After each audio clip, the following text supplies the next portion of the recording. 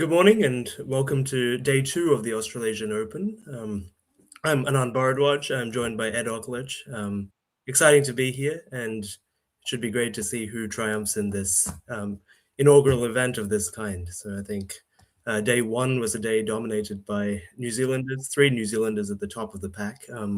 Howard Warner, after a fantastic win in the New Zealand Nationals, leading the way once again.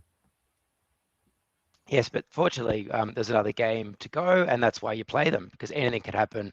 A one-game lead over the pack is not insurmountable, and there's a whole slew of people on 6 as well. So really, anything could happen. Pardon me, I've got a bit of a frog in my throat. Hopefully, I'll make up Good. by being insightful. No, I think that's absolutely right. Yeah, we have to see what happens in day 2 today, and I think anybody might be able to overhaul Howard, but he has been in great form, playing well over many tournaments now, and it will be interesting to see if anybody can peg him back this time. Oh, well, if you see the chasing pack, there's some very capable players in there. Some wild cards as well. You've got some players that are always strong, and you've got some players that on their day can be world beaters, and then the next can be doing things that are very, very confusing. Well, that's always the interesting thing about following these large tournaments. I think just yeah, you always see some new names and some who may have just floated up on a given day as well. But I think definitely many players improving constantly over time. So it's always exciting to see some new names playing well. Yes. So with that in mind, we aren't actually bombarding you with Howard today. We have a game up between Patrick Carter of New Zealand and Bob Jackman of Australia. And before the game starts, I did the liberty of looking up what head-to-head they have in Australian tournaments. Oh, and actually, it's dominated by Bob. They've played 12 times in Australia, and Bob leads the head-to-head just in Australian games, 10 games to 2. Really? Wow. I'm surprised. Going all the way back to the 1996 Trans-Tasman.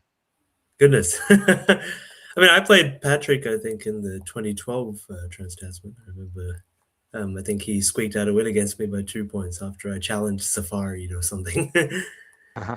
But penalty challenges. That's yes. Right, yes. I think that was the first or second tournament I played with 5-point challenge, amusingly. So I think I'd forgotten about it or something. But anyhow, no, both are definitely strong players, and it'll be interesting to see if Bob can keep up that lopsided head-to-head here. Yeah, well, I mean, he definitely is in with a strong chance of finishing in the placings if he manages to win this one, particularly if Howard takes a tumble or other pairings result in some of those other people on 7 and 6 knocking each other out of contention, which is what tends to happen at this stage of the competition. Well, he certainly started pretty solidly yesterday. I think 5 and 3, wasn't it, for Bob? Yeah, with a good spread. Yeah, that's a very solid spread. 571, not bad at all there. I imagine we'll have some board vision in a second. Here we go. Yes. Excellent. I willed that to happen. There you go. Okay, so let's see. Ooh, this is looking promising. Ooh, very promising. It's nice and balanced. No. Not so much. So we don't have Mogia, do we? We have Moggies, isn't it? No, we don't have Mogia. Moggy is, of course, just a noun. Yes. Smoggier, of course, would be good. Yes. So. I don't know. I think I might just... MIGG is worth a shot. I think so, yeah. You could just play MIG and keep the other G back, but the G is not a great tile, I think. So. Yeah, I think a lot of people watching may be thinking that a G is a great tile to have because of positive ing words, but generally top players don't rate a G in isolation from that ing suffix, and sometimes it's not even great to keep the ing suffix. So Patrick chooses grog here. Perhaps not the strongest leave there, but yeah, I think contingent on playing the G's off, maybe gig or something like that would have been better. Or ig. Yeah. I think it removes some of the synergy of the rack and leaves you with Exactly. EMI, which is a bit punchless and could turn nasty if you pick any more vowels. Yeah, I think the two vowel, one consonant leave there is a dangerous game to be playing with sometimes. Always seems to. Dangerous game. Scrabble is a dangerous game. Indeed. On the plus side, for Patrick, Bob's rack is uniquely, well, not uniquely, but specifically unattuned to a rack board like this. Quite right. Yeah, well, very scant array of options for Bob here.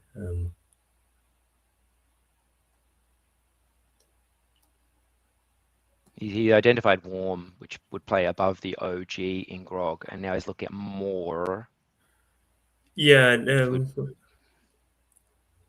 yeah, neither is spectacularly attractive. Maybe more instead to only allow the triple line to be hit after that 5-tile triple line with just an E there. So that's a possibility. But again, nothing spectacular there for him.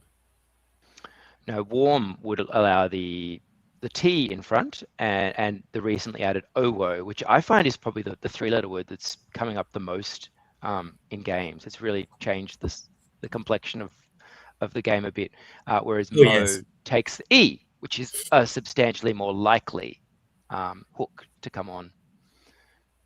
No, I think that I think you're right. Actually, I think in my own games, I think that's probably the new three that I've played the most as well. It's kind of interesting.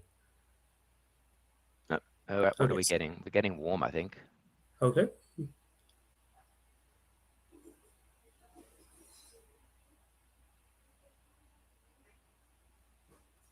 So this may immediately allow Patrick to hit back with something like amino or amnio.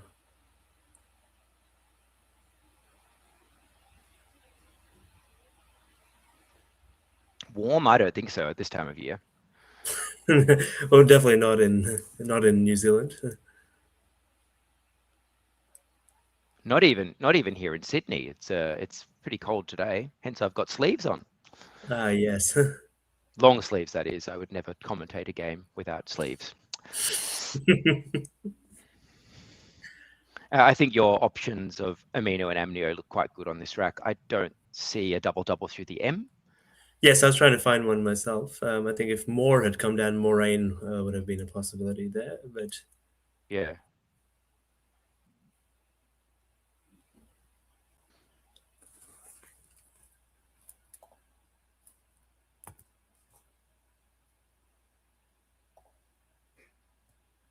So for the benefit of people that weren't here yesterday, we can talk a little bit how this tournament works and the format. It's the draw is not a typical draw, my understanding. so how does it work? Oh, well, I had hopefully you had done the reading beforehand. Right. I understand it's a Swiss draw, which is sort of unlike many of the tournaments that New Zealand runs, which tend to be that round robin sort of thing. Yes, I did see that New Zealand has more round robins than most countries, which is always interesting. I mean, well, of course, what we call a Swiss draw is not really a Swiss draw because Swiss draws in chess don't have don't have spread. So, but the name persists. Interesting. No, I think there were, I think, two King of the Hill rounds, isn't it, at the end as well? In this one, if I'd seen correctly, as Patrick has chosen a more defensive option here, which Moi perhaps does isn't not too take bad. any hooks because it's an adjective meaning beautiful, isn't it? I Here we go, believe that's South right. Africa. Fine. Okay. Yes. Okay. According to the Chiron down the bottom.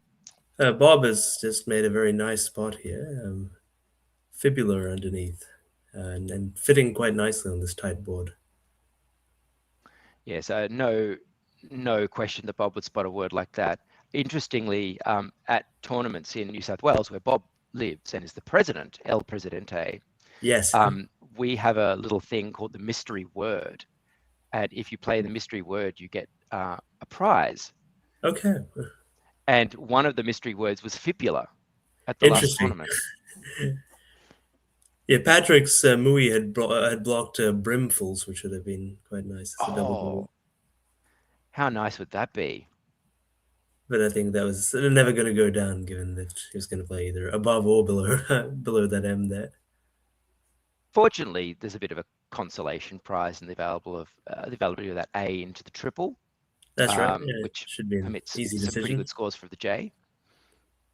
Yes, it's quite a nice array of options here. So even Jack. though he's 64 down now, he's not going to be 64 down or close to it after he plays a play like Jack. Yeah, it might be quite a cagey game. Definitely, like not much space to exploit on the board. It may have been interesting to play Jap because he could have kept the K for arc and hit something maybe.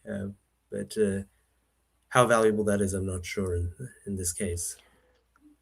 Well, a play like if you picked up an I or an Right. entity for like Pake across the bottom, you'd get 50 odd. Yeah, that's why maybe it would have been worth it to just conserve that K, I given mean, it's tight. he could get a bonus onto the K. He could pick up NetSpeak or something with that MPE key, but Oh, not nice one. likely. You never I'm know. trying to think what he could have done if he'd left the P and kept the K. Oh, he hasn't. And I haven't got Bob's rack showing. Was that LER blank? Oh, another blank for him. Okay, nice. So you have an A and what else? I think there's one tile that I can't see. I've got LE blank REA, and then I can't see the last tile. Right, so definitely high chances of a bingo coming up. Very high chance. WOF, of course, does take an S. It's a noun, apparently meaning waste of flesh. Really? Never heard of it in my life. Have I heard anyone say it? Waste. Aha, okay. I'm told that the last tile is a D. Oh, here we go, and it's now a D. Okay, well then, may not be too tough. Now, I've got a challenge for you, Ed. What 10 would be there in clabbers through the OM and U for Bob? I'm sorry, I've never played Scrabble before in my life, so I don't think I know how to do this. Oh, wow. Oh, Remoulades? Oh, no, hang on, Yes, that's not there long you enough. go. Yes. Oh, yeah. There's probably others as well, but like that's a word I know. Yeah. That was the one that came to mind first. Clabbers, for people still watching at home but haven't turned off after hearing about that, is a game where you can play anything as long as it's an anagram of a valid word. Yes, it's we're now going into very nerdy territory with this, so I apologize for that. Never apologize. It would have Maybe been Bob nice. should apologize. Would have been nice if that O were underneath with MOU and then could have lapped it nicely with Remoulades, but won't be happening this time. This is quite a convincing lead for Bob at the moment, so it'll be interesting to see if Patrick can fight back a bit. Of course, no more blanks to play for, unfortunately. Maybe a bit of a delay with the score updating. I'm not sure why, but the score is now correct live. Yes. At 170 to 86.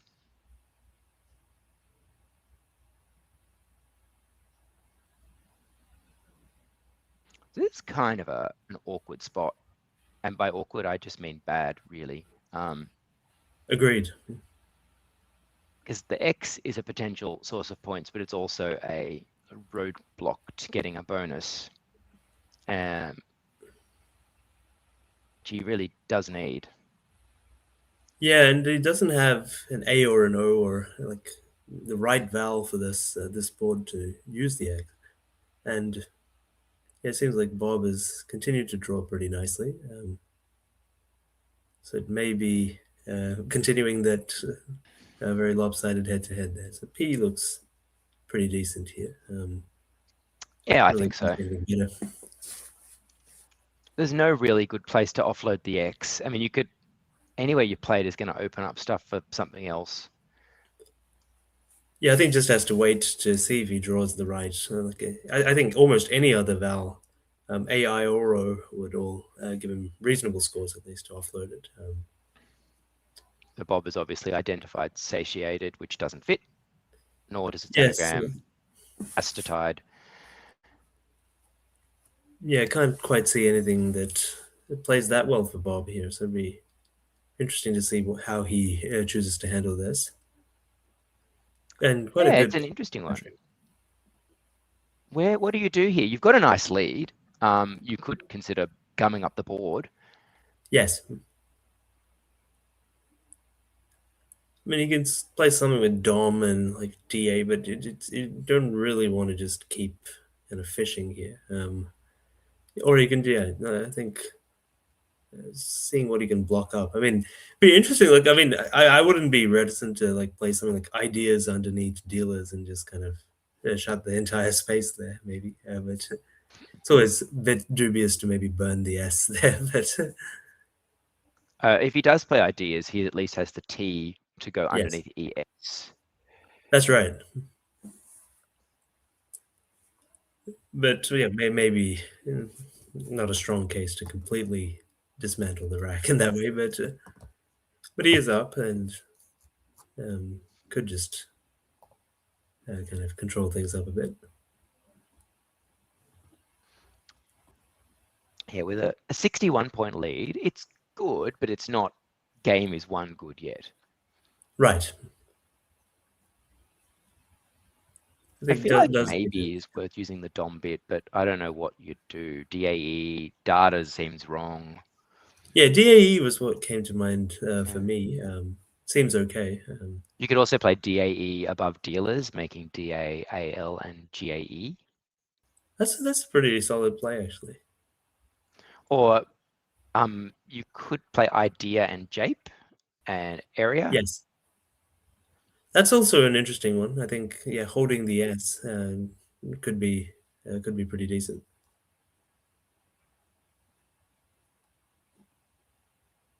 Yeah, quite an interesting array of options here. This is also the sort of classic play that you can spend a lot of time on and not make a substantially better play than you first thought. Which reminds me, if you've ever, which most of you haven't, but there's a particular player from Thailand, Pakorn, who's well known for spending a very long time on these early moves and then playing what is probably the first thing he thinks of, because you've got a bunch of choices that are all roughly as good as each other, and that Yeah, I can wonder be. if it adds much value. I mean, like obviously, I think Pacon was able to play very fast when needed as well, wasn't he? Yeah. Oh, he's So going with a Stead. higher scoring play of Stead, which does burn the S. Actually, one thing we didn't talk about is just something like doing a one-tile fish. I don't think ADIST makes that so good that you have to do it, but it's worth Yes. thinking about. Yeah. I was also curious whether that would be right or not. Yeah, interesting. I think I'm not sure, but I think it's at least sensible in terms of keeping the scoreboard ticking up nicely for Bob. He might be. Patrick might think that he's telegraphing he's got another S. Right. If he was feeling really naughty, he could put his R on Japer and then set the Y up for Japer. I was just going to say the same thing. Yes. On this point, I wouldn't do it, but You never he's know. now got the 3 tiles that are not really going to be conducive to a bonus here, the Y, the U, and the X. But maybe Ed, why not play something like YARE on top of MUI and then set up the X with XU there? That might be decent. Oh yeah, that's an excellent play. If I thought of that, I would have played that in a heartbeat. Yeah, I don't mind that. I think like you do have to create some opportunities maybe. Droxy, No I'm not spot for sure. Yunks or anything like that. Yes, I think that was the first thing to look for there. But, yeah, would probably be my play of choice, or maybe Lawson's play of choice if we saw him playing here. He's always on the lookout for setups.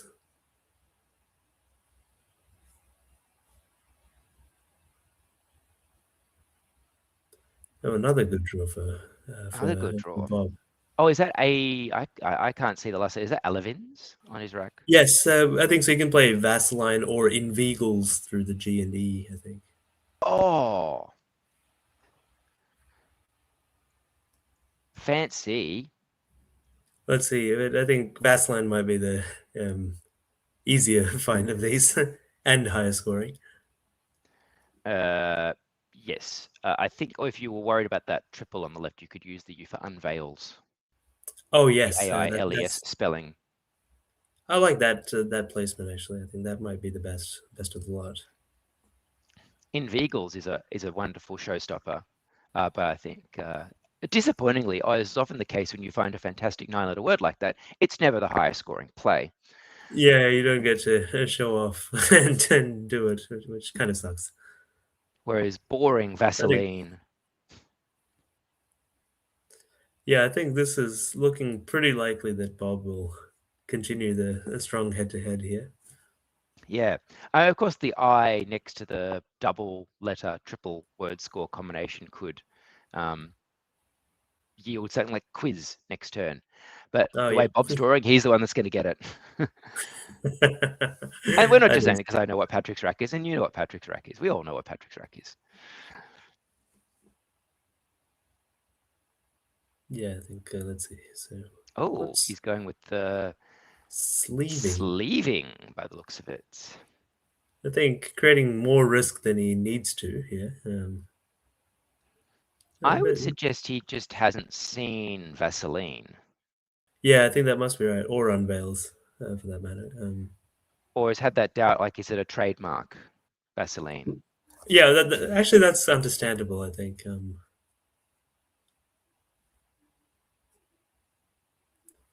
He's Maybe. at the mercy now of a triple. Yeah, it's always a bit stressful after that, especially if the other guy takes takes a lot of time. It's like, but I think maybe canvas will come down for Patrick. Would well, I mean, it's the classic score plus leave play. You But can't really look maybe some past it. adjustments would be warranted here. I mean, he could play maybe Vac and just Vom and Vac to leave the triple open, and that's also pretty reasonable. Or over, making UA, VOM, and AI, which keeps CA and E, which is Fair point.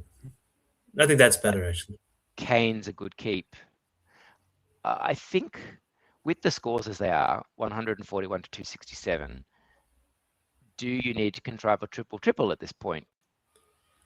Probably not, but needs it would need maybe a couple of bonuses or um, some high scoring plays plus a bonus while Bob's scoring dries up. He does really need Bob to draw terrible letters. Yeah, it was looking promising for Patrick, and there's 6 consonants, but then the I came to bail Bob out there.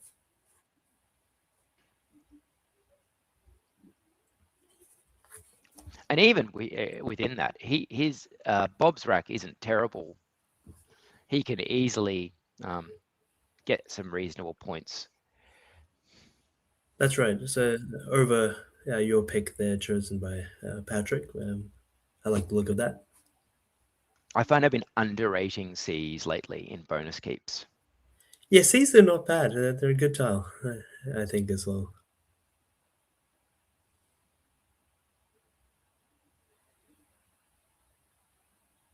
So I think Just Bob kept had the a margin under 100.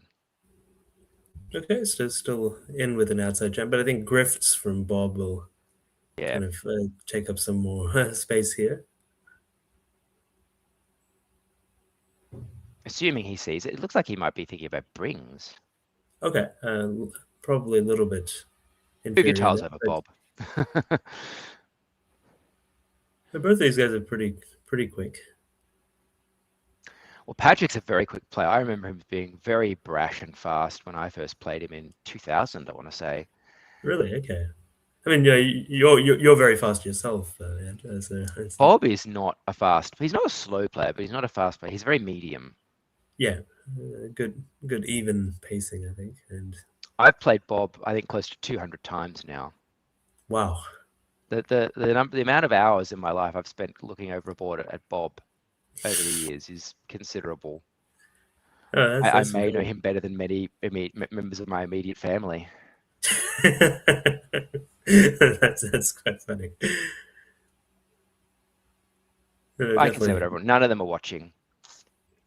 Definitely, Bob's been a veteran of the game for a very long time now, and Yeah, he's played continues to play. nearly 8,000 games in Australia alone. So if you add in world tournaments 8,000. and Wow. there is someone in the field that's played more than that. Wow. And which you'll be utterly unsurprised to know that it's Karen Richards. I was just wondering if it was John Barker if he was playing, but no. A person who may invoke the idea of Scrabble more than any other person in Australasia. Indeed. Another great pickup for Bob on this board. The U of Droxy will synergize very well with this rack. And I don't think it's going to get blocked. I don't think so either. I think with this one, you've got to ditch the W in some way, shape, or form. Woe and way. Can't see anything better actually, but it's very uninspiring. Or do you go like ow in the bottom left corner? There's not really a good place to ditch COW that I can see. That's you can really play worth Clow through the L of dealer, but it's kind of nothing spectacular. I mean, it would actually work out quite well for him if he were to do that. But correct, we are saying that with knowledge of Bob's rack. Indeed, yes. That's why it's not the fairest thing to propose there. But Bob's lined up quite QUITE. He's got an insights. Quietly would also. Quietly would be even better. Would also work nicely. He's liquefy if he had a U. That's a nice spot. I like that.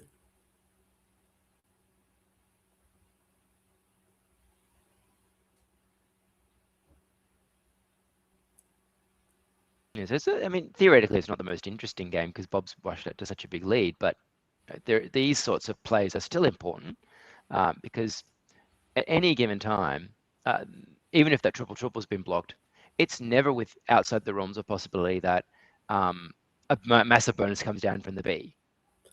Yeah, I've definitely had a few games like that where like 120, 130 point lead is kind of evaporated, and I think it becomes stressful immediately after the first one because I think then you're kind of defending only about 40 points, and you're kind of worried what are the remaining lines, and might end up getting a bit too defensive and make some mistakes with that. So yeah, you pick up a massive bonus with the X oxazines, and then you get a massive bonus off the B. So you should never count yourself out. And people make game-losing mistakes all the time from bigger leads than 123 points. Indeed, it's worth fighting till the end. And I think it might be worth Bob playing quietly instead of quiet to turn over extra tiles. Tile turnover to get the S's and blanks and things like that is probably an overrated tactic. But when the game is getting towards the end, or it's at least half over, every extra tile you play does count. Yeah, that's a very insightful point. Yes. I think I was definitely trying to think a bit more about when is tile turnover the right strategy as well. I mean, it's interesting learning about like how I think in the early Scrabble advice that was given, the tile turnover seemed to be valued very, very highly, but which is absolutely wrong. Yeah, I think it was the prevailing view until about the late 80s. Yes, that's right. So, until Maven came. Yeah, until Maven came. It was interesting to read the paper on Maven actually, and they're talking about all these like misconceptions that every extra tile played is worth 3 points or something. It was the wisdom up to. I remember that paper too. Look, please do not stop watching the stream because you've got two. Well, I self-identified as a nerd. I'm not going to identify you as a nerd, Anand. No, I think papers written about Scrabble in the 1990s. No, but I think we're a fun-loving bunch, honestly. Yes, and actually, it seems like Patrick has had the right vision to block up that U. I would have probably kept back the end there. I think there's not really a strong case to play that off. Clown does mean that it's harder to get a decent score off that W. Yes, that's right. Oh, look, something bad happened to Bob this game. He didn't get a big score for his move. Yes. Oh no. Oh, well, I mean, Patrick has a nice play through the X, and he could play exponent or something, yeah, if he wanted, Oh. which is cute, but probably not the right thing to do. I would suggest he's probably more likely to. I mean, if I saw that, I'd be so tempted. He's more likely to play something like Neep, down Neep is better, yeah. from A12 with the left-hand column downwards, making the triple. Well, especially holding the O, I think that could work out nicely for him. Now, still quite a way adrift. Bob's drawn fetidly. Oh, wow. There's not a floating O anywhere, is there? I was just trying to spelling see of if there was one.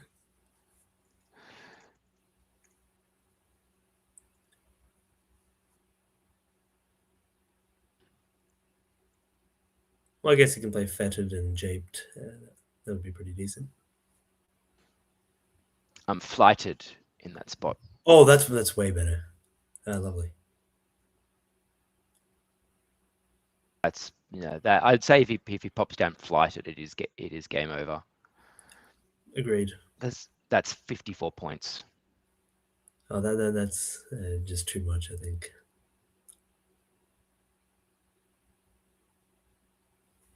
If you're not sure of either the Y or the I versions of flighted, there is lifted or flied as well.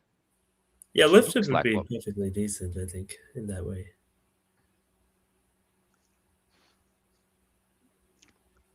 Patrick has one of those classic no bonus racks. I mean, he can play OE for a nice score. I think at least rewarded for his knee play in that way. He can, but you just AEIO and OT. It's just, how many times have you had that rack in your life? I know. Always if I had $1, it's very funny. Like, and you keep ANOOST is the one that I keep getting at the moment. There's never a P or whatever.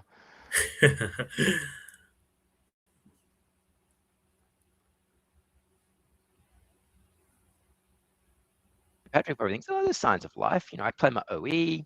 Oh, he's also looking at Toia, which may be even better because it may set up a nice lane along the bottom. That's a good point. For something other than an S, which he doesn't have. He doesn't have an S.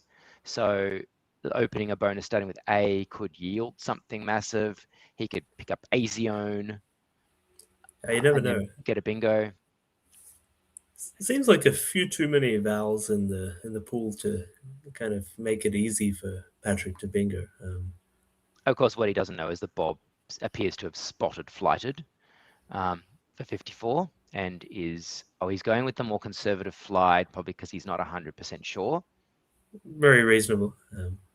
Bob knows his words well, for sure. I mean, it is reasonable.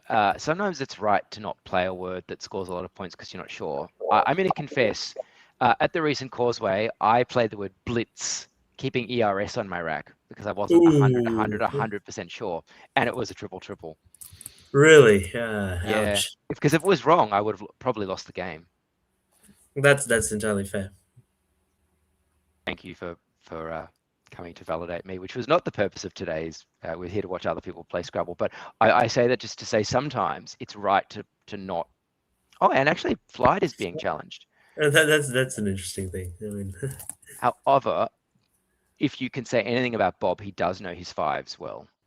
Right. I mean, I think he's written the books on those. He's written a book. So yeah, he's written a book on fives. Yes, so you can say he's written the book on it. Fabulous Fives, I think it's called. Yeah, that's the one. Yes, I remember. He was advertising it to me about 15 years ago.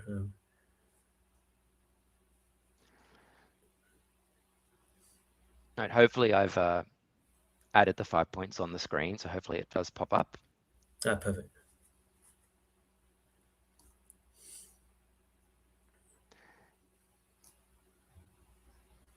I'm tipping Patrick to probably play OE here, but the thing is, yeah, Bob has a reasonable chance of drawing an S now. Oh, he's got a very good chance. Would you bet against him? Well, no, not this game. Okay, Toei is also fine, but I guess if Patrick wants to kind of slow down the tempo of the game, OE might be a bit better. But of course, you have to find spots for your bingos as well. So H and O. What else? T. And the S comes out, of course. But anyhow, the S is not the most consequential thing. I mean, at least from Patrick's perspective, this is not a bonusy rack. Yes. Is it a scoring friendly rack? We have to see. Oh, We can grind out like THY and FY for a pretty solid score. So it's yeah, and kind that of, also blocks the clown hook, so it stops Patrick getting an easy bonus there. oh, and he just keeps getting that extra vowel here. And no P for the only bingo I think it makes. Ooh, yes, because he got rid of it in Neep not long ago in P. He's had the P's for ahead of PN, but Yeah, this is looking pretty comfortable for Bob now. yeah, unfortunately, there's just a lot of Scrabble games are like this. You don't make any serious errors, but the tiles and the order they've come out just haven't quite worked for you. Yeah, it's hard to win. I think these games where your opponent gets two blank bingos separately. I think very early in the game, it's kind of like I think they just have too much control. So okay, this placement and this also reasonable, but I would have preferred with FY. I think just by a bit. Oh, Bob may be thinking he's going to pull a bonus onto clowns. Well, if you're drawing well, why not?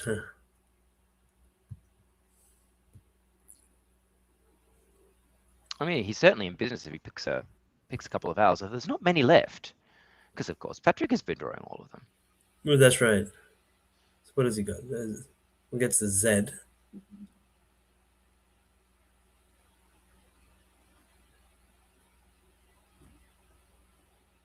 What has Patrick even got here? He could dump two vowels with that, on top of that thy. He could do that, yes. It's Yeah, not just great. So, He has the second and third last E's. You'd probably want to hang on to one of those. And you'd want to keep the N. I mean, OE is, well, there's not a lot to like about it at the top of there because you are going to get smacked by a huge play on top of it quite a lot of the time. that's just exactly right. And I mean, if he plays OYE, he'll be hit with the Z as well. So that's not going to work out. Of course, OYE doesn't really open up It doesn't anything open for you as well. No. It's a pretty bad spot for him.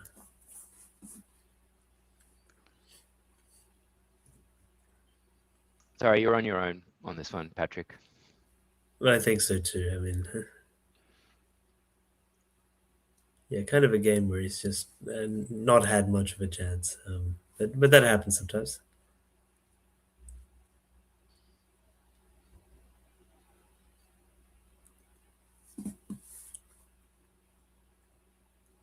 What's he doing? OE, O and E. Okay. You're doing one, which Yeah. there's not a lot of vowels left, which is nice, I suppose. Yeah, that's right. But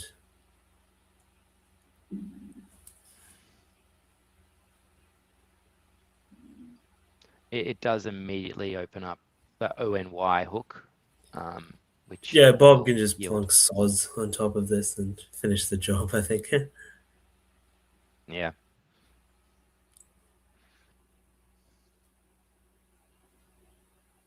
If he doesn't wish to use the S for a massive score, he can just play Luz.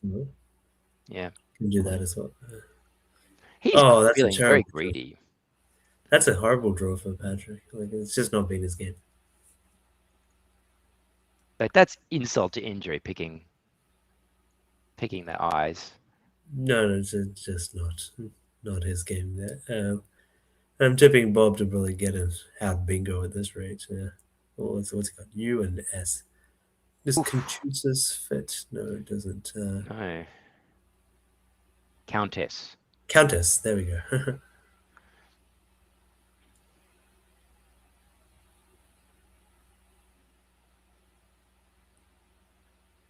So in summary, Bob drew very well, and it's just like added insult to injury and then insult on top of that. A lot of insults, yes. There's re-injury. You can have a re-injury, you can't have a re-insult. That's right.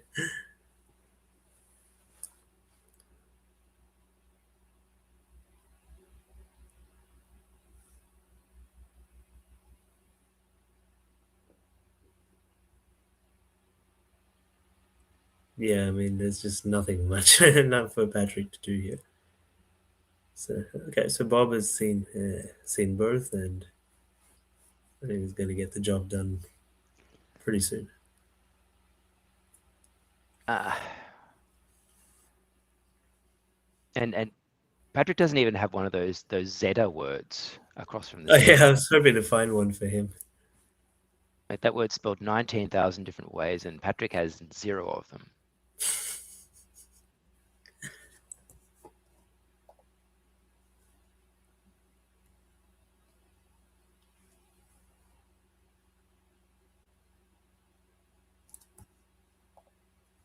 Like, I don't know. You can dump AI, or you can. Oh yeah, I mean, it's ugly. Or do you just go, oh look, I think this is the worst. I probably need to protect against a bonus. I might be tempted to do that. I think, like, I mean, what's the best way? Maybe NIDI or something like that. But the thing is, you may be worried, but actually, like, yeah, you wouldn't be worried about sevens that much. I think, given the very consonant heavy thing from. There's Patrick. REDIAE off the Ira Brings, which would gum up the works a bit. I don't mind that. Yeah. I mean, Patrick might feel that he has some chances of hitting a bonus himself, given the consonant heaviness. But how many there? 1, 2, 3, 4, 6. Well, the 10. unseen from his perspective, HTT. Well, that's what's in the bag, is HTT. Ah, okay. Yeah, the Z would have to be a little bit to the right to hit, like atheized or something like that there. But so nothing much there for him.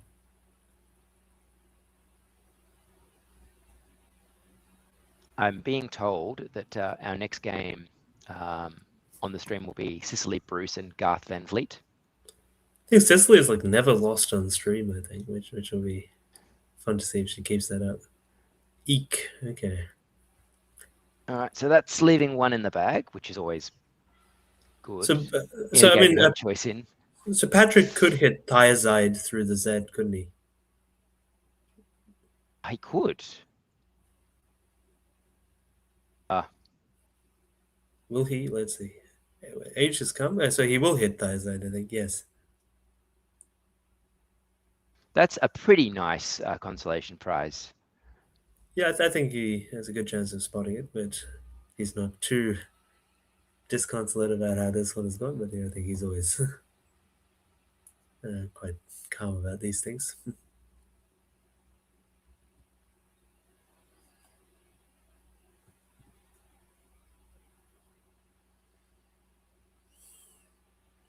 So that's the spread is ballooned out to almost 200 points here, 195 points. But with I was gonna say with some luck, it'll be spread. But the luck has already happened, just whether Patrick spots it.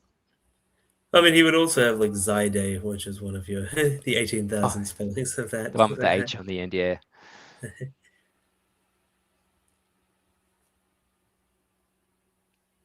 let's see if he spots it. Okay, may not be feeling the vibe here, but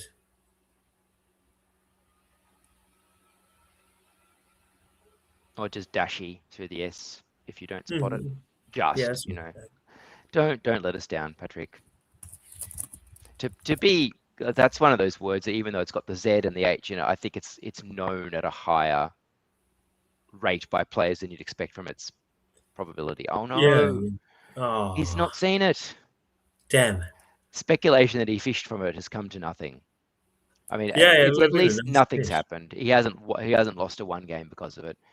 It would No, just have given him a little bit of extra, well, higher ground when complaining about the loss and what awful letters he drew.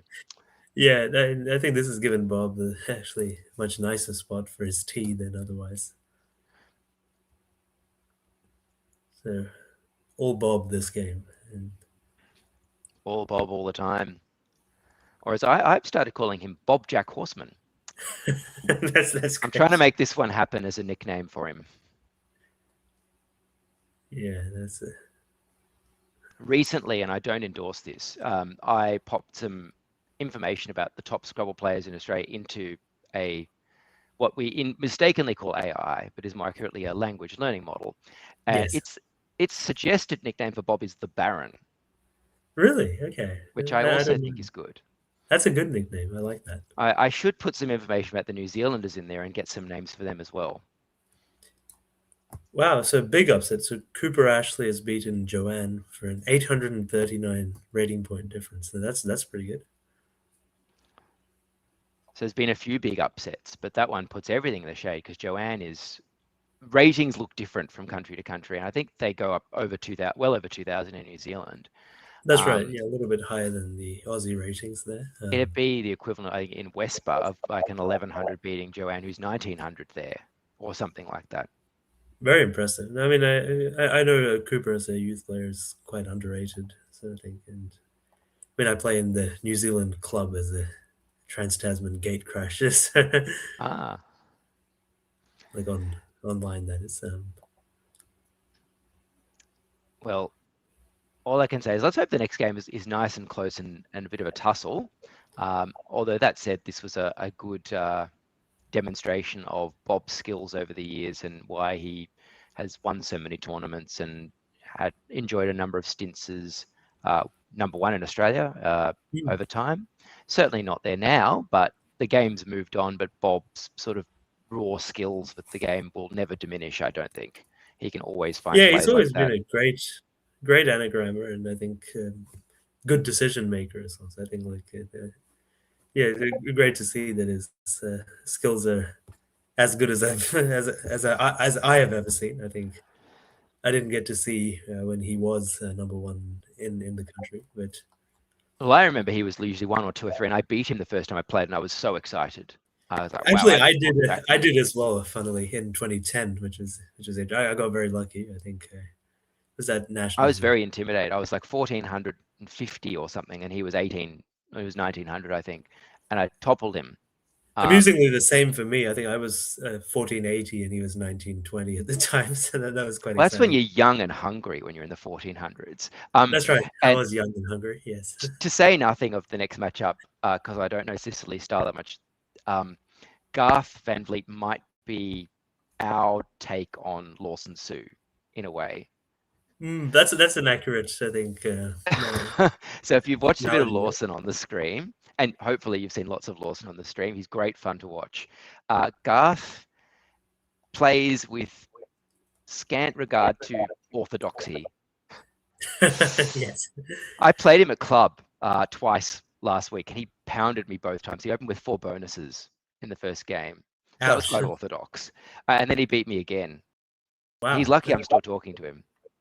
He's a very skilled player. So you're back in Sydney now. I didn't. Yes, I'm back in Sydney.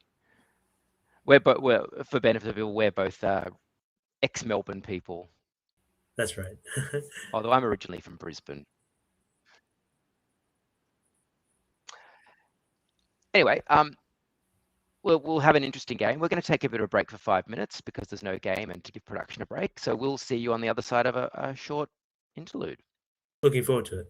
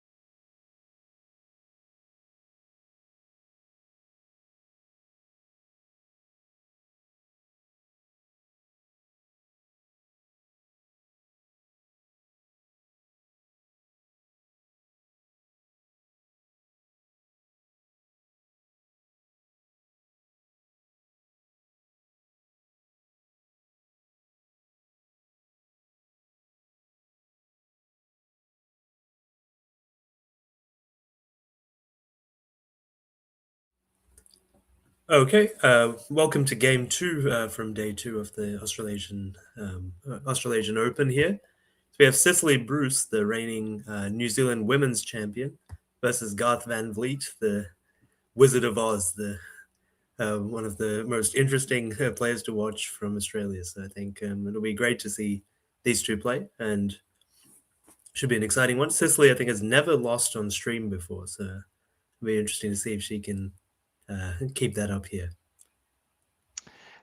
Indeed, and Garth is a self-described person that does not play Scrabble in the regular way. He loves to get bonuses, and I can attest to this. He pops down to the club I play in Sydney often, and he loves to get bonuses. He fishes like you wouldn't believe, and sometimes it's irritatingly effective.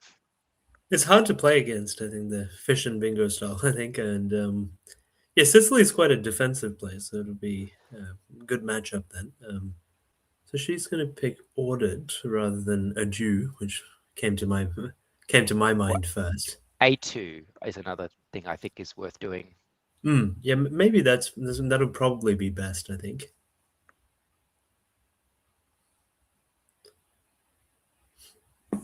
There's not a lot of fishing that you can do for this rack, to be honest, though, is there? No.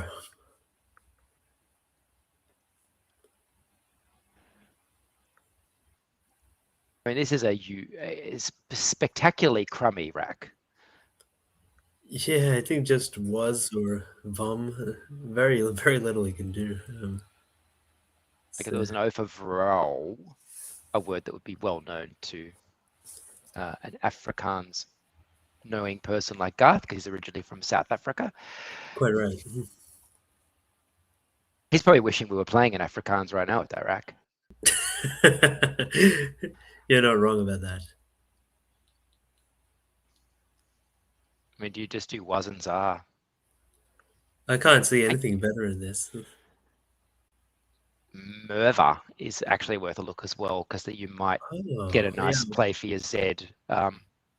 I hear I'm moving my arms if you can see what I'm pointing at. Merva onto the A, you might get a four-letter word starting with Z. That's a neat play, actually. I would strongly consider that. Might be the best. MNRV is not good as a keep, but he could. Oh, Vum. Oh, fascinating. Oh, he's not orthodox. That much is clear. And I don't mean religion here. I mean he's not an orthodox player. That's a great one. It's the wrong time of year for that sort of crack, but you know. So what? Yeah, unpin looks pretty good for Cicely underneath, or unpen, which is also good, isn't it? Oh yeah. Do you prefer EI or EE? Honestly, with keeping a vowel-y keep like that, I'd rather keep EE. I think so too. And it looks like Cicely may agree as well.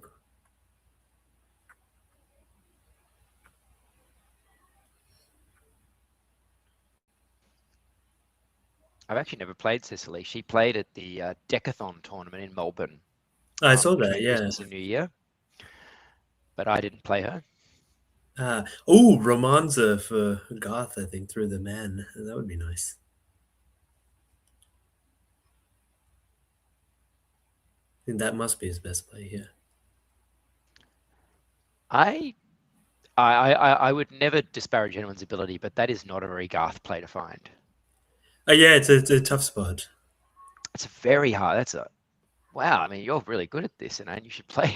Well, excellent find. Oh, thank you. I mean, they need to hit the books a little bit, I think. But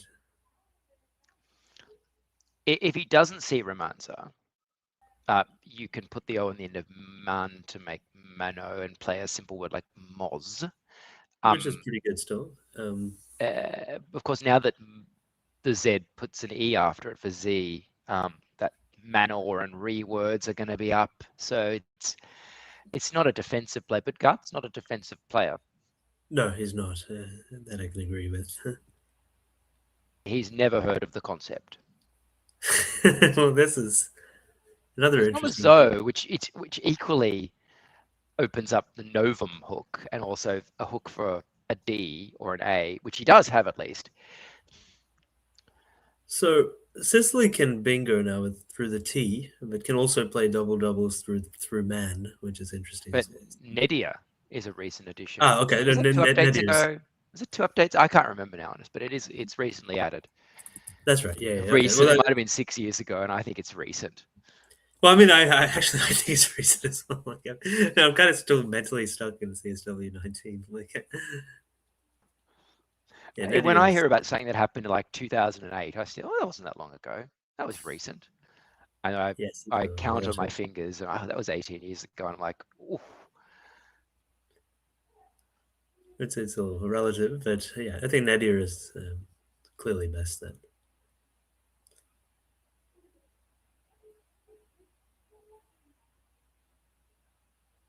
And it does look as if this is something that she spotted. Yeah, I was surprised she didn't play on pin. Maybe she was unsure of it, but it seemed to be thematically like her style. I mean, from what I've seen, Sicily's pretty defensive. If she doesn't pull the trigger on Nedia, because she's seen it, but sometimes you can have that moment of doubt, and she doesn't see Dendrite.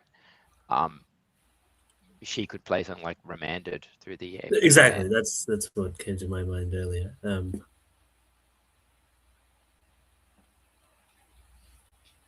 Man's a really easy thing to play through.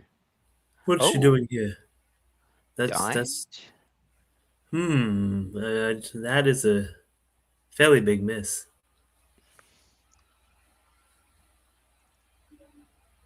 It's really interesting. I mean, like she's spotted all her best plays, but maybe just a moment of doubt there. Or she didn't. I was going to say she didn't blink on the Novum hook. She didn't miss that because it also would have played. That would have been a couple of other spots. I think. I mean, yeah. Actually, Nettier is a little bit weird. I mean, it's just like Nettie's was the one that I remembered first. So I think it's like, is it there or not? So, what can Garth do now? Makes it just more above the dined. Looks totally fine. Yeah, keep the end. There's Lawin as well, but that takes a hook, which you probably wouldn't want to do. Yeah, of course, this takes things about. You could get a word state with like A something and then an O or an E or an A and get a huge score on top of it. Always a bit nerve-wracking with that, but not too bad. Yeah, Garth definitely with good initiative here.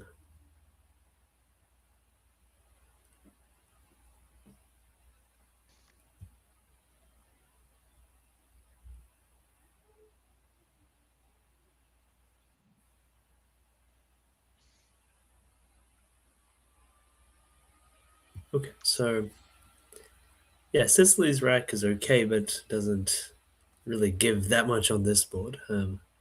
Could play Rover underneath pun. Yeah, keeping PR, which is pretty reasonable. It's not too bad. Yeah, what else can play VRD and more? That's also possible, but it's not spectacular. The placement here is probably not optimal as well, but I think I might have preferred it underneath pun. Yeah, it just gives quite a bit less back, but yeah, Garth definitely has all the right tiles to score well here. Yeah, Noily. Yeah, Noily or Nylon or No-Nil. Yeah, it would have been interesting to maybe play Laurie and keep the ends for later, but maybe Noily one of these is still better given the leave. Hard for me to say for sure. I think the NR keep of Noily makes it better than Nylon. I think so too. Nurly keeping ON. Ooh, maybe. okay. Maybe Look, I just. don't think there's a lot to worry about there in terms of that. I mean, you might pick the wrong. Well, oh, he hasn't picked the wrong. He picks next to blank. It's looking pretty good.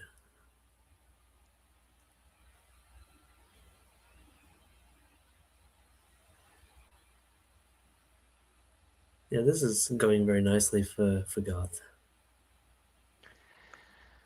Yeah, what's Sicily going to do here? This is like the letters themselves are not terrible. It's just they don't do anything.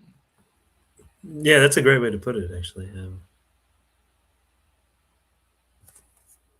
I quite like upgrew Yeah, I from the think U of pun. it's the right kind of thing there. What's she playing here? Derp. It's a terrible leave, but a decent score. Do we have the scores updated here? Hopefully, I'm not sure why it's not updating, but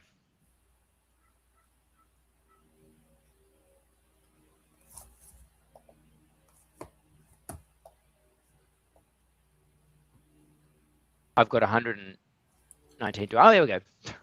Perfect. Yeah, excellent.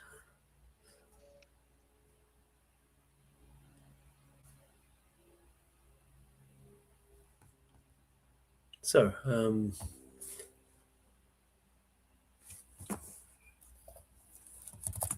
mana is good, so Garth can score underneath pun. With racks or tax.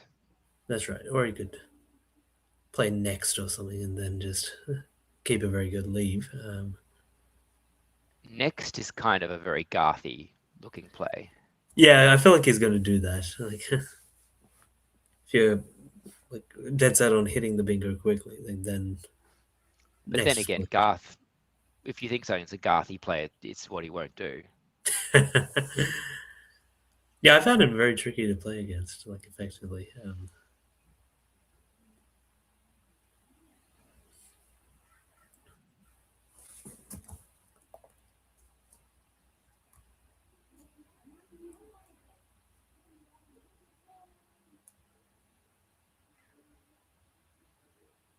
Yeah, despite picking up that X and the blank, he hasn't like contrived to kill a play.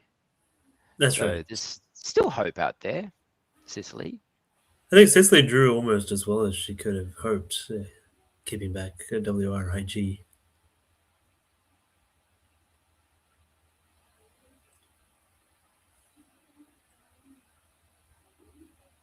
Yeah, the J and the W need to go, but you can at least sometimes score while you're getting rid of one or both of them. Yeah, she could play like, I mean, depending on whether like Garth plays underneath pun or not, like rejig or jig and gran or something like that. So options are there. So what's the axe? Huh. Oh, that's confounding. That one I'm not able to quite understand. I mean, if like I think next is the better play of that kind. I think, yeah, Garth is punished a little And he's bit, but being of course, punished. Yeah. yes. I've got to say, I don't mind watching this because I played Garth at Club on Monday and he opened with 4 bonuses in a row against me. So I'm going to tell you that I'm actually enjoying watching this. There's some Schadenfreude with these things. Right, okay. I think rejig is better, but Yeah, I think rejig is better too. WIG is a keep that I don't think anything good is going to come from. yeah, sure, I mean, obviously it's okay last time for her, but maybe pushing her like a little bit with the same leave list this time. So Garth really probably has to change. I think that queue is not going anywhere at all. It's always worth looking for a spot to play Trank. But yes, I don't quite see one. And with an 8-point lead, which is not, I mean, just in the lead by 8 points and holding a blank, a change shouldn't hurt you too much here. Yeah, I think it's not too bad. And I think Garth has separated out that QN and will be disposing of it. That's absolutely right. So tweaking or twerking, neither of which is going on the board, which it's a reasonably tight board, but I think weak probably is going to be the play of choice for Sicily. As to say, weak with an E through the E of derp is what I think. Is that what you mean? That's right. Yes. I don't think there's any place to play the other weak, but just. Okay. No, always good to clarify. So Garth would have to spot, I think, pronator if he wants to bingo after that. He hasn't got the easiest array of things to work with.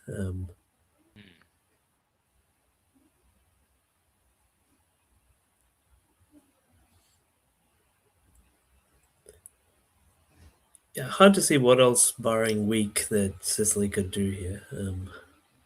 But yeah, she's pretty quick with that.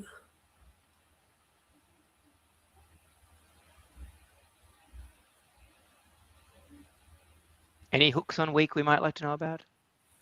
I mean, we have the E hook, don't we? Yeah. I did that because I think that takes an E. I'm having this moment of doubt. I might just get Anand to take the fall on that one. No, it's always like, I mean, it's been striking like that. I think 4s and 5s seem to slip out of my mind when I haven't revised enough on those. Yeah, Sicily's tiles seem. Oh, so she picks up the Q that Garth jumps, but actually, Sicily is sort of building some good tempo in this game to kind of come back. Well, if Garth doesn't see pronator, then she's doing okay. I think if people know what pronating is, they should know that there's That's right. like, all those muscles that do various things have the OR form. Like yeah. Actually, that's why I was pronator. reasonably. So it's I was reasonably convinced would exist for that. Yeah. You separated RO and maybe. Well, maybe Proton. it's going to be proton. Garth, of course, would be no stranger to pronating. He'd be moving things when he juggles. He was a juggler. That's right. I've never seen him juggle. Nor have I. I mean, I've seen him with the balloons and stuff, so I think they brought them to the Vic Champs one of these times. Okay, so what's he going to pick? Looks like he's going to fish. Yeah, he's inscrutable. What is he going to do? JO and OR or something, or which I don't know OR, how. DO and RAD or something. Oh, what is this? Really? Oh yeah, I really am having a tough time predicting his plays. No, not that. Not sure I get the point of that personally. It's a very unorthodox play, but he's planning his next bonus after he gets this one down to make sure there's a spot for it, isn't he? Does he want like Santiro or something? Like, I mean, he can now get a Torned and to the D's. I think it's all right. Yeah, so I think cheese and audits is highly sensible. Yeah, I think. And I say that in a vacuum. I'm not meaning to imply that Garth was not sensible in that last turn, because I said it. I didn't imply it. Correct. Yes.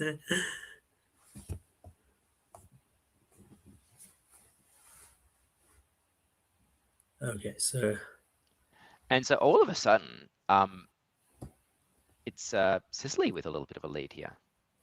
That's right. Yeah, I think she always is very good at grinding out reasonably strong scores. But I think this game, yeah, I think she missed a few opportunities, but obviously having spotted Nadia, but again, she's kind of like massaged her racks nicely, but I think a Taunt, clearly Garth seems to have spotted it, or at least a Taunts. Yeah, I think if he hasn't spotted a taunt, then he's spotted a taunt off the J. So he or will be. something. Is he doubtful of? Oh, okay, return as well. I think he's seems to be confident enough.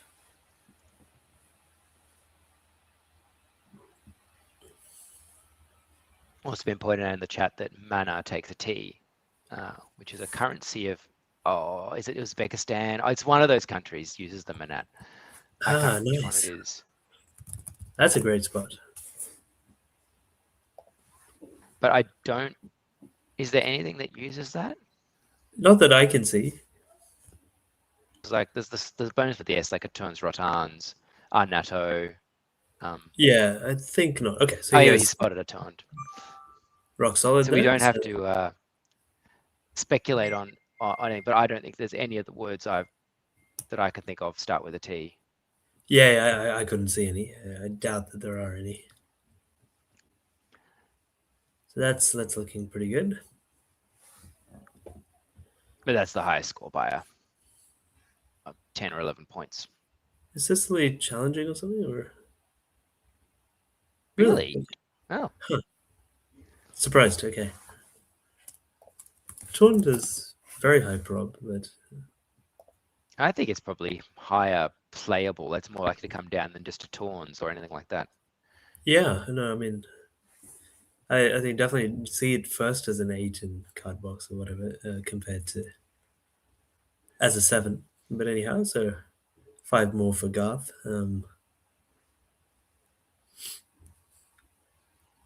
So it's just all of a It puts him to sudden a Garth. 37-point lead. Yeah, which is quite a solid lead on this board, but Sicily can play Sob or something else with the tongs if she knows the T hook. There's still anybody's. And of course, there is bonus spots, several of them. Well, there's still the one or is available because Garth willed it to be so. That's right. Okay, Sob. Nothing wrong with that. Maybe one too many constant, but then again, pretty vowel heavy pool, so and quite a few I's. So this is one time maybe the ing might actually hit. And but look who's hit. Garth's hit. Ah, dear, dear. He says that he'd rather play a lot of bonuses and lose than not play a bonus and win. He's going to get the best of both worlds here by the looks of this. However, Nice spot as well. he spotted gunfire. Reunify along underneath Sob would also work. That might be the best of the lot. I mean, I saw Infuser as well. And OR takes an F, so for a word like funkier. Funkier is pretty solid as well. Yeah. Yeah, I think he's seen quite a few options. A good problem to have.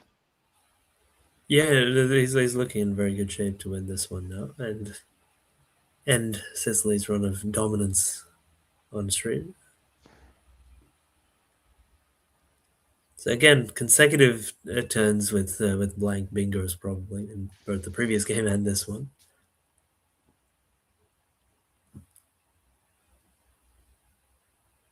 So what's he gonna do?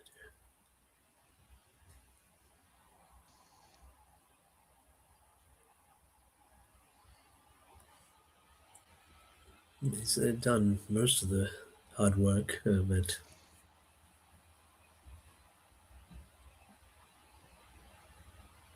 Sicily be hoping that Garth does something that at least exposes a vowel because she could bingo.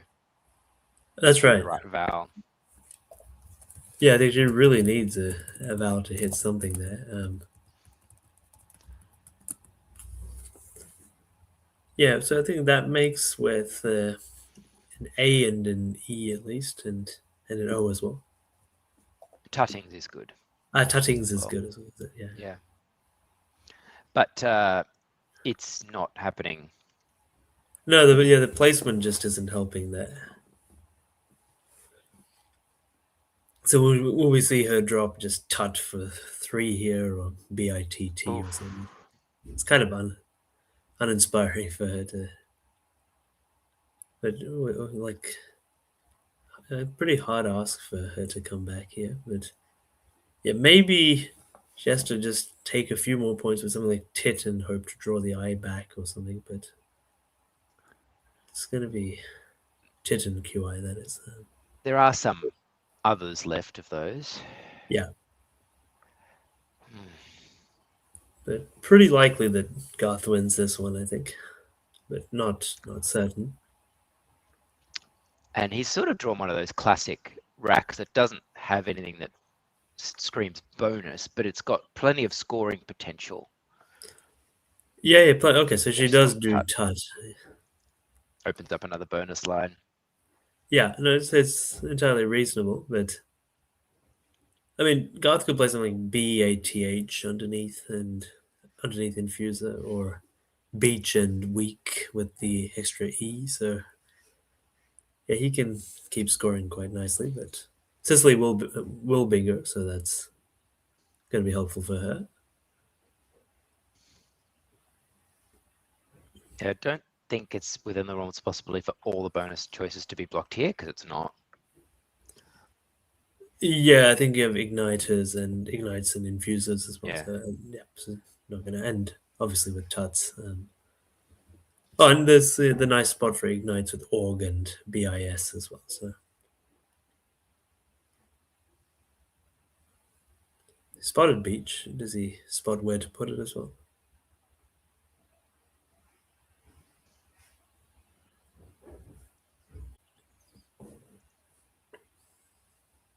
Knowing his desire to play as many bonuses as possible, he might play it hooking Yob.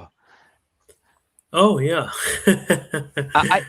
He's not going to do that. Well, when I said he's not going to do that, that almost certainly means he is going to do that. That would give back heisting for quite a lot. Yeah, on I would, thingies. or thingies, yeah. There's no triple there, I don't think.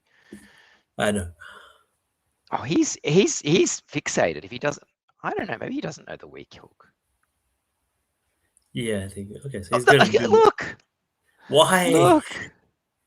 Oh, I mean, he's definitely unorthodox. That much is clear. That would not be something I would be doing, but We do not try this at home, people. Garth is he's his own creature. Oh, very much so. Let's see if Cicely is able to hit one of her. I think she's able to hit heisting. She's going to do it. Yes, or thingies. I think she's spotted thingies. So. But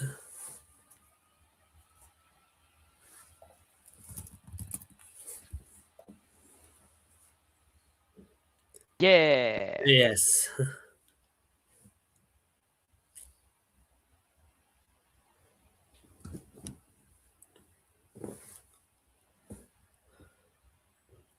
So yeah, back to not quite parity. The difference is 20 points. Indeed, yeah. So I mean, still, I think Garth is in good shape, but.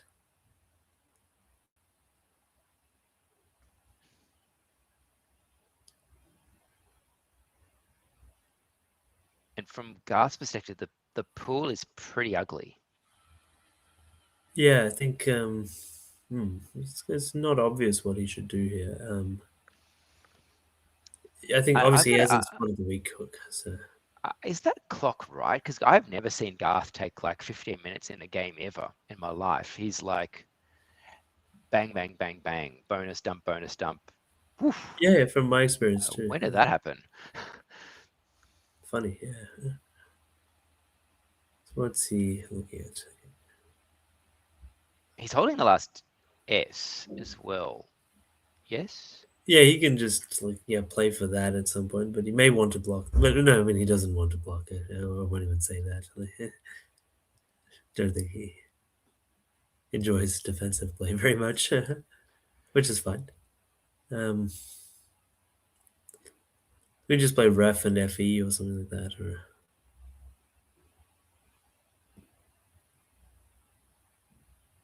I mean, fella and weak. The weak hook is pretty good.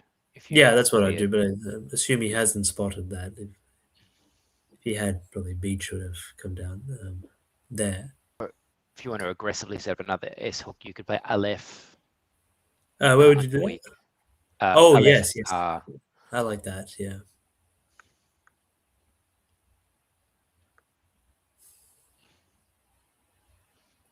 I kind of think holding the last S, it might be worth trying to take out that R though. Yeah, maybe Play shape flare or something like that, or that's pretty solid. Or you could just do FE and then create like a protected spot for that S line for yourself, like underneath Infuser. The two L's probably will impede his bingo chances a bit.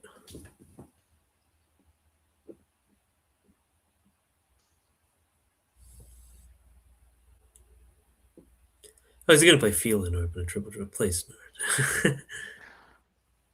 no. If he does that, then I have nothing. I think he Don't really do it. should. You're only up by 20 points, Garth. Only up by 20 points. He should wrap up the win and see. Well, I mean, he hasn't got the game completely sewn up yet. I mean, if he puts down a 20-point play, he's up by 40. I mean, like, yeah, I wouldn't do that. So, where's he going to play Elf, though? Into the triple file. Where else? And the thing is, Cecily's got probably about the best rack she could hope to have from the unseen. Yeah, that's a very good point. She'd be thinking, oh, if I can only just pull the S out, I'm actually very close to a bonus. Okay, FE. I like that. So I think that's nice. Highly. I can understand the thought process that led to that move. That's what I can understand this move. Yes. It doesn't matter if I agree with it or not. I can understand it. I mean, it seems nice. I mean, at least it's creating that kind of protected line.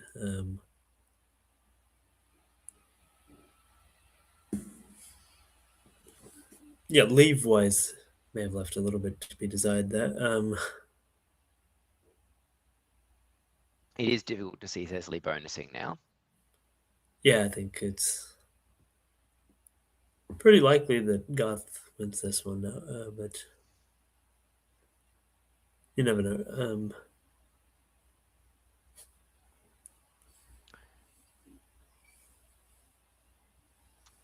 Because really, she's only looking at being able to use the P of derp.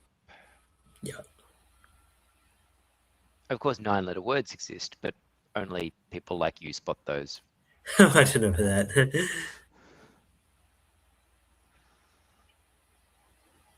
I do like finding nines, but it doesn't happen often enough. Okay, cafe. I suppose that's keeping the dream alive. Yeah, I don't mind that at all.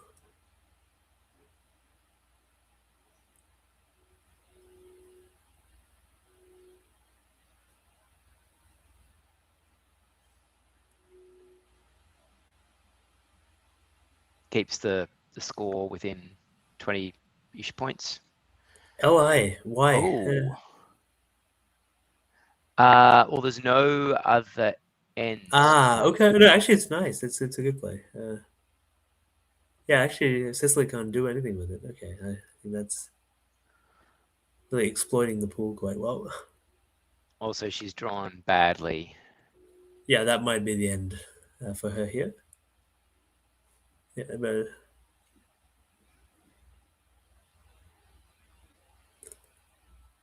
actually, I think H in the bag. Garth has done a good job of controlling things and has benefited a bit from Cecily's lack of resources here. But yeah, quite a close game in the end, but it didn't feel close. No, it didn't. Yeah, it did kind of felt like it was always Garth's to lose.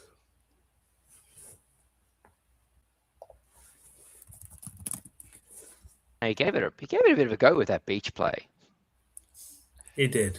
I mean, to be fair, she would have bingoed elsewhere, but he gave Correct. her more points for her bonus while not actually getting many more points than he would have got, or maybe even fewer points would have got for beach and week. Yeah, some interesting risk taking there, but but that is the essence of Garth. it's fun to watch. He is absolutely fun to watch in a club or a tournament setting. Although good luck if you're playing a tournament getting to him before he finishes. This is probably the slowest game I've ever seen him play. Yeah, I mean, I think we finished a game in like 6-7 minutes or something. And his facial expression has not changed the entire time. Which I think is a big asset in this game. Like, He's a lot more animated in a club setting. I haven't played in played in your club, so I think next time I need Okay, so to she's fishing for the S. That's not a bad thing to do. If the Yes, only way that you will win is you draw a certain tile, assume the tile is in the bag. yes. No, I think it's totally sensible. But I think Garth should be able to wrap up proceedings here. Yes.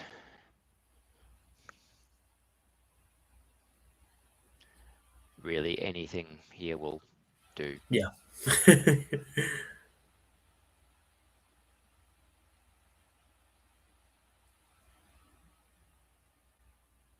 Gayals or something. That doesn't score very well, but you know, it's the longest word I can see from the rack. Does the job. What else? Do you also think, oh, you know, maybe there's a bonus that I don't like? I can't like. Is Ghouli a word? And you want to make sure that you don't open up a spot for that. Good point. Yeah, I mean, there's always scope for some doubt in these things. Inguli actually sounds oddly like it could be a word. It's plausible, which is the most dangerous kind of thing. Right. Oh, am I thinking about this word? Does this word exist? We've all had those moments. Well, Nigel Richards has never had these moments. Yes, all of us. Yeah, Gallus is pretty nice. Yeah. And why he's a pretty easy out. So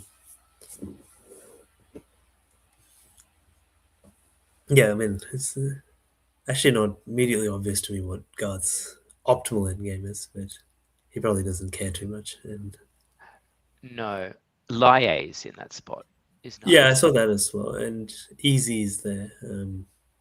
Maybe Ah. lies, but It's nice to have the luxury of being able to do whatever. yeah, definitely.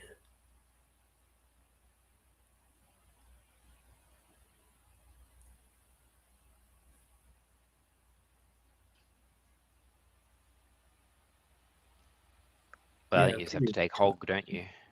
I think so. Yeah, hard to see anything else. Yeah. So who do we have next up? So the next game will be Adam Kretschmer and Dylan Early. That'll be a good match.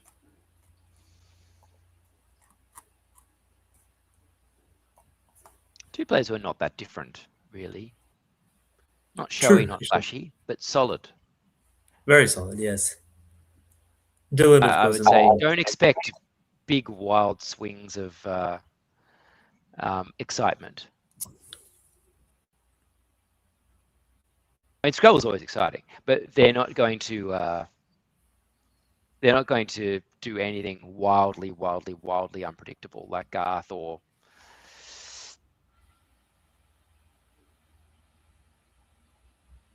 very sober players.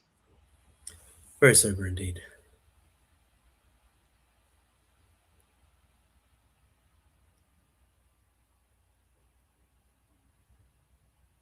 And just while we're waiting for this game to reach its foregone conclusion, you'll see in the YouTube chat there is a link to the Buy Me a Coffee.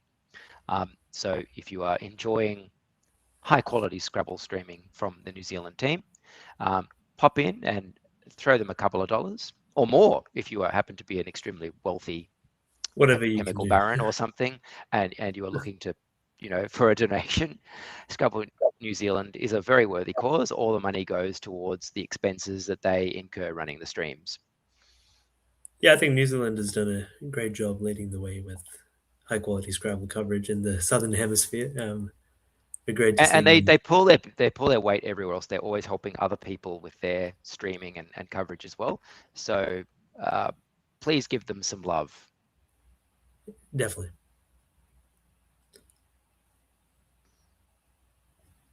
I'm just assuming that very many wealthy people are watching. We can always hope for a bit more. Of course, nice prize pool as well that these players are playing for here. And Even in again, New Zealand dollars, they're quite nice. yes, I don't know how much the New Zealand dollar is at the moment compared to any other currency. yeah, I think about 60 US cents. So still pretty good. And I again, feel like when I hog. look at prices in New Zealand dollars, they still seem expensive to me. Yeah, that's right. Anyway, she's played her best play of hog. And I think Garth can finish the job. And there's a bit of a morning tea after this break, so we'll have a little bit of a break for the next game Excellent. between Dylan and Adam.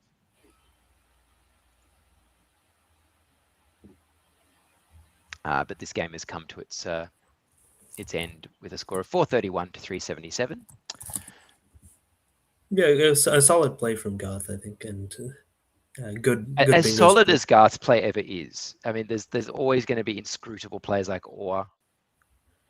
Yeah, it's hard to play again because you kind of sense your impending problems after that. But it's like also don't have much to. I feel like if you're able to fully control the board up, then your chances are a bit better. But it's always a challenge. So I think pleasure to watch Garth play that. I mean, that's the beauty of a tournament like this. You get to see people who have wildly different styles. And all I can say is, if you're playing Garth, don't try to infer anything. The idea of inference does not apply. Oh yeah, that's quite right. All right, so we're going to get a bit of a break. Us from the games, you from us. And I expect we'll see you back in 10 or 15 or so. We'll see you back soon.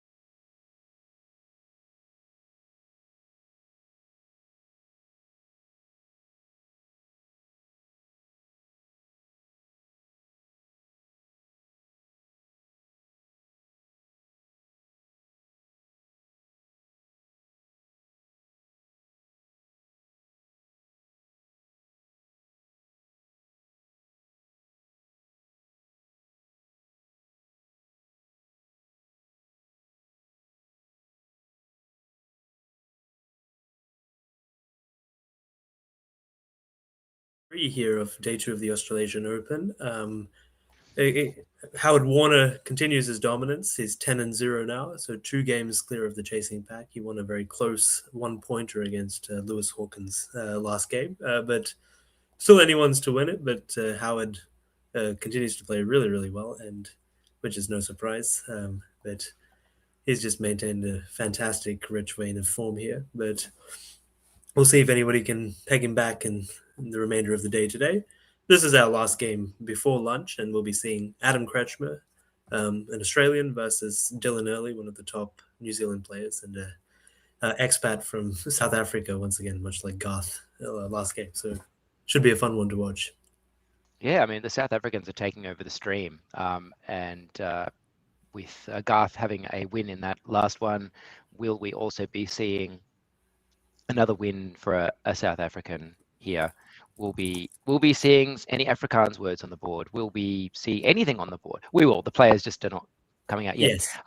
We'll see Howard in a couple of rounds. I think we'll be seeing him in round 14 next. Yes.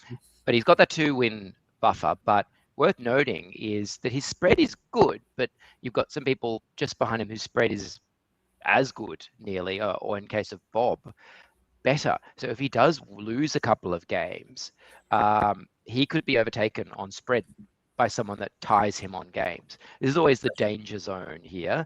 If you have a couple of small wins because you're playing the toughest field, because you're the leader, sometimes you can get mown down at the finish line. Yeah, very good point there. So effectively, he has only 1 game of buffer, and yeah, if he loses 2, then may run into some trouble. So yeah, it'll be interesting to see what happens there. But yeah, Adam versus Dylan should be a good game here. These 2 players are not like Garth. They are both very sensible, sober, considered players who will, yeah, much more, less inscrutable is how I would put it. Yeah, Garth definitely a bit of an enigma there. Yeah, Adam is a very classical player from what I've seen. And both very, very nice people as well. Oh, very much so. And so Adam is starting his immediately seen Foki, and Yoki is also okay. Oh, yeah, lovely. That'll be a solid score to open up. Oh, here we go. He seems to have spotted Yoki. All right, let's see if he commits. Oh, no, he's playing Foki. For a minute, I thought he was going to draw a Kapiki, you know, that Ukrainian currency, because he had the Y and the I. Oh, goodness, that would have been lovely. So 38 to open for Adam. Nothing to complain about there at all. So Dylan's going to check that one. Oh, we're getting a challenge here. Versus... Yeah, Forky and Foki are both good, aren't they?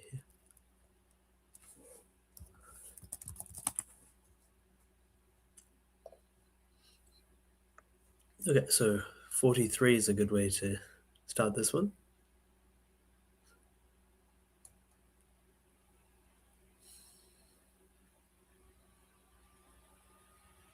Hopefully the score will refresh.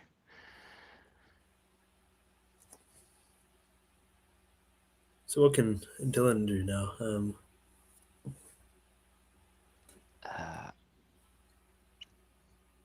He can play EUOI. Yeah, just under that looks optimal for sure.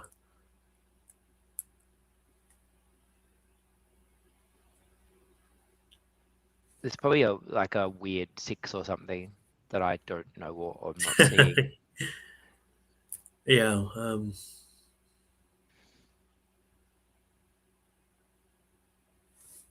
Oh, there's die off. Oh, that's a nice spot. Die offs being the anagram of offside. Correct. Yes. Okay. So. He's found Eoi. So now Vasti for Adam would be very nice. I mean, like you can just lock up the board and have a kind of 50-point lead. I think that's as good as, or maybe even a bit more. Yeah, so that's obviously getting the Y. It's 24 points just for the Y and also tripling the V. That's exactly the sort of play you'll want. And this isn't a great S board so far, so keeping that is not something you necessarily want to do. He's seen Tivy, keeping Ash. I think he wants to go in the other direction. A kit, perhaps. Right. I don't know. That's a lot of points to be giving up. I think you have to play on the other side if you see it. I mean, hasty, even if you don't see Vasti or you're doubtful of it. Like, but Adam's not the sort of person to jump too quickly. He's going to think. He's yeah, seen hasty. Yeah, not too hasty, ironically.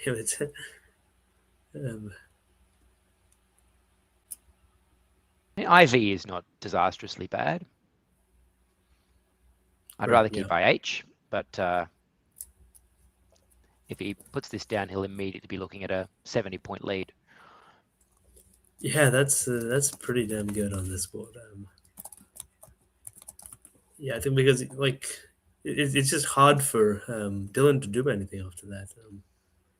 Everything kind of just feels like it's giving something back, and so it's a very, very, very valuable lead on this. Like,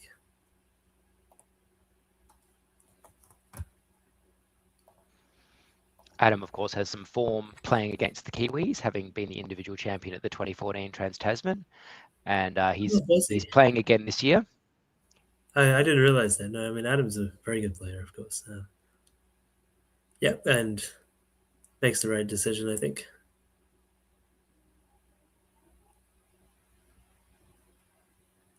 His bio that he sent through says he's born and raised in South Australia, which makes him sound like a Shiraz. South Australia being a noted wine region in Australia. Correct. And if you are looking to go to South Australia, you might end up staying at his place because he's has a Airbnb business. I shouldn't plug it. It's called Sleepy Cat B&B. I just did. I didn't know that. That's cool. Dylan is in a lousy spot. I mean, like it's never fun to be down this much. Like,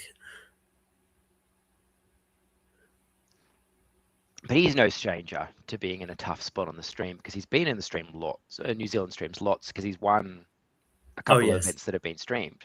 So you've seen lots of Dylan winning. So perhaps you want to see someone else winning, in which case you can cheer for Adam. And he's giving you lots to cheer about so far. Oh, yes. And yeah, it would be fun to see how Dylan might extricate himself from this fairly challenging spot. And I promise that there will be no one-eyed parochialism from me. Right. Maybe two-eyed. So does he think you fade out off the out or something like that? Oh, that's cute. It's cute, but maybe not hurt. It's not going to do anything. Yeah, I think Adam is like really getting the right tiles to keep the board super tight as well. And oh yeah, it's nice. Devout. Devout is setup is off. A hook for the F. Yeah, so again, Adam can just cash in with AAH or something like that, and I mean, I'd love to. I love games where I'm able to kind of start like this. That looks like an X setup if I've ever seen one. Even though it isn't, it looks like one. So you'd think that playing in there with the H is strongly indicated with a play like R, which is what he's lined up right from the get-go. Perfect to me. Keeping the very agreeable keep of IRAC. R, of course, takes the W in front. Mm-hmm. Easy to forget that word. Yeah, a bit of a, again, simple decision. So Dylan can play oof or something like that, or do, but I'd play oof probably instead. Is it worth opening up that triple with do? Probably doesn't need to at this stage. I think you can kind of. Oh, where are you going to put a bonus on this board? Well, Adam with the blank can with Lois and Sicario. Yeah. But it was going to be quite hard to do so otherwise, I think.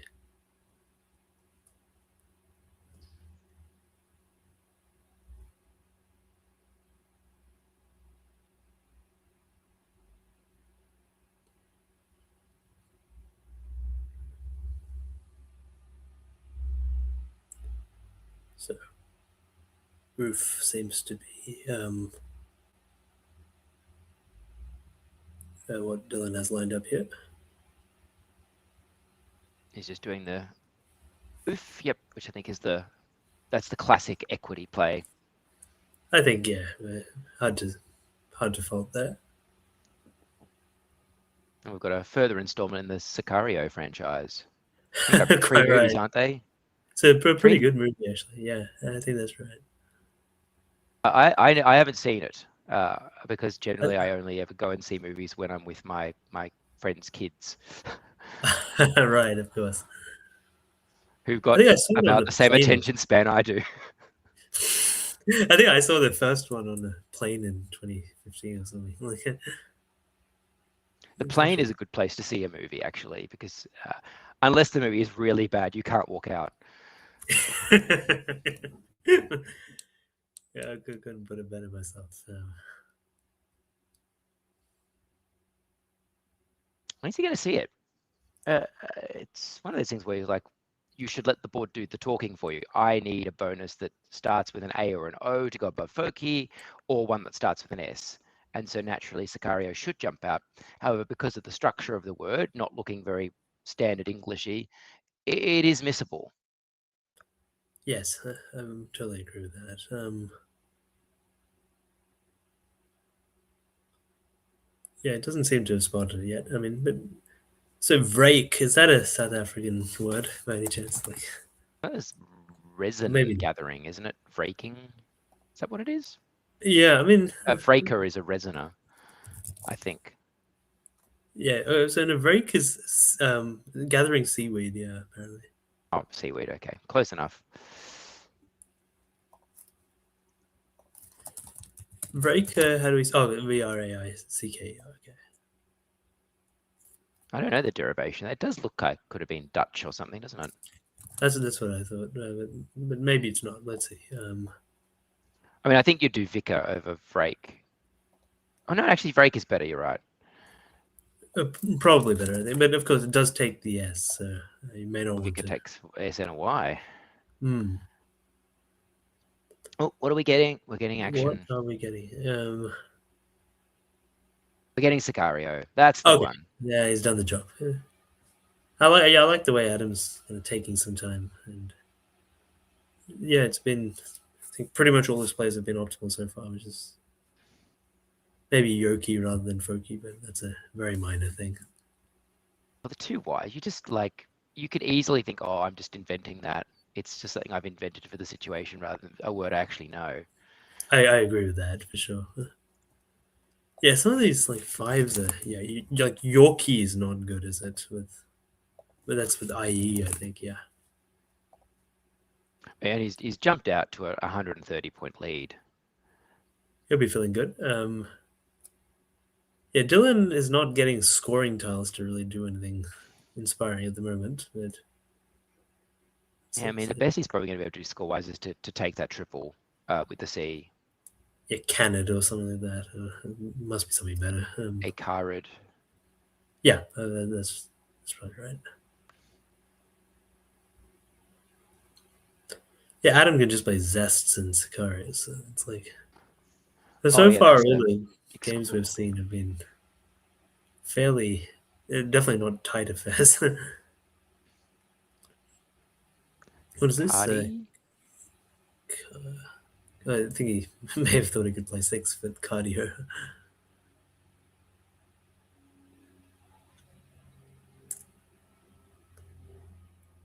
I do like a bit of a cardio session before Scrabble, not usually during it.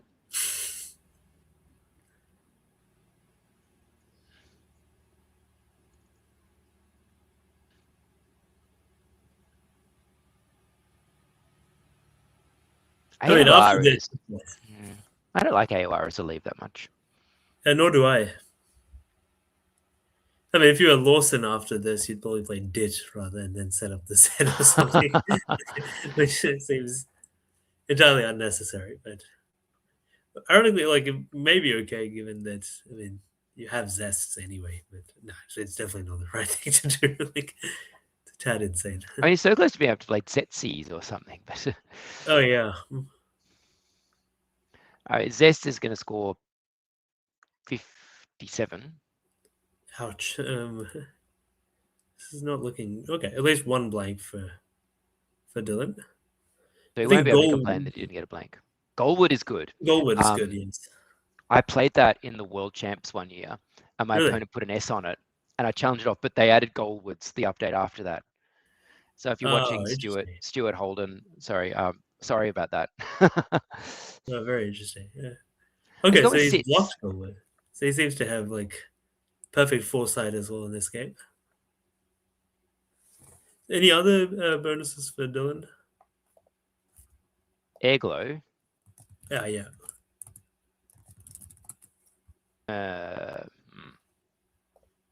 Well, Airglow works. Yeah, I think that may be all he has. And you know what else works? Adam's pickup. Oh wow, Jesus, that's too good. We don't control the luck of the draw. I like to think I control everything, but well,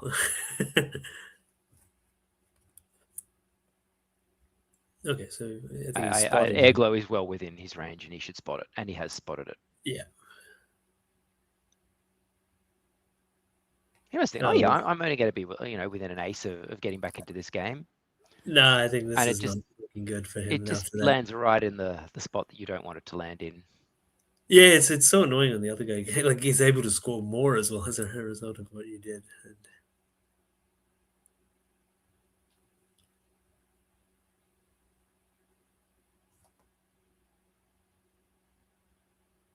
I hope he didn't see Goldwood, or that he hadn't seen it yet, because I'd be so frustrated. That would have annoyed me. Like.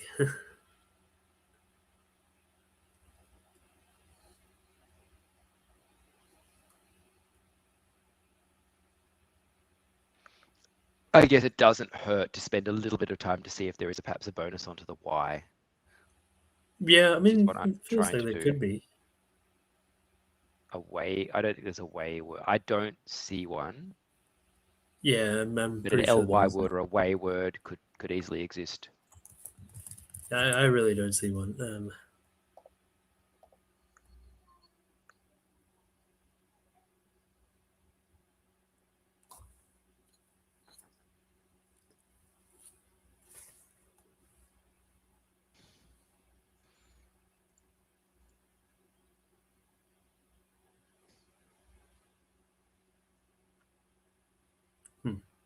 Yeah, I think he probably has to settle for this, and he will.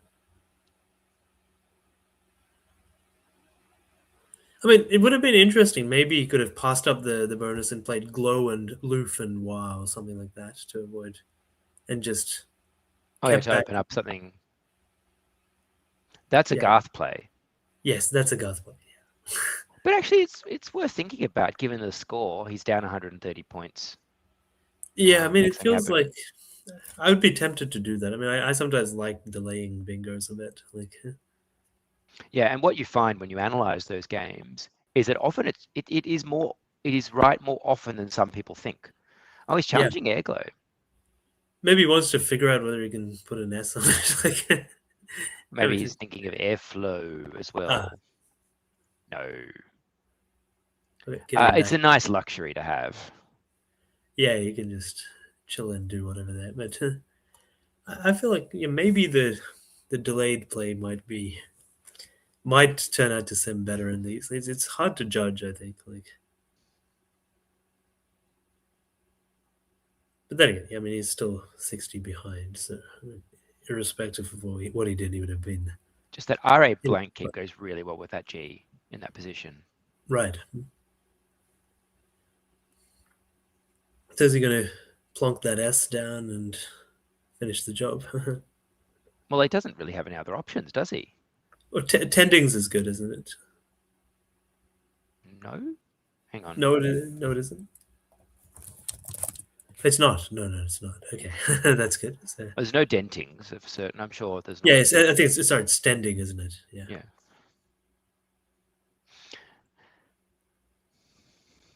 Okay, so I think he just has to. Yeah, I think he's fine with that.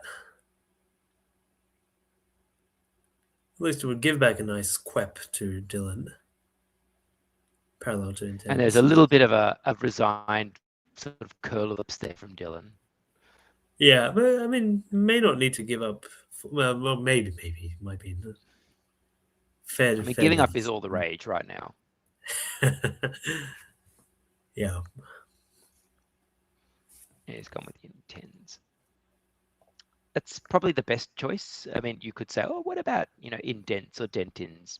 I think that's the most defensive choice. Yeah, I think it seems perfectly reasonable. So quep will come down.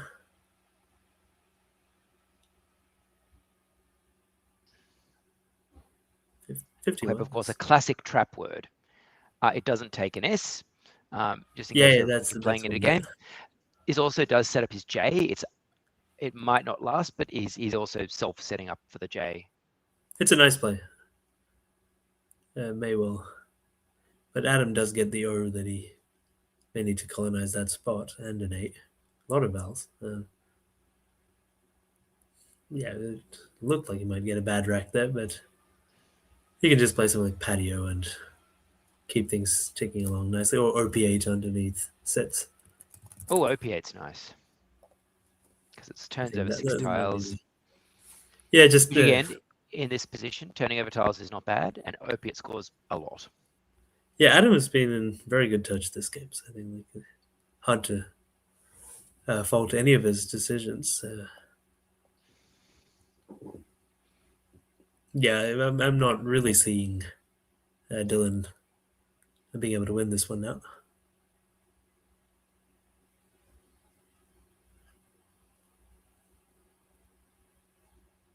Yeah, down 215 to 354. It's not looking good. Yeah, there's nothing much to really draw as well, and can't see where 2 bingos are going to play on this board. He's got a good play available here. Yeah. Do I need to spell it out for you as a hint? But probably not.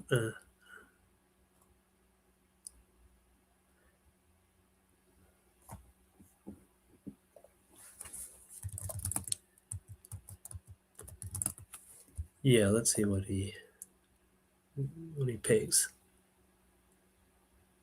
You've spotted it? So is it better than just jib? Well, jib's probably good as well, but I just something jumped out that was quite high scoring, which is Juliet. Of course. No, Juliet is definitely better.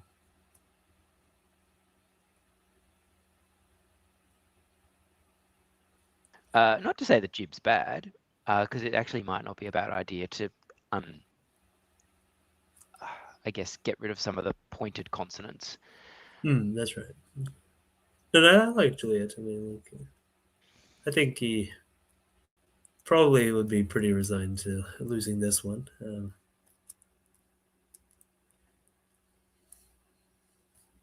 Yeah, it's a tough one to see, as it's kind of hard to hit any bingo lines anywhere really. I mean, there's the Adam's draw is nice again. Yeah, he's got a really good rack. Yeah, that's great synergy there, and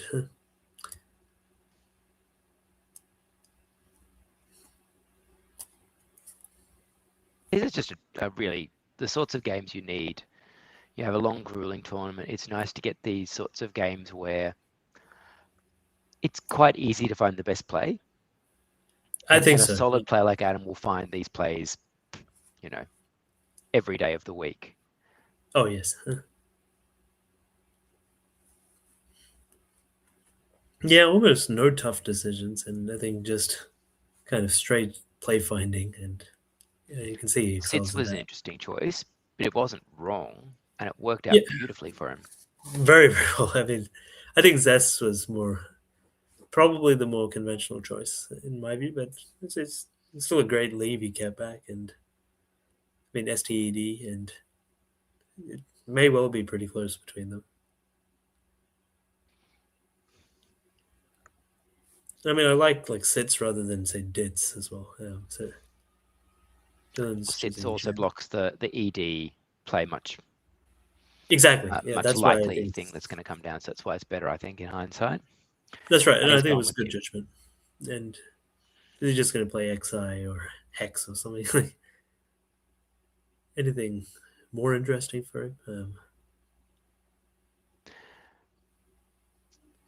It'd be kind of nice to. Oh no, there's not much in the way of possibilities of getting an INGS word. So yeah.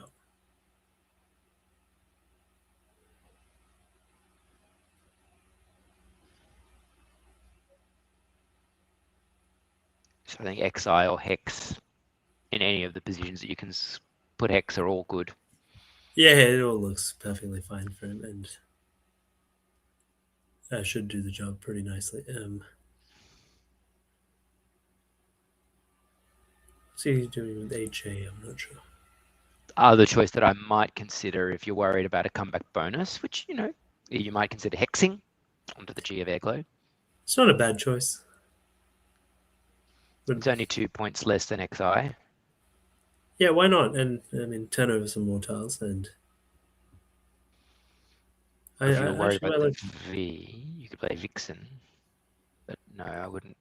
I was thinking of Hernia. Okay, No, where does that play? I don't know. Hang on. Where is he playing that? Actually, can't see where that plays in front of me. Is there something through down next to Quip that he might have? Maybe hernial. Okay. Hernial. Oh, that's throwing away a lot of points. I wouldn't bother with that. It's a little bit I mean, anticlimax. it's actually it's not that many fewer points, but it's just opening up that triple. It doesn't Or seem. is he thinking that he might get something better with his X later? I don't know that he's going to, but I think XI is. Phoenix. He's not going to Yeah, do Phoenix, is he? that's Adam, dumb.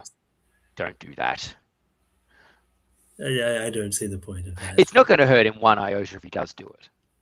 Of course, but like, but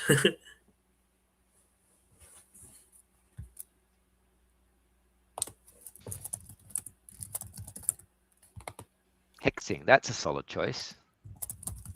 yes, I think that's probably what he should pick. I don't think he was seriously considering any of those other plays. He's just being methodical. No, it's he has a very um, systematic way of kind of going through things, and you can see that I think it's helping him make very good decisions.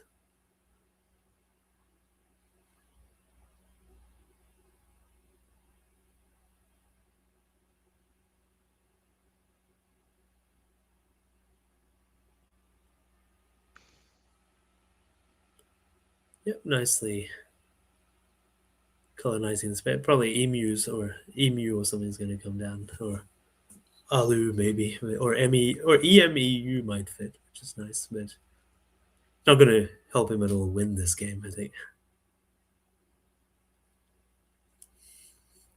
Yeah, well, EMEU does score 41 points. Yeah, pretty good. But Or just the EMU keeping the E is 30, 37. but I think I'm not seeing Dylan able to mount a comeback in this one.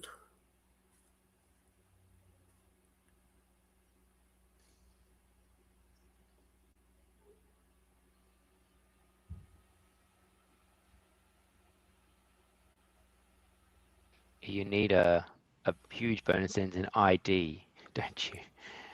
Yes, Or Sokol. OD. I'm sure there are words that end in OD, but they're not as common as ones that end in ID. I can't even think of that many. I haven't thought of one yet. Oh, maybe like angle pod or something. Maybe. Oh, I don't ankle know. pod, yeah.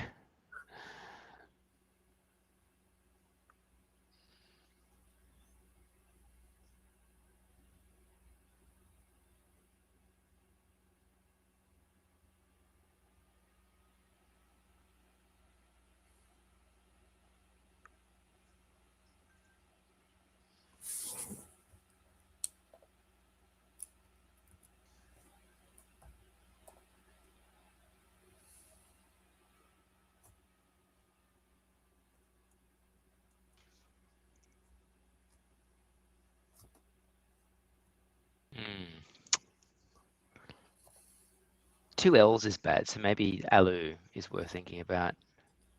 Yeah, but as you probably said that's before. the reasonable choice, I think. But he's in a lot of trouble, irrespective of what he chooses. I don't know where he'd play Mule.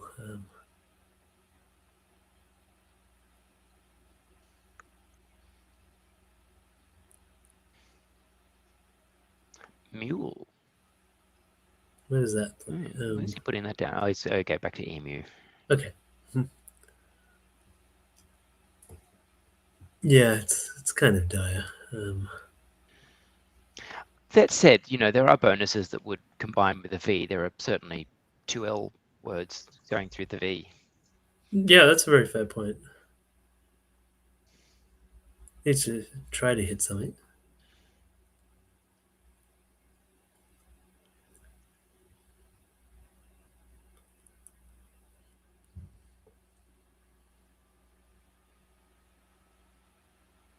So the score is now 293 to 388. So Adam Adam remains in a commanding position. Even if he doesn't have anything earth-shattering, he can just turn over tiles, capitalize on that spot under Sicario. Yeah, finally a good rack for Dylan. Maybe too little, too late.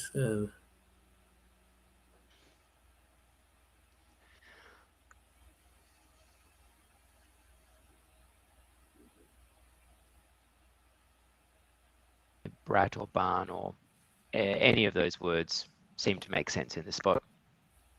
Yeah, all look pretty solid. I think he's thinking of Baron.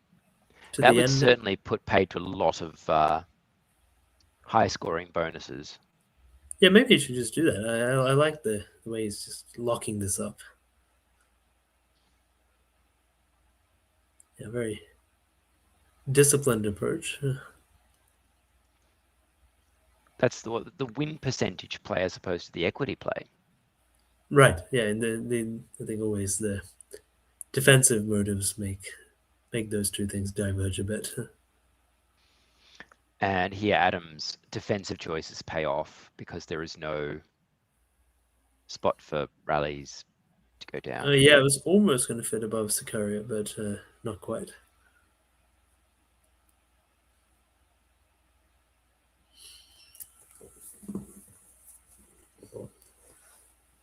Yeah, it's kind of maybe Dylan's just going to play Loof and open the line for a Loof or something like that. It's kind of uninspiring. I mean, you can just shut it as well. Like, it's not. I mean, at this point, you do need probably a massive bonus to win this game. Right. But also at the same time, it's difficult to imagine it ever coming to pass that you open up a massive bonus and you actually hit it. Yeah, I think that's really the crux of the problem. If you were to play rail or something, to the left, and you hope your opponent doesn't have anything but ugly consonants, they can play through the A.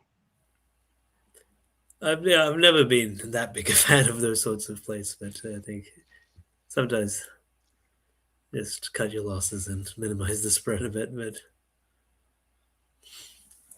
it's actually hard to see if there's anything much that Dylan can do here.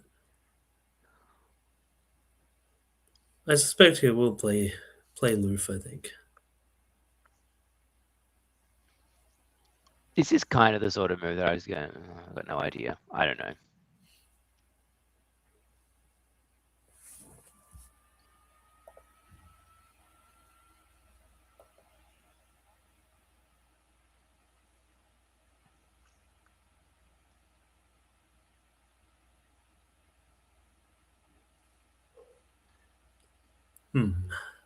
There's nothing. I mean, that Sicario playing above it is a potential bonus spot. Yeah. I don't see that surviving the next turn. And then what you're left with is really the V. It's a tough. And that's going to score you spot. nothing. Yeah, it's not looking good at all.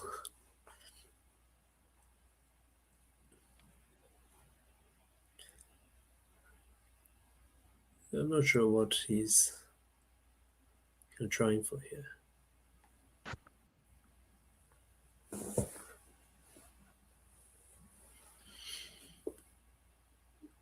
This is like probably. Oh, he's doing it. Playing ill. I mean, which honestly is easier to shut than just loof, ironically, but because Adam can just play like tweet or something to the left, and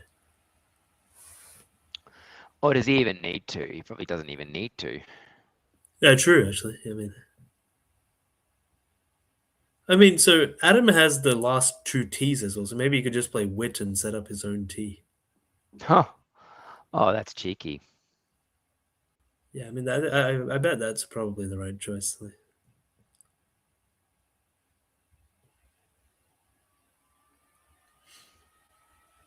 So Dylan does have Sokol, but I don't think it's gonna see the light of day. I mean, apart from the two T's, N mu is the Oh nice yeah, 5 that will fit making nil. I bet that's best. Yeah.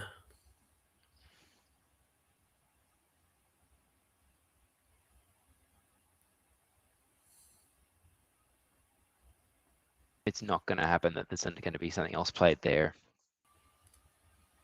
Yeah, It's kind of a pity because he has picked out a bonus, but yeah, I think Adam's thinking of tween maybe, so which will also. But tween, does that take a hook? A tween is good, isn't it? a tween, yeah. So that would No, be no, interesting. we think of a tweel. Hang on. A tween, I think, is good too. A tween It and sounds a tween. right. It sounds right. So Adam could create some problems for himself. How many in the bag now? 3. There's 13 unseen tiles, so that means there's 6 in the Okay. bag, does it not? Ah, right. So it wouldn't like it could have been like catastrophic potentially. One fewer were in the bag, and then like soccer would be a big bingo with that tween. You always do have to be kind of attentive to these things. Not big enough, but Not quite. big. But it would certainly, if you were worried about your spread, and every spread counts. It does, yeah. I Dylan think has got a good spread. He had a big win last round, so he's certainly in a position to capitalize if Howard falters at the end. yeah, definitely. Yeah, let's see what he picks.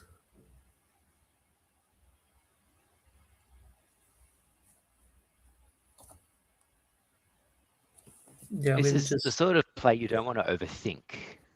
yeah, Oh, just don't like play Newton Will. If you play Newton Will, I'm running ooh, yeah, across the sea. No, he's not going to do that. that Then would he be would be hit with Endosark immediately. that would be terrible. I mean, like A show-stopping anti-brilliancy. that But would be. that's not the sort of play Adam would do. Adam is a very rational player. Like I don't see him doing that, but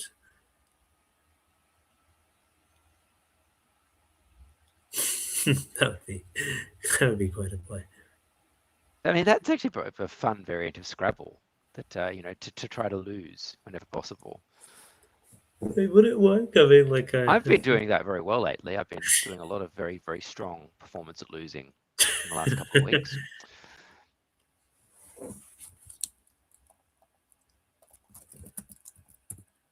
Let's see what's he gonna choose. I mean, Tweet and NMU use 5 tiles.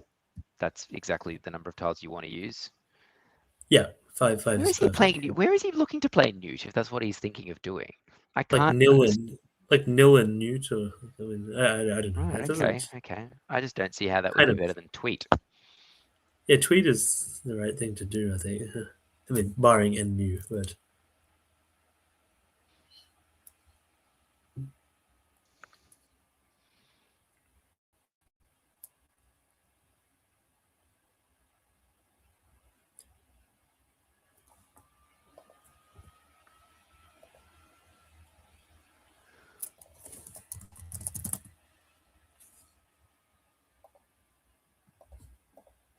Okay, so that's a Okay. intriguing That's fine. placement, but it's perfectly fine. It's not going to lose the game. No, definitely not.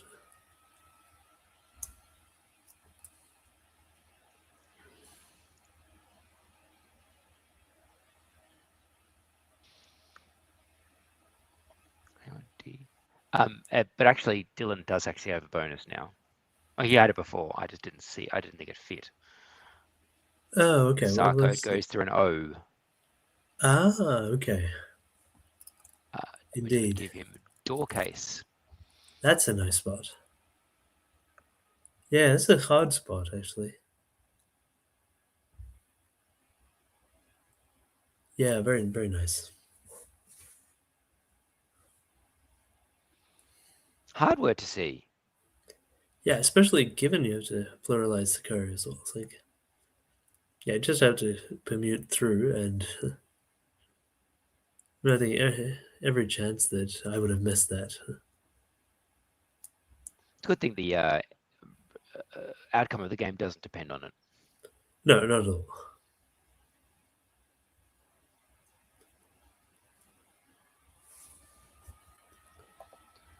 What can you do to try to fashion a bonus if you don't see it? That's not ridiculous. Yeah, none of the see. one-tile openings seem to be effective.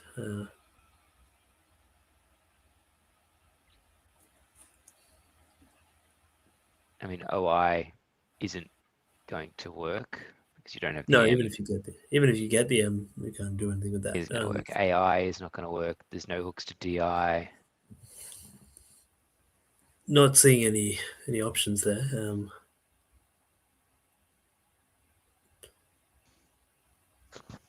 Well, that's two in the bag. But still.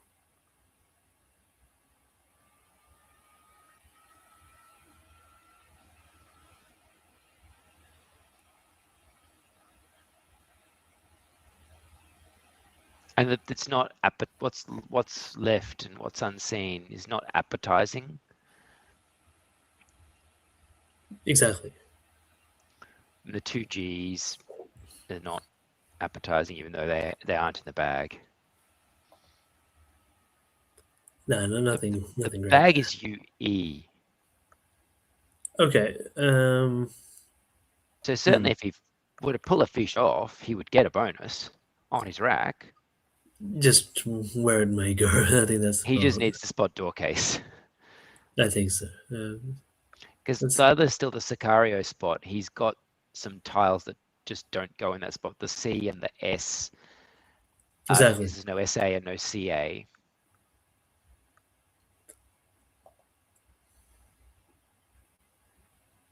It's definitely no. There's a very high chance that no bonus will go down if he doesn't spot door case here. Yeah, quite a challenging one. I mean, door case would be 73 points and get 379, and he'd still be 40-ish points behind. So Adam would then have to play a false word. A lot of wishful scenarios there. There's a lot of wishful thinking going on here, and none of it productive because he's not going to score very much. Yeah, no. His last two tiles. I mean, the best he could probably hope for is to pull out EM or something. Yeah, fairly. Must be resigned to a loss there. So. Oh, he's going to empty the bag, isn't he? Is he going I to do think coal? he is. No, he's not going to do coal. Coal is not a great play here. I mean, like Adam must have a vowel on his rack, so I think like in no way, so coal is ineffective. Given there are 3 vowels unseen and 2 in the bag.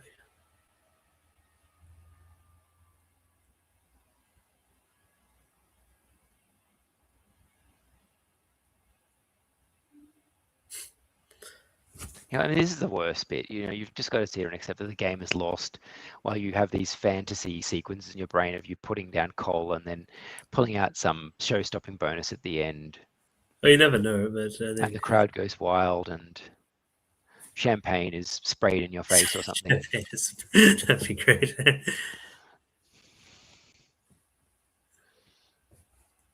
Not really. Scrabble's not really at that point where will spray champagne. You can maybe Probably the get most that I could ever hope to get is Fanta. yes. With the Oki. Okay, so maybe you have to get Michael Tang to do that next causeway. E and U. And I'm hoping to get sprayed with Horlicks ah. or Milo, which is universally found in cafes in Malaysia and Singapore. That's right. Yes, there's a lot of Horlicks there. I remember.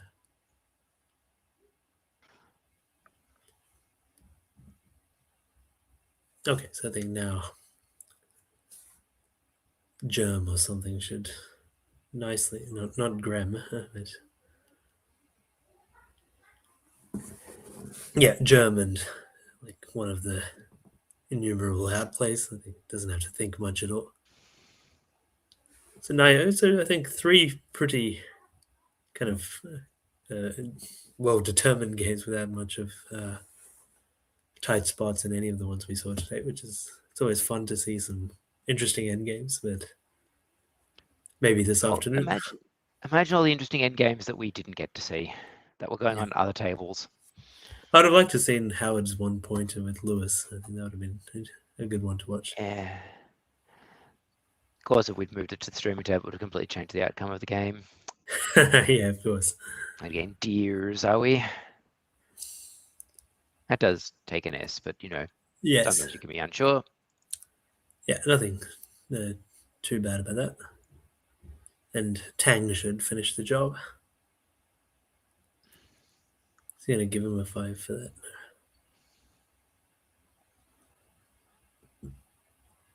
Yep, the job's done. Nice clinical win for Adam.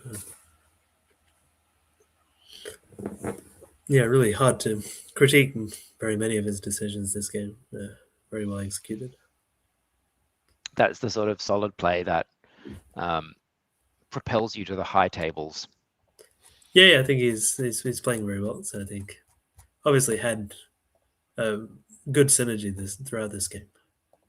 But I also struggled to think of anything particularly wrong Dylan did. Yeah, it was hard to fault either of the two actually this game. I think both, barring missing door case, which is hard and not consequential. Yeah, the game was over by then. Like when the game was still in the balance, there was not really anything he did that massively tipped the scales away from him. Like you could say, well, Candid may not have been as good as Akarid or whatever. Minor things, very minor things. But they're very minor things. Or Oof instead of Fordu. I don't think Fordu is necessarily better. Yeah, he was kind of in trouble. He was stuck by the bag. Yeah, I think that move 2 itself, it looked painful for him, like down 70 on a tight board. I mean, in Scrabble is predominantly a game of skill, but sometimes there's nothing there. So I'll just take the opportunity again to remind you that high quality streaming like this is made much easier if people that enjoy that streaming pop to the Buy Me a Coffee link and throw a few dollars Scrabble's way.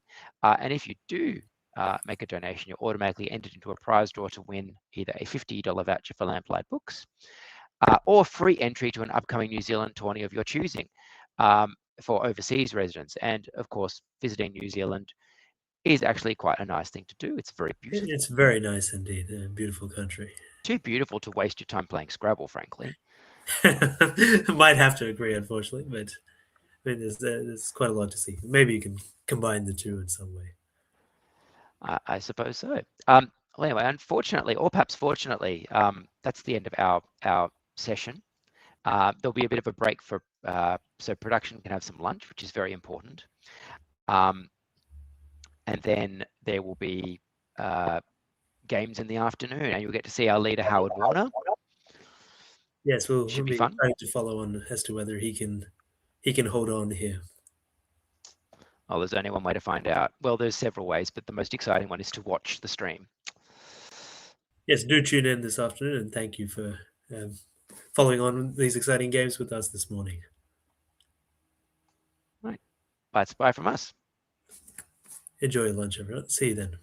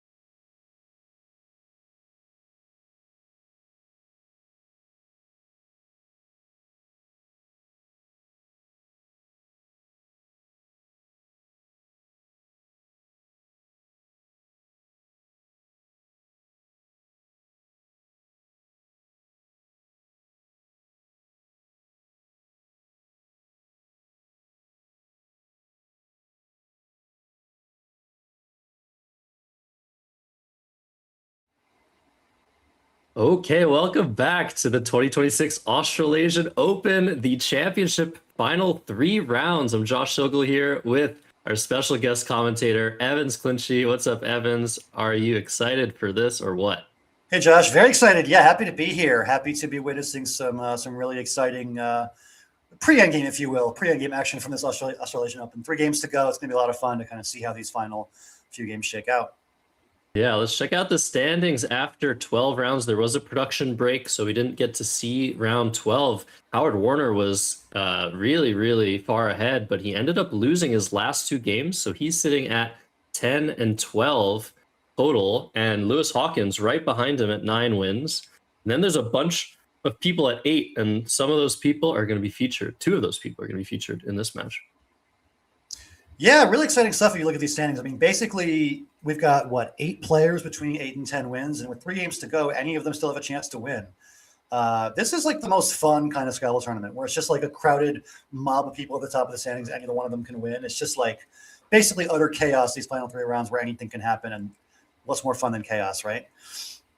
Absolutely. Yeah, we're going to see player number 4 in the standings, Stanley Ngundi, versus player number 6, Lawson Su. So if either of these guys go 3-0, they might win this tournament. Lawson Su is a grandmaster. Stanley Ngundi, they're both grandmasters in New Zealand, and their head-to-head record 5-8, very close. So anything can happen. These are statistics from 2024 onward, so they don't capture everything. That's when we've started live streaming the New Zealand stuff, and everything's been getting so much better Scrabble-wise in New Zealand ever since live streaming started, Evans. Of course. And yeah, for those that are unaware, Evans Clinchy, I mean, a very big name in Scrabble, especially North America. You're the co-founder of the Collins Coalition. You run a ton of tournaments on the West Coast of the United States and beyond. And you're going to be running a big tournament, 2 big tournaments this year. Yeah, I'm going to be directing or co-directing or something for 2 different things. I'm doing the World Cup, which is the big U.S. championship over the summer. That's going to be in the first week of August in Williamsburg, Virginia. And then I'm also going to be directing the North American Collins Championship, which is a Collins-only championship event in November in Minneapolis, Minnesota.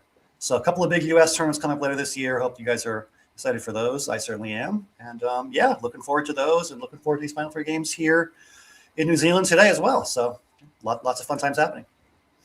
Yeah, definitely. So Auckland is the location of this historic event. It's the first of its name, the inaugural Australasian Open. You see it on top of us. We have some local Scrabble clubs with some really nice graphics as well. Very nice. And yeah, the local one, the Mount Albert Bridge Club in Auckland, meets on Mondays at 7. So that is tomorrow, if my time zones are Took me a second. correct. Yeah, tomorrow. Yeah, that's right. And Still Saturday for some of us, actually, but Lawson, I think, lives in Mount Albert. I love watching Lawson play, and he's just been in the scene for a very long time, and he does some really cool stuff. He makes T-shirts, Scrabble T-shirts with really funny things. He's probably going to be wearing one of them once we pan to the board. But he's a very, very interesting player. I think one of my favorite players, if not my favorite to watch. And I'm so excited because I get to watch one of my favorite players and commentate with one of my favorite commentators. Evans doesn't commentate a lot. And I mean, I love your commentary. I'm sorry. I have to say it. And we're gonna enjoy ourselves here. All right, you can say one nice thing. Let's get it out of the way, and then no more of that. Oh yeah, you know. No, it's been a while since I've commentated. I feel kind of rusty, but I'm happy to be back. It's going to be fun. I think the last North American College Championship we did, which was in 2023, was the last time I've done this, if I recall correctly. So 3 years, very rusty, but I'll try to talk at least semi-coherently about these games and not let you down too much. There's some famous quote, I don't know exactly what it is, about like never tell your enemy your next move or whatever, but there's the quote where it's like, if you don't know what your next move is, that's the best way to not tell your enemy your next move. And Lawson is exactly that as a Scrabble player. He says all the time, well, I don't even know what I'm going to do, so that's the way that I play Scrabble, and it's so much fun to watch. So hopefully we'll see. He's always joyful, he's always laughing, as we can see. Yeah. I can't quite see what his shirt says. It looks like something funny. Alphabet soup? Yeah, I think so. Nice. Yeah, this is going to be fun, and it's an important game in the tournament, obviously. I mean, both these players basically needing a win to stay alive in the tournament. They're backed by 2 wins with 3 to play. So for either one of them, I mean, this is a really, really pivotal game. Whoever wins has a chance to win the tournament, and whoever doesn't probably doesn't. So big spot for these 2 guys. Yeah, just 3 rounds to go. So not only do either Lawson or Stanley need to win all 3 games, they also have to make sure that Howard Warner doesn't win more than 1 game. Even 1 might be too much. And also that player in second place, I don't know, getting forgetting who that is. Might have been Dylan early, but I'm not sure. No, it's not Dylan. It's oh my goodness. Sorry. I'm in any case, they're 1 game behind second. So they need, it's Lewis. I can never remember his name. I'm sorry, Lewis. Love you. I'm bad with names. I don't know why they give me this job, but let's start. Look at this armoire to start things off for Lawson Sue. Very good opening draw. Yeah. For both players, actually. It looks like we're going to see a couple of bingos to start this one off. Yeah, this is very good start for Lawson, both. and then Softy plus blank for Stanley, so a whole bunch of options for him. Yeah, I wonder it's hard to tell, you know, when players put their tiles alphabetically like this, it's hard to tell if they've seen the word available in those 7 tiles. Lawson might be unsure whether this is a word because armories is a word. Armoires, is that also valid? It's a French word. Hopefully he spots it, and most likely if he does, he should play it with the E on the star in order to double the M. Right, that would be what's but that, if he misses this, points, yeah. Whenever you see somebody who has only 1 bingo available, they don't play it right away, it kind of makes you worry, like, are they not seeing it? But it looks like he has found Armoire. He's got the letters arranged on his rack. He's just taking his time. But yeah, this is the only bingo. It's clearly the play, so I think you got to just go ahead and slap that down. Yeah, I think some uncertainty for sure, like you said. But I think he's going to end up playing it. And if he doesn't play this, it turns out that, I mean, Stanley's rack is so good that Lawson's going to be at a disadvantage pretty much no matter what. So very important to play this, and we'll see what Stanley responds with. Stanley, also very strong player, both grandmasters. We saw him yesterday. He played so fast against Andrew Bradley and really decimated him, like almost by 300 points. Wow. But with a rack like this, how fast is Stanley going to come to a decision here as Armoire does come down? You know, I don't think Stanley's rack is the easiest one to make a quick decision with. You're going to look really hard to find the highest scoring bingo possible, and it's not easy to conclude that you found it. You're going to look for double doubles first, and it turns out there are none. There are words through that O, like roofiest, for example, but none of them quite hit that double double. Looks like the highest scoring possible bingo is going to score you only 80. And it's hard to know that with a blank. You got to go through a whole lot of permutations and look at a whole lot of different words to make sure that you're not missing something better. So if I were Stanley, I would take a lot of time here. It's no shame in that. You really need to take your time and look for stuff. Yeah, totally agree. If this was the opening rack, it would have been a lot easier, Stanley, to try and go through all the possibilities, blank being any of the 26 letters of the alphabet. But now with 6 fresh tiles, because 2 R's on the board, you really have to go through the options. And yeah, it turns out no double double. That would be through the O of Armoire for EFIOST blank. But there are a couple words through the O that just don't quite reach. So we'll see if he finds something like Frostier through the first R of Armoire, or if he takes something slightly lower scoring. I don't see a reason not to go with an 80-pointer here. No, I don't think so either. Probably my favorite bingo here is forfeits because it's got the 2 Fs. That's a really fun one. You can play forfeits, doubling that F for a pretty big score. But yeah, Frauius is also an option, as well as Frostier. So plenty of things to choose from here. Looks like Stanley is considering FO something eist. I'm not sure which word he's thinking about. Perhaps Frauius is on his mind. Roofiest. Yeah, Roofiest. Also, I wonder, is Poofiest still a word? I'm not sure. I'm going to guess yes, but I'm not sure either. It is not. That's been deleted, I guess. Yeah, so you got to be a little bit careful. Around 2 years ago, New Zealand started adopting the CSW 2024 list, which does Right. contain a bunch of words that were removed. So we're hoping this blank will be an R. Also, a little bit about Stanley. He professes to be a student of the game, but he is so strong. Lawson reacting to this. The blank was the last tile put on the board. Yeah, nice. You have a lot of freedom on a Scrabble board of which tiles to put when. You can really maximize how much you would know your opponents by putting certain things in certain orders. So we're not really sure what the blank is. It could be a few different things. There's boofiest, there's woofiest, there's all sorts of possible things here. We'll have to get some confirmation on that blank. Oh, G, okay. Goofiest. He makes the goofiest choice possible there. Very nice. Yeah. And the G is a very defensive tile in that position, so it makes a lot of sense that he would have chosen that. And over to Lawson with BELMNRT. So with a rack like this, only one vowel.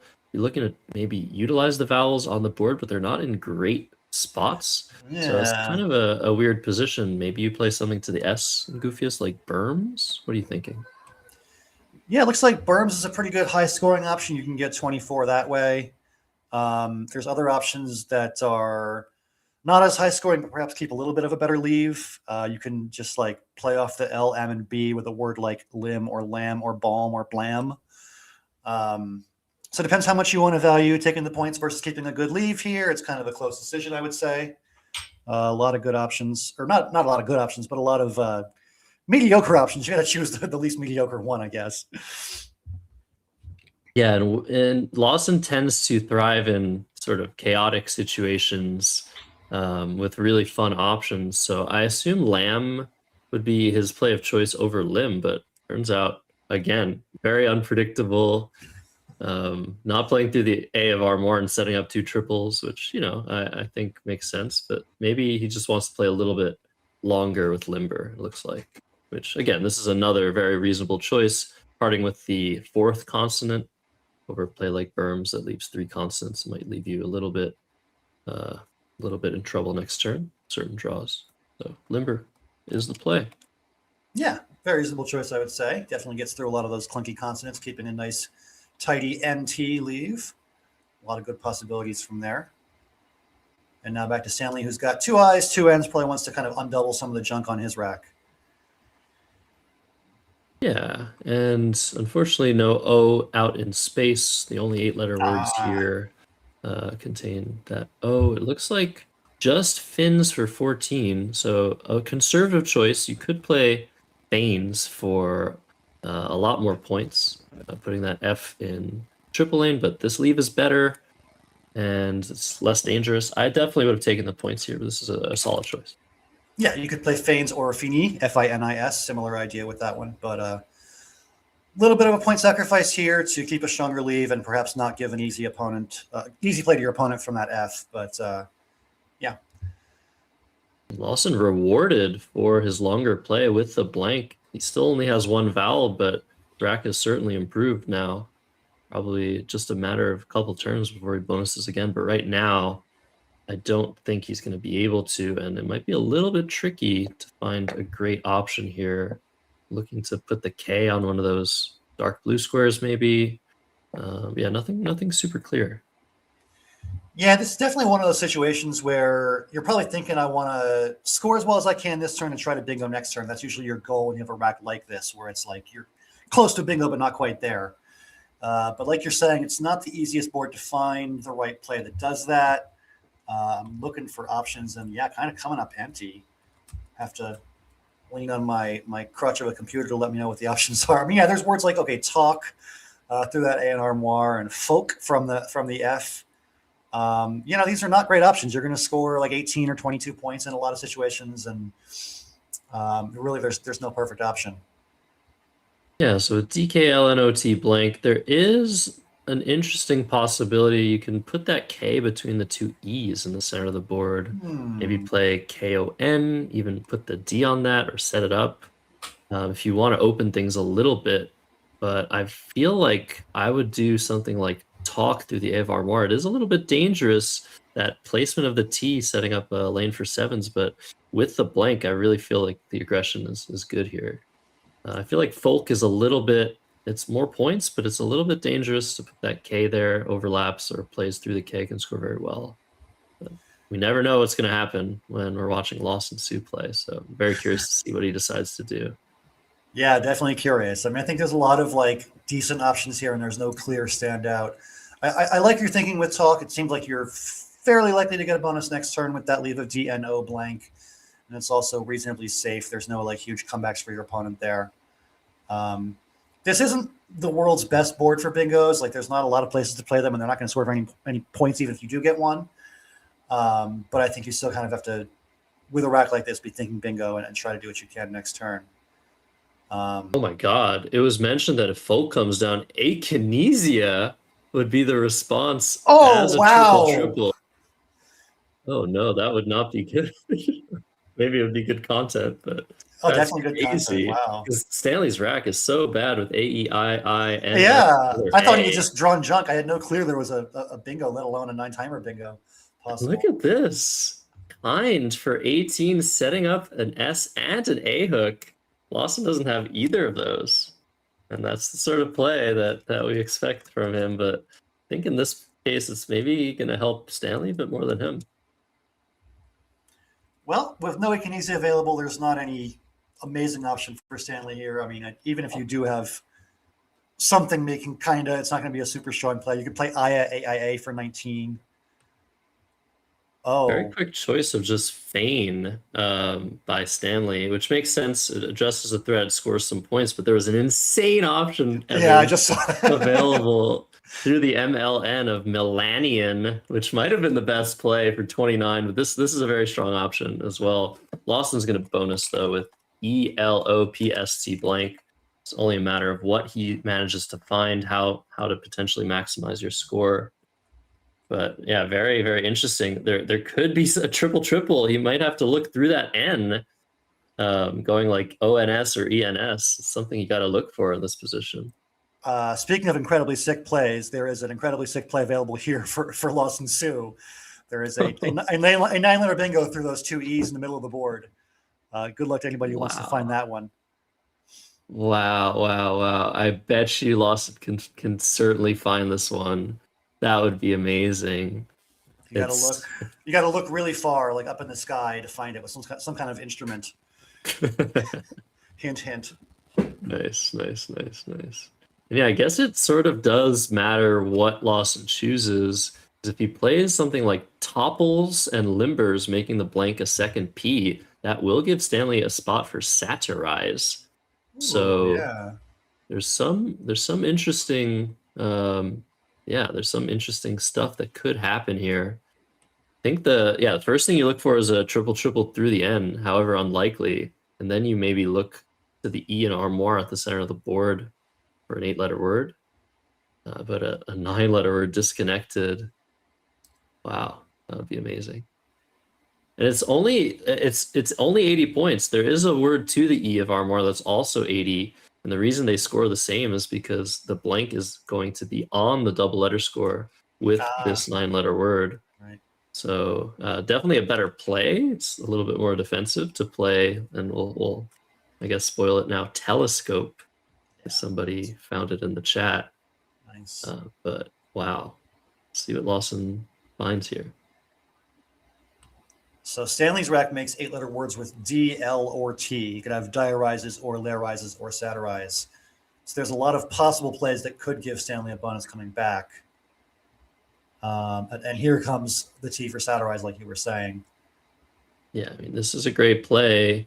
It's 79, so just a 1-point sacrifice over hitting the triple, but it's just going to end up working in Stanley's favor. And I don't think it's going to take more than 10 seconds to lay down the bingo after Lawson Probably not. commits this play, but he hasn't committed it yet. He might take it back. We never know until the clock is hit. Very but true. looks like there it is. So that's certainly a blank P for topples, but And Stanley's quickly arranging his tells in his rack. Oh no! Oh wait! Well, he's got lazy this might be better. Wow, this is 13 points worse on the scoreboard, but it keeps an S, which is usually worth around 10 points. And it also doesn't open triples. So honestly, if it's a mistake, it's a very small one. Yeah, I mean, Satirize puts the E in the triple lane, which is a really risky thing to do. Even against a player who's drawn 7 random tiles, you don't want to put an E out there. So definitely a play like Lazier has its merits. I might take the 13 points, but it's close for sure. It's roughly an even game. You're within 6 after Lazier. It's 187, 181. So you don't want to give your opponent a chance to pull too far ahead with an easy triple. Or an easy, really anything for that E, triple or not. Yeah, the E is just so easy to work with. And Lawson drawing ADEGIOU. So that's a load of vowels. And on a normal board, this would not be a great rack, but there's so many scoring options now. Topples hit the board, Lazier hit the board, Feign, still allowing that triple to be used. So Lawson should be able to score something on this turn, but look at Stanley drawing boxiest out of the bag. And it might look like that doesn't fit, but Topples takes an S. Oh, Stopples. Oh, yes. There you go. Nice. Yeah, no, not topless. I thought you were saying Topples, and I was very confused, but I got there eventually. But Stopless is good too, right? So it works. Yeah, there you go. There you go. Works. Yeah. So there's a really nice play available for Lawson here. We were talking about that A hook to make kinda earlier. He can play unaged for 40, making kinda. That's probably the star play here. Just a great way to take a not very high scoring rack and turn into a very high scoring move. But even like despite that, there's AGUIs through the Z. So there are many options to score well, but these options, if you miss them, I think the next best plays are not nearly as good. But it looks like Lawson spotted one of them, and I honestly like this. I don't like keeping an I and an O together, even for a couple extra points. And I guess the question is, do you put the D on this or not? Looks like Lawson's keeping it. I might just do it to grab those 4 points, but it's not a huge difference either way, I would say. Now the question is Stanley going to play with Stopples? We saw yesterday in his game against Andrew, the play of lunches was made, and he didn't spot the G hook, and it looks like, another very quick play, but actually Boxiest does have a spot. So Stopples might come in handy later. We'll see if that hook stays alive, but it looks like this is a miss by Stanley. Yeah, it looks like he's been playing very, very fast. Obviously, he's got more than 20 minutes on his clock still. And, playing fast has its benefits for sure. Like, you can have a lot of time left for the pre-end game and end game later. You can also put a lot of pressure on your opponent. But, the drawback to playing that fast is you do occasionally miss things like that hook on Stopples. And, it's definitely a give and take there. Absolutely. And, I mean, the time pressure is one of the hardest things to face in a Scrabble game. Lawson down to under 12 minutes, which normally would be okay at this stage of the game. But with the speed that Stanley's playing, Lawson's not going to have much time to think about his moves on his opponent's turn. But here, this should be a matter of just finding an 8-letter word here through one of the R's on the board. And that would put Lawson in a very, very good position. AADEORT makes a bunch of 8-letter words, including arrow dart. Yep, arrow dart is the play here for sure. There's different placements of it, but the best one is the one through the R on the left side of the board in Armoire that scores 72.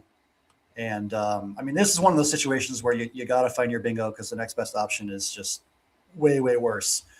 I have always thought that, the most important thing a player can do is get really solid on the 8-letter words. And this is a great example of why. Like, finding the 8-letter bingo here is this is a big turning point in the game. You either find this word or you don't, and it can swing the difference of the game for sure.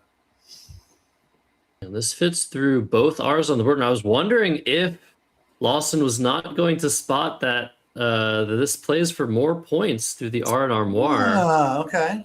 Because you're really just staring at that R in the right center of the board. This is definitely too big of a point sacrifice, despite that R being a little dangerous. It's 12 points with an even game. So Lawson needs to spot that R on the Oh, he's left picking if it he up. wants to make the Okay. best play. Yeah, I wonder what. Maybe he realized there's the other R now. Yeah, Or very he's not sure of arrow dart. He kind of sighed as he picked it up, like he wasn't sure of it or something. The fact that he didn't instantly move it to the other spot makes me think he's thinking about something else rather than which spot to put it in, because it's pretty obvious if you look at the board, like which spot is better. Oh, is he confused with Toreador? Oh, which he's got is with 2 O's? Toreador. Ooh, okay. Yeah, these are so hard to disambiguate sometimes. For sure. Yeah, Aerodart is the only word with the R, but there's Toreador with 2 O's, which is Tapadera. There's just like all these weird words that you really have to be able to differentiate in your mind. So we'll see. This is a very important moment, and especially with the time ticking, it's already been 3 minutes. It's fun to be Stanley in this situation where you're just like keeping your best poker face. Like probably in your head you're thinking like, please don't play it, please don't play it. But he's just gotta keep a straight face and hope for the best for his situation. Yeah, it seems like at an even score, when you have like a game altering bonus like Arrow Dart, your opponent is always more sure of its validity or lack of validity than you are. Right. Like, because you're just like, this is a really key moment for me, and your opponent's just like, go ahead or don't. But please, Lawson. Oh no, it looks like he's chickening out. He's holding the D and the A, which do fit nicely on the bottom left corner of the board. Oh yeah, Did would score 20 there. Oh, or he's TAE. Wow, he just wants to block that R at all costs. It looks like, but yeah, he had the winning play, or maybe not winning play, on the board. And unfortunately, he took it back, and this is a huge swing in Stanley's favor. But again, that S hook on topples would allow Stanley to play one of his 2 7s, Ebony's Ebonize. And he's once again missed it and played BE at the bottom left. So this one, I would assume that Stanley probably doesn't know the word or isn't seeing it. And I mean, that's going to make things interesting because we don't know yet whether Lawson knows the word or sees the word. But if only one player knows the word and the other doesn't, it's kind of like an exclusive hook that only one of them can use, which makes for a really interesting complexity later. Man, Stanley's drawn into resewing. Resewing, yeah. From the R and lazier, and with that Y draw for Lawson, I don't think that there's a playable bonus anymore for him. So this could be a huge swing in Stanley's favor if he spots his ING bingo, which I'm pretty sure he will. That clock is ticking now on Lawson. Under 8 minutes to go. We still have 42 tiles unseen. That's a long way to go.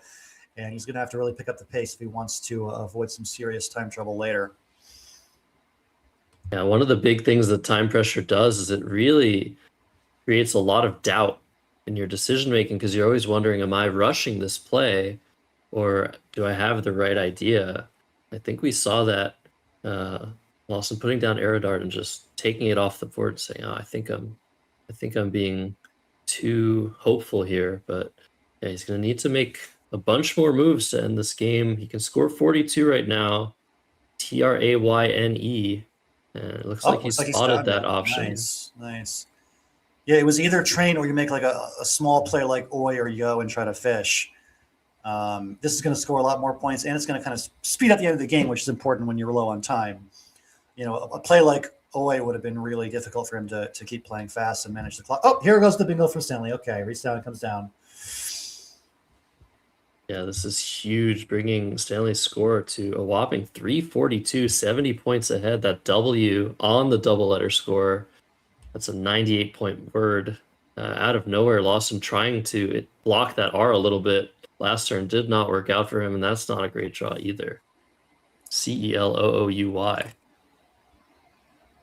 Yeah, at this point, you really need to draw a bonus to come back. You're down by a full 70 points. Oh, somebody's taking out a phone. Are they? Yeah, I think challenging? It's just a challenge, yeah. Okay.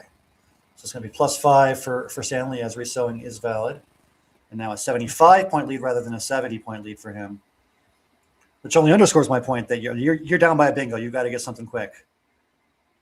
Yeah, at least now, those last two plays really extending to the top and bottom right corners of the board. So there will be options to bonus at least for the next couple turns, so long as Lawson doesn't block one of those spots. And you might see the word color, C-O-L-O-U-R, but colory is available through that same R of Armoire that Lawson might not have been thinking about earlier in the game.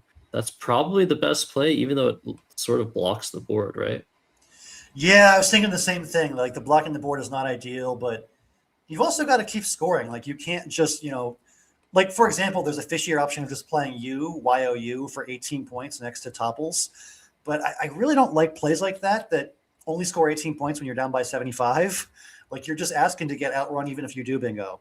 So you got to just keep scoring as much as you can to stay even within striking distance, which I think a play like Colory does help you do. We're seeing a very bizarre looking move of Loy. I think the idea Lawson has here is to set up his C. Try to draw ick bingo, yeah. So many words with a C, but most of them start in C. So I don't know how useful this will be, but it's an interesting idea, of course. Definitely interesting. There's very few words you can draw that use the letters you have on your rack and also end in ick. Actually, are there any at all? I'm looking now. I'm not sure if there are any at all. Maybe something like, no, there's nothing at all. And there's only one eye left, or two eyes left from Lawson's perspective, one from Stanley's perspective. He's only got that one vowel, so he will be a little bit unable to score here. And the board is quite wide open. That E of Armoire is still open, G in the bottom right, the R in Armoire as well. So he can't block everything at once, but maybe you start trying to knock out some spots given that you can't really score much here. Yeah, I mean, in situations like this, I try to, keep the pressure on scoring wise and block if I can, but maybe not sell out everything points wise to block. I mean, there's options like there's the word dict, D-I-C-H-T up top, hooking the C to make cloy. That's kind of neutral blocking wise. It opens one lane and creates another one.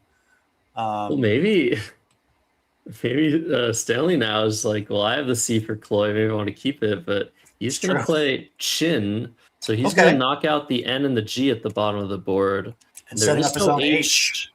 Yeah, there is no H to underlap except Stanley. So that's a very, very cool play by him. That is cool. And, when you're up by this amount of points, you can just kind of keep scoring a reasonable amount and outrun whatever your opponent does. And certainly that H setup helps you do that. You're going to score 45 next turn in a lot of situations, which is exactly what you want to do. Just keep scoring well. Yeah, so we saw Lawson setting up his C and then Stanley blocking the board and setting up his H. I really love this play. And he found it so quickly. Yeah, Lawson under time pressure. He's under 5 minutes. He's going to part with the letters he doesn't want. Euro. It's a pretty dangerous play, setting up that huge spot on the left of the E. But keeps ACDE. Still has some good chances of bonusing on this board, but is it going to be enough at this point? I don't know. Yeah, so you're now, if you're Stanley, you're up by 70, I believe. And you've got the board pretty well under control so that there's not a lot of, at least not any high scoring bingos likely. I mean, you can let your opponent bingo for 65 or something and just outrun that and win anyway. Ooh, the Q is an interesting tile for Lawson to have drawn here. There's the potential for some high scoring stuff at some point, although I'm not sure exactly what. Yeah, this is interesting now, though, because Stanley did not draw a 5-letter word to maximize the spot he just set up. But is he going to want to try and do that next turn? Does he want to sacrifice some points now to potentially draw a game-ending 50-pointer on the bottom row? This is very weird. That's a very interesting position. And now he also has that second spot for the H. Wow, that's true, isn't it? It's tricky because all of your best plays equity-wise, just in terms of the value of the points in the leave, use the H. And so you'd have to make a pretty significant sacrifice not to use it. And also you might be keeping some sort of awkward leave like DH or something like that. like if there's a really good play available that does keep the H, I'd be open to it, but I'm just not sure what that play would be. And if there just isn't one, then you might just play the H and move on with your life. The unseen letters are also not so good. Both blanks are gone. There's one S unseen, but a lot of junk. So I'm wondering about something like Peter through the disconnected E's in the center of the board. And you're likely to draw something very high scoring next turn in both spots, and you're blocking the E of Armoire, so you're accomplishing many goals at once. But like you said, it just doesn't score anything, and the best way to win a Scrabble game is to score points. Yeah, I mean, yeah, when you're up by 70, like just keep scoring and you're going to be okay. The one way to lose from up 70 is to not score enough and then just get outrun. Like that's kind of the way I approach these situations. If you were up by a different number of points, either more than 70 or less than 70, I might rethink that. But at this score line, I would just say, just keep outrunning. There are plenty of, yeah, go ahead. What happens if Stanley plays Patch through that Sea of Chin, keeping the DRT?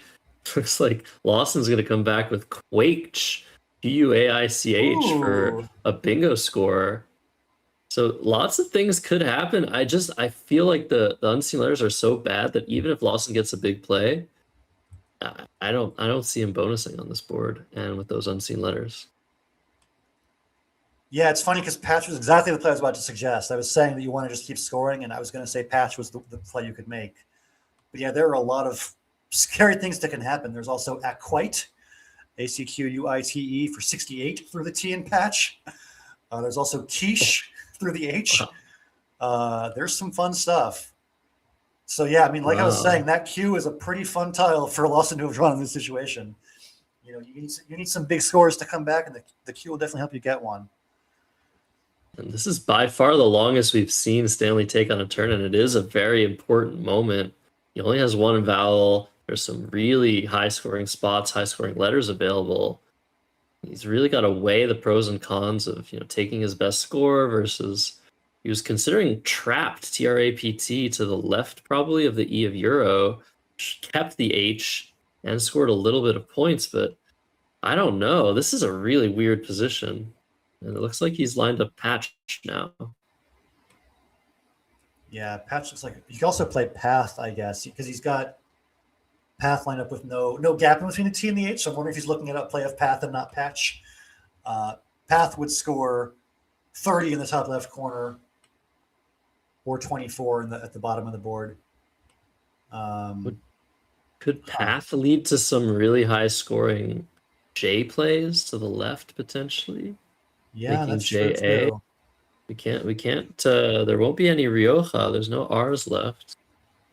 So I think, yeah, Stanley doing his tracking, also trying to figure out what the threats are, like, depending on what he plays. But Patch does look like a great play. And it looks like that's what he's going with. And this is going to give Lawson some really cool options, as Evans mentioned. I think Patch is a good play, but it's going to backfire in this case. It's just unfortunate for Stanley. I would have played Patch too, but just, sometimes your opponent draws the Q and funny things happen. But even after these plays, Stanley's going to have a 30-plus point lead.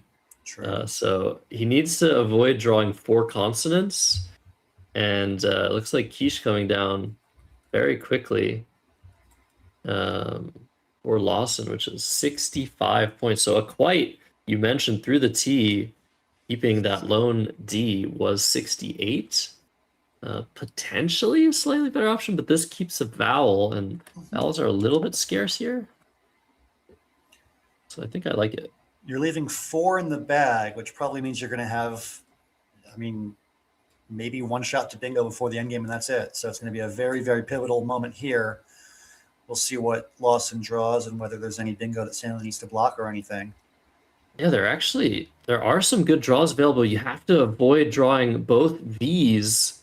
Yeah. There's that S, that all-important S. That's one of the V's. And okay, so there's still one V left, but there's still an E out that Lawson could have drawn. So it looks like this was not it. There were lots of things he could have drawn with stopples, like in jails. But I think this is not going to be good enough. Yeah, pretty awkward draw with the V and the 2 O's for Lawson there. Not what you wanted for sure. I guess the obvious move here for Stanley, given that there's 4 tiles in the bag now, just to play off 3 with jaw and WE to that left of the E of Euro. And that takes a significant 71-point lead and leaves a tile in the bag, so Lawson's not going to be able to catch you. But does that always win? I can't see why not. I can't think of anything that could happen after jaw that would hurt you, but maybe I'm just not imaginative enough. I don't know. He's up by 37, so jaw will put him up by 71 with 1 in the bag. Seems pretty safe.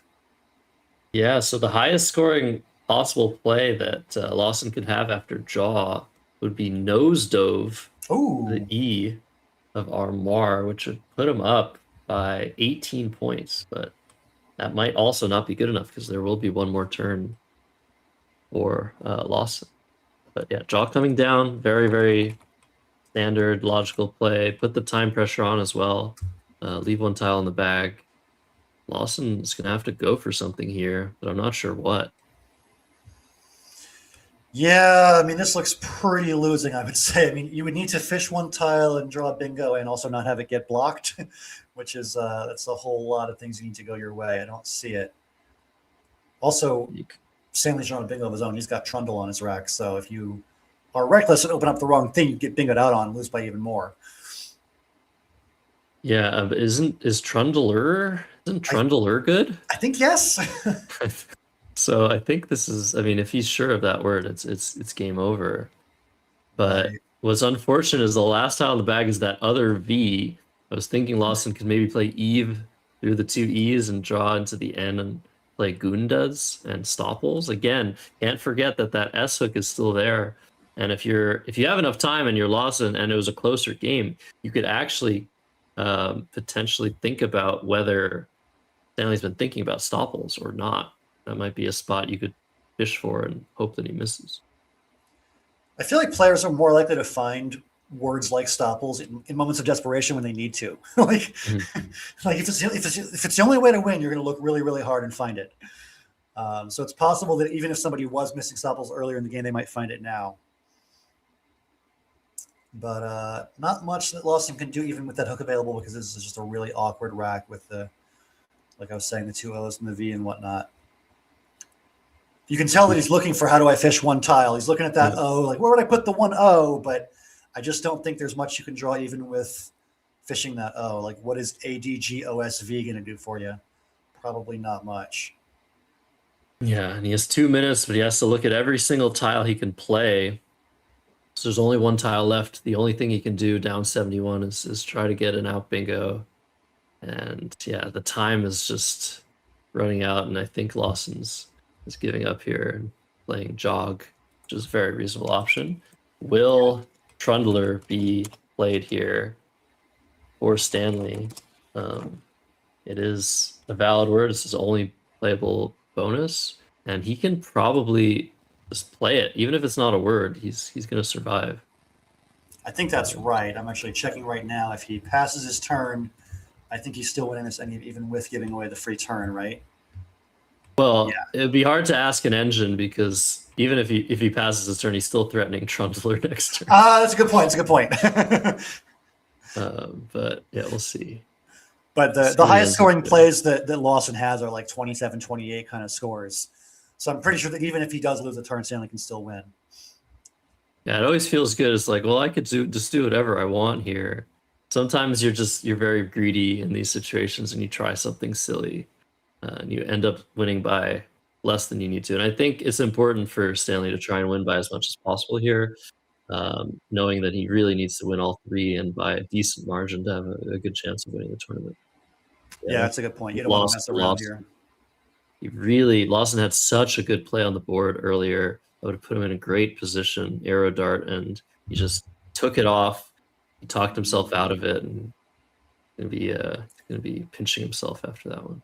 Yeah, that was a big turning point. I mean, it was a pretty even game at that point. It was like roughly 220 to 220, I think. And both players had a chance to kind of put themselves in the driver's seat. And it just turned out that Stanley got to bingo first because he got reselling down after that. But it would have been a whole different game if that arrow dart play had come down. Yeah, some very interesting turns. We saw the hook, the Stopples hook, which was not utilized. We'll see if Lawson does end up using it next turn, if he gets a next turn.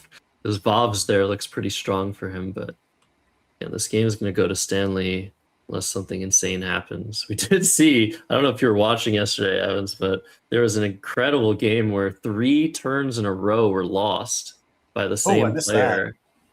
He played, one of the players played Reticula and then tried to hook it with an E and then tried to hook it with an S and lost 3 turns in a row and then finally hooked it with an R and the opponent challenged again and that was good. And he won the game, I think. So it was a crazy game. Actually, I don't even remember what happened because that was just crazy swings, crazy content. But yeah, there's been some really cool games. Such strong players, of course, like grandmaster level players. Obviously, this is a more local scene. Like I think it's just Australian and Kiwi players in this event, around 50 people, but some of the best players in the regions. And hopefully we see this tournament become an annual thing. It was first thought up by Howard Warner before COVID hit, messed everything up, and then thanks to Chris Tallman and a bunch of other people just really gunning for Scrabble to improve in New Zealand. This new tournament has seen the light. Really nice prize pool, 1,800 New Zealand dollars for first place, which is over $1,000 US. And it's very unusual for the region, but a very great addition. And look at it. Oh, here we go. Down. All right. I guess he was just making sure that he can win even if it comes off. That's probably what he was thinking about. We actually, this is going to be great. He's looking at it, Stanley. Is he going to commit this play? He's talking, which is not advisable before you've committed your play, but he's taking it off the board. Lawson maybe both Stanley giving him the perfect face to have him chicken out of it. But we do have some news that Howard has won his game, his round 12 game. Round 13, excuse me, by over 100 points. So it's going to be really hard for Stanley to catch him anyway. But we're definitely gonna see Howard at least in the final game because there's no chance that he won't be playing for the win unless he wins next round. Looks like Lure there's probably multiple people here at 9 who could catch him, right? So like even if Howard beats somebody who's at 9, somebody else could get to 10.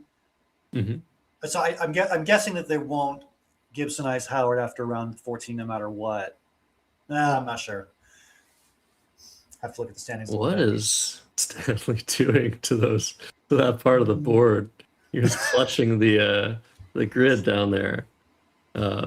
Interesting. I think he was trying to count a certain play down there. But yeah, Lured is the play for 23 and ADVVOS for Lawson. Unfortunate final rack for him. And actually, Vobs was just blocked. Vobs and Stopples. Oh, yeah. Still has plays like Vats for 26 down low, making playing through the TN patch. And you can play Vobs making ST at the top of the board for 16. So a couple of reasonable options there. And yeah, it's going to be a race to try and catch Howard Warner, which is basically every single New Zealand tournament ever. But we've had some suspense. I mean, he was 10-0, I believe, and then lost 2 in a row in rounds 11 and 12. So definitely giving us some more interesting content, where there's going to be an interesting chase between Howard and a couple of other players here in these final couple of rounds. So thanks for that, Howard, for making this interesting. Appreciate it. Yeah, very nice. For those that are joining us on the WESPA YouTube channel, welcome. This is a new endeavor as well for WESPA and myself, trying to bring as many top-level tournaments as possible to one place. Just because there's so many different channels, so many people starting out streaming, we really want to help the smaller streamers out by bringing them onto this channel. Thank you so much to New Zealand Scrabble for agreeing to try this out with us. But of course, I'd be remiss not to mention how important it is. Oh, what is this? Vovs and Sloy? Sloy. Oh, that's fun. So I got interrupted. Lawson interrupted me, of course. I thought it was over, but Lawson's still being Lawson. But Tong, the final play for Stanley Gundy, and that's 490 to 382. Let's listen to the overhead mic. All right. I guess it makes sense that he tried Sloy. Maybe that's why he played Loy earlier. You're setting up his S the whole time, right? I mean, if you think Sloy is good, Loy's actually a really interesting play. I guess we didn't know that was the thought process at the time.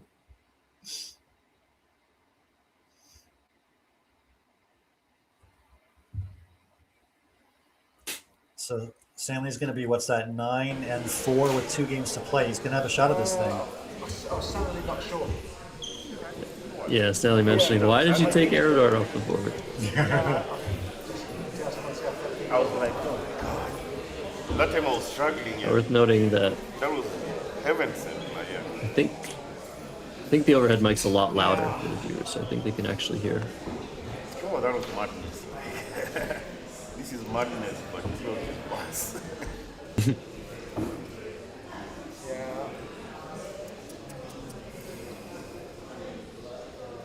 Yeah, very important victory for Stanley Ngundi.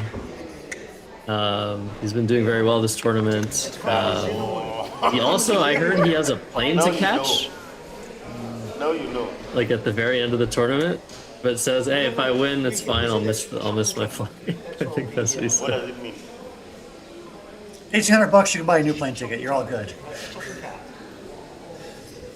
It always adds an extra element of pressure to your tournament when you've got a plane to catch. It's so much harder to focus on like playing a good final game when you're like, oh God, I got to the airport. Like, where's my cab ride? Like, it's just like a whole other thing you got to think I about. It's played always one last time. Trindo.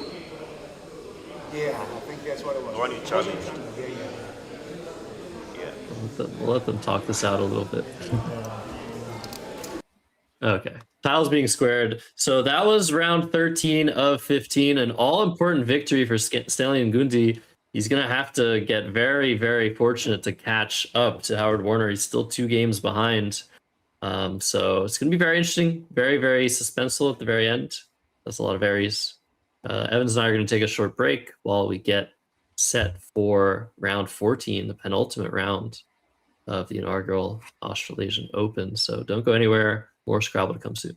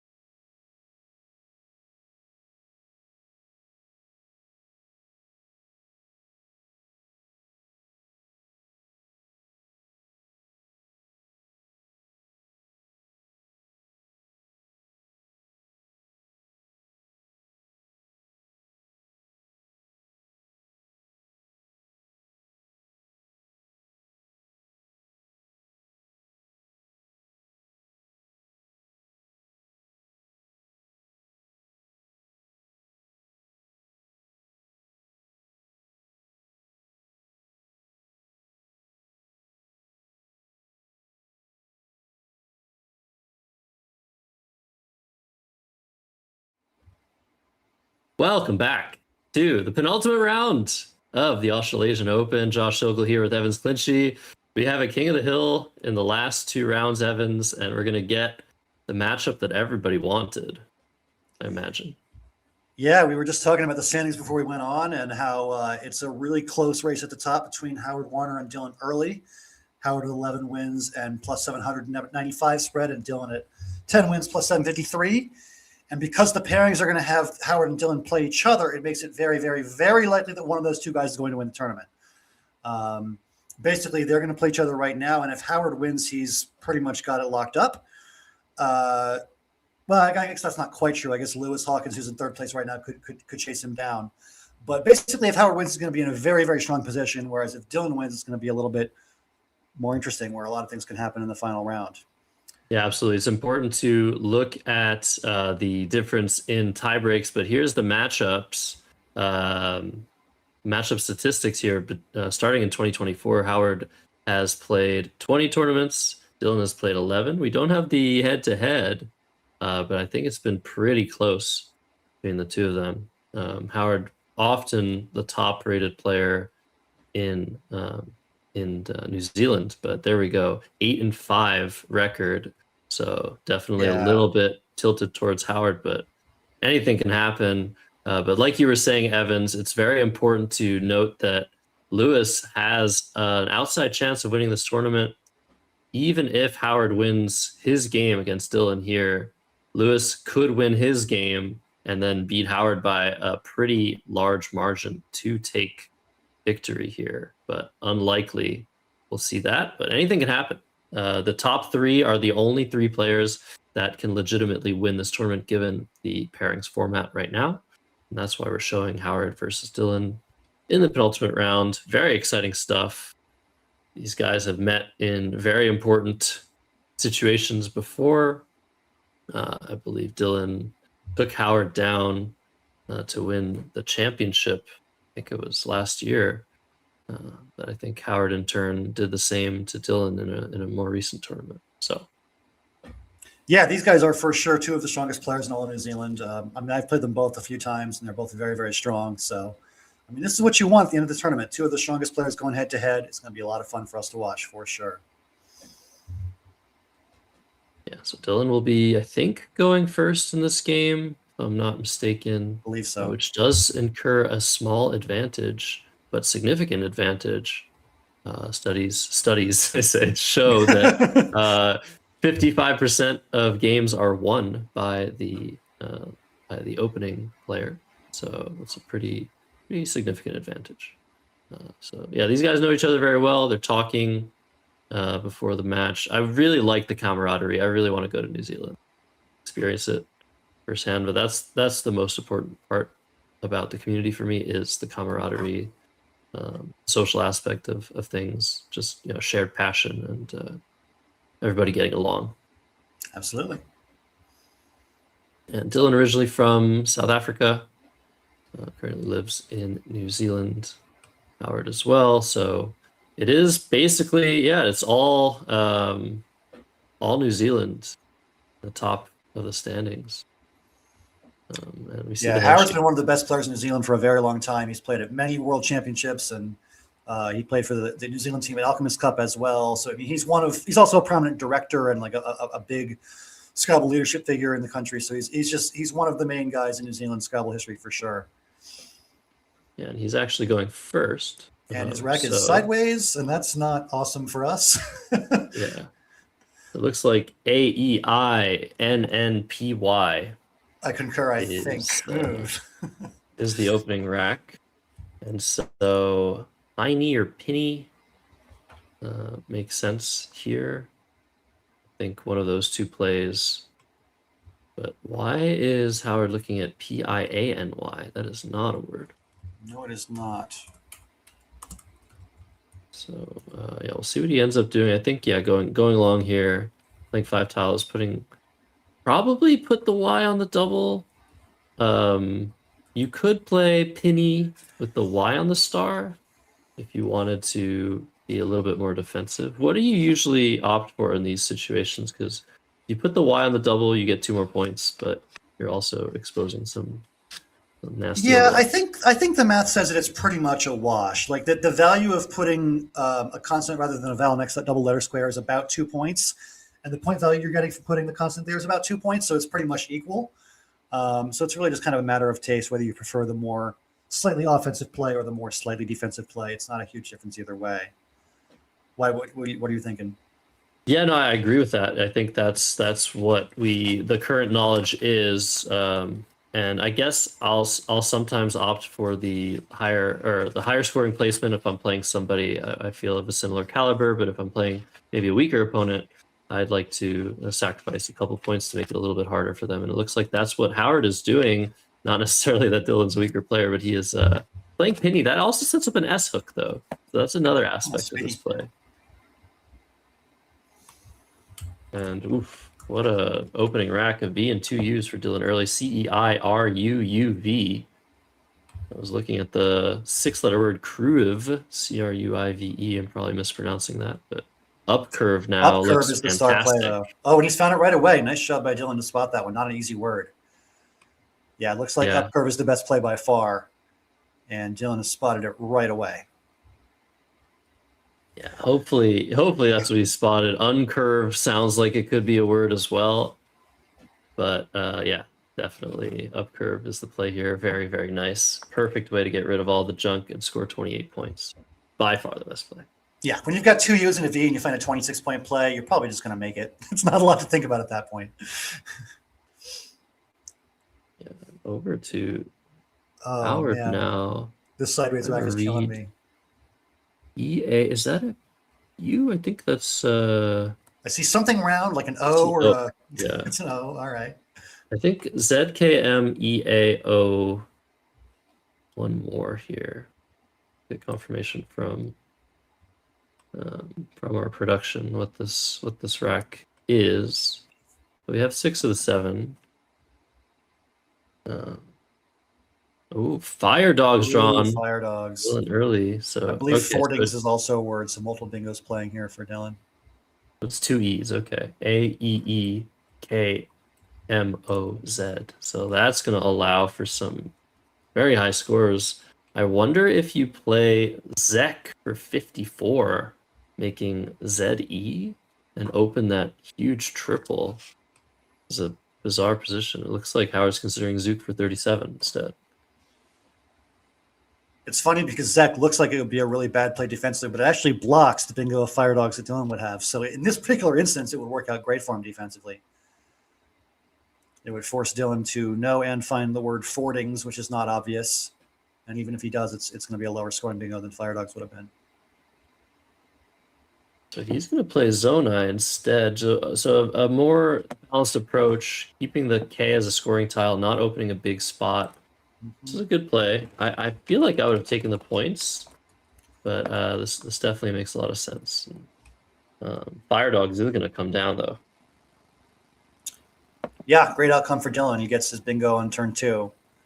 Probably didn't expect when he drew that opening rack of U, U, V, etc. that he was going to be bingoing the next turn, but that's what finding a play like up curve can do for you. It can get you to a bonus right away. So that's why finding those 28-point kind of in-between plays is so important, because they can get you a good rack faster. Absolutely, yeah. And so Fire Dog's coming down. This is 80 points. Dylan going to take the lead with this play. Howard to respond. Got at least a KEM from last turn. And we're going to try and so he's got EKHMST. Yes. All right. HEST are the four other tiles there. So he's going to be able to play using one of those 2 triples, the S or the F. I think the F is a little bit more dangerous. I'd probably go for heft, HEFTE through this F. Looks very strong. Looks very strong. MSK is a fun leave. There's a lot of ways to get a bonus or just get a nice high-scoring play next turn with it. I enjoy leaves like that can bingo or score. Oh, and not a very good draw for Dylan at all. 5 vowels, a lot of duplicates. He'll probably want to be playing a word like AIA next turn just to unload some of the junk. Yeah, and again, you were mentioning how important it was to find up curve when you have terrible racks. The reason that these top players are able to win so often is they know how to deal with these racks, and that involves board vision, but also involves word knowledge. And word like up curve, not everyone will be sure that's valid, but Dylan's able to play that. And on the next move, he might be able to play something like Ali, Aalii, which is a rarely seen 5-letter word, but it is valid and a very fun way to part with all of that junk. Yeah, what's crazy is that if Howard plays heft, Hefte, it's going to make Ali play for even more points with all the overlaps. So if that happens, it'll be a really nice way for Dylan to kind of play through the junk and still score pretty decently. Oh, wow. Yeah, that would be amazing. And it's such a... Yeah, AIA seems automatic with the rack like that. And as you said, like that's the way, that's the letters you want to get rid of at a bare minimum. Yeah. We'll see what happens. Howard's been taking a while. He's made 2 moves. He's already used over 5.5 minutes. And this rack does bear looking at. There's so many scoring tiles, potentially a scoring option that you're missing, maybe through the Eye of Fire Dogs. But yeah, from where we're standing, I think Heft looks very good. One really clever option for Howard here is Merk, M-E-R-K through the R, not curve. It sets up your S for smirk, which is really, really interesting. You'd be keeping a leave of EHST. A lot of ways to bingo or score well next turn with that rack, and you've got a nice little hook for yourself. So that's interesting. Yeah, I guess if you see that, you wonder, is it worth doing? You have the second S out of 4, and you're taking a 16-point sacrifice, but it's a very, very interesting option. I didn't think of that. Yeah, I mean, heft is also not an obvious word. Like, you might not know it, or you might not be sure of it. So we don't know that Howard's even seen it. I could easily see myself missing a play like heft, to be honest with you. So yeah, so he did have the letters separated, EEHT, but he didn't have them in order. Here he has MEK in order, so it looks like he's considering the 20-pointer. And HEST is such a powerful leave. For sure. You might not draw into a bonus straight away, but you don't. You have that H to score with, to balance with. So that looks like a great play. Yeah, he's definitely thinking about Merk there. Using quite a bit of his clock here. He's used about 7 minutes already. Meanwhile, Dylan usually we see Dylan taking more time in the beginning of the game. He tends to be a very deliberate player, but I feel like this tournament specifically, he's been playing a little bit faster, and Howard maybe a little bit slower. But these are the championship games. These are the most important games of the tournament, and time usage becomes all the more important. So it looks like FEM is the choice. Few points left on the table. A very powerful leave, though. Of KHEST, but probably not the perfect option here. It does limit Dylan's options pretty significantly. There's going to be no more Ali through that I anymore. Just the straight points and leave equity play would be Aya, AIA making za, but that looks terrible because of that big giant double you're opening up at the top of the board there. So there's not really a clear standout option for Dylan here. Did Howard just draw the exact same 2 tiles that he played? I see EHT. Oh, wait, no, he drew. Wait, what did he draw? He just drew EM. That's really funny. That's insane.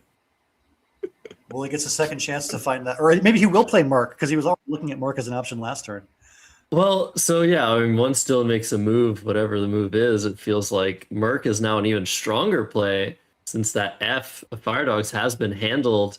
There's no chance of a play to the triple blocking that S hook. So looks like Ali. I think this is my favorite choice here. Yeah, Aya for 14 making za, just way too dangerous.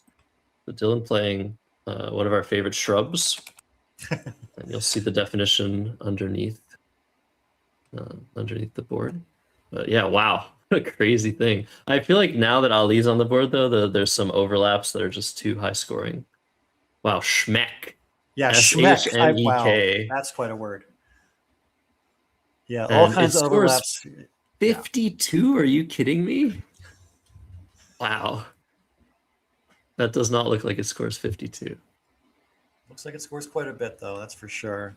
But yeah, there's all these overlaps over Ali now. There's Schmecks. There's Theek, Theek. There's Ket, Khet. Just all kinds of juicy options. Yeah, so that was the downside of the play of Ali, exposing those nice vowels for juicy overlaps, but sometimes you gotta do what you gotta do. And we'll see if Howard makes a high-scoring play to take a small lead. Looks like Ket, very, very reasonable 40-point play, keeping MES, might even be better than Schmeck, just to keep that S. But Yeah, the pretty close. Ali's hook now just really hard to block.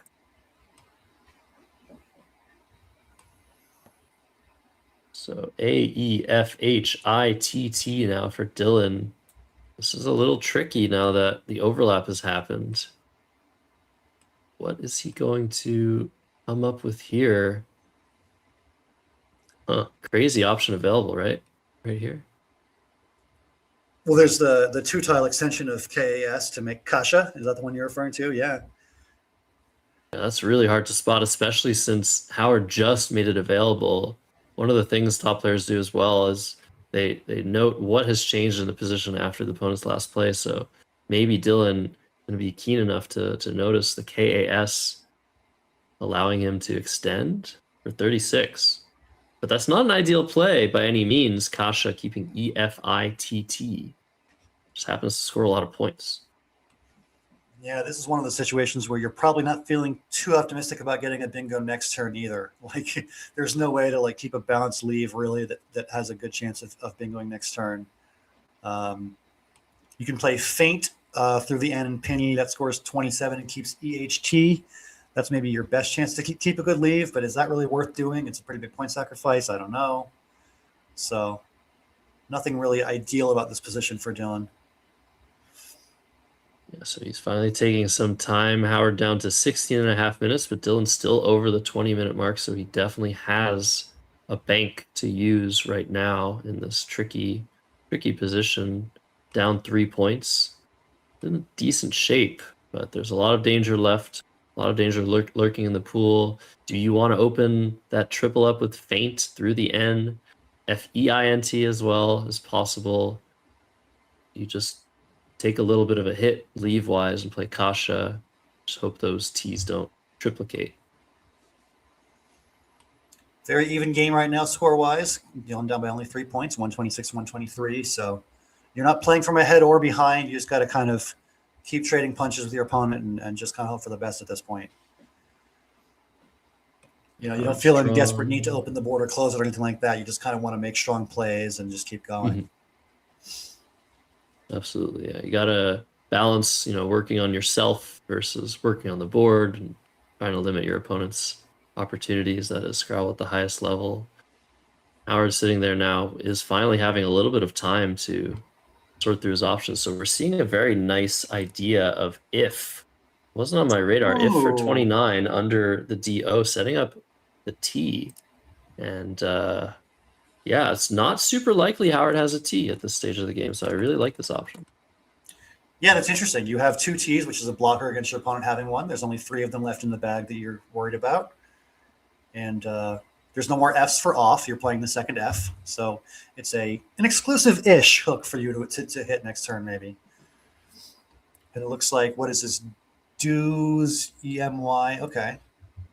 We're seeing Howard's back a little bit clearer now than we were before. Yeah, and I think Howard can really only just ignore this. He sees there's 5 T's left, but he doesn't have a single one. It looks like he is playing Weenie for 39. This is a great way to set up another big spot on that top middle triple. Weedy was also available, making YU to the left of the U of up curve. But I like this option to say, all right, you're going to set yourself up, I'm going to set myself up. Yeah, Weenie does take that S for Sweeney. So a nice little hook he's giving himself up top. It's 2 games in a row where we've seen an interesting S hook up and up at the top of the board. It was Stoppel's last game and now Sweeney here. So got to know your S front hooks, folks. They come in handy. I wonder now, Dylan probably doesn't think Howard had a T with that play, but it also sets up Tweenie. Right. Is Dylan going to play that, PHAT, and Tweenie and keep that T for the bottom of the board?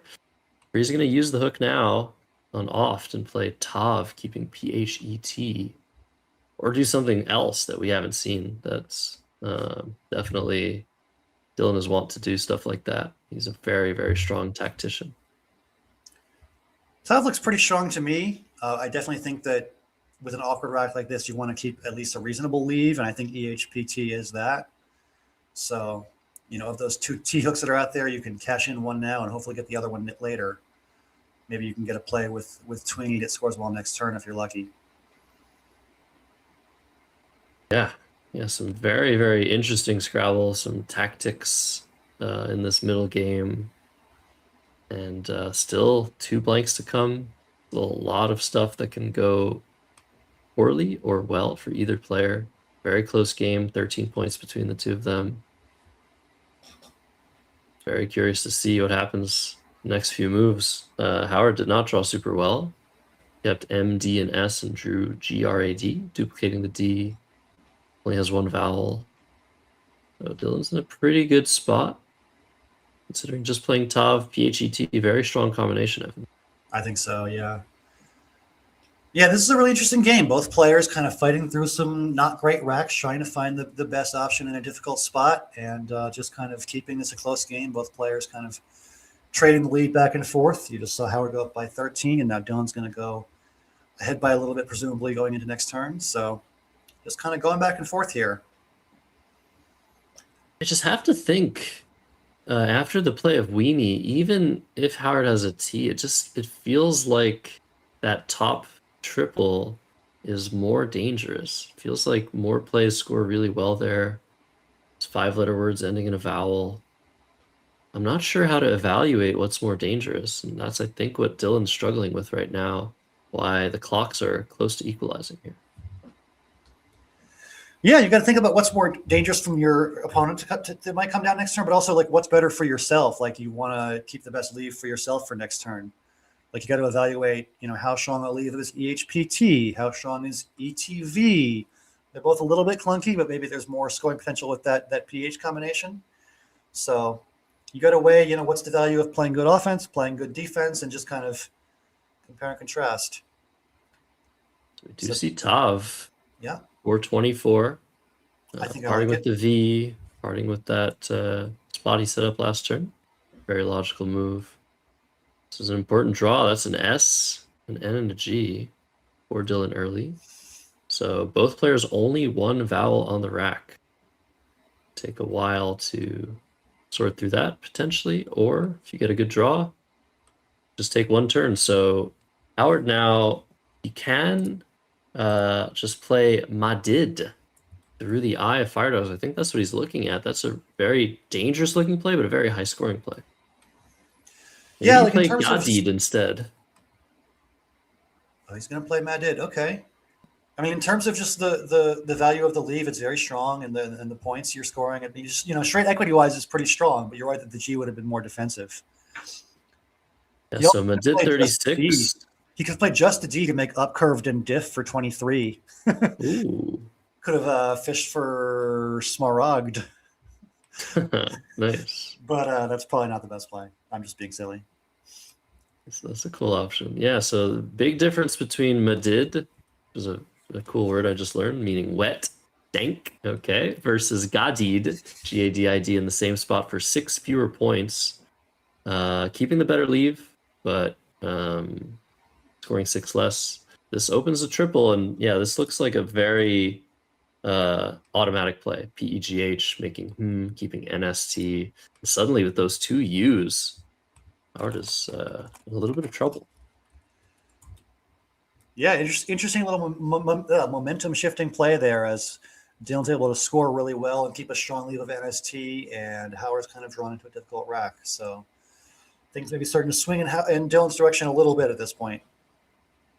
Yeah, I think just Lux here makes sense. For Howard, Lux and XU to the left of up curve, so probably just play that and move on. But yeah, definitely seems like Howard's getting further away from goal of getting the next bonus down.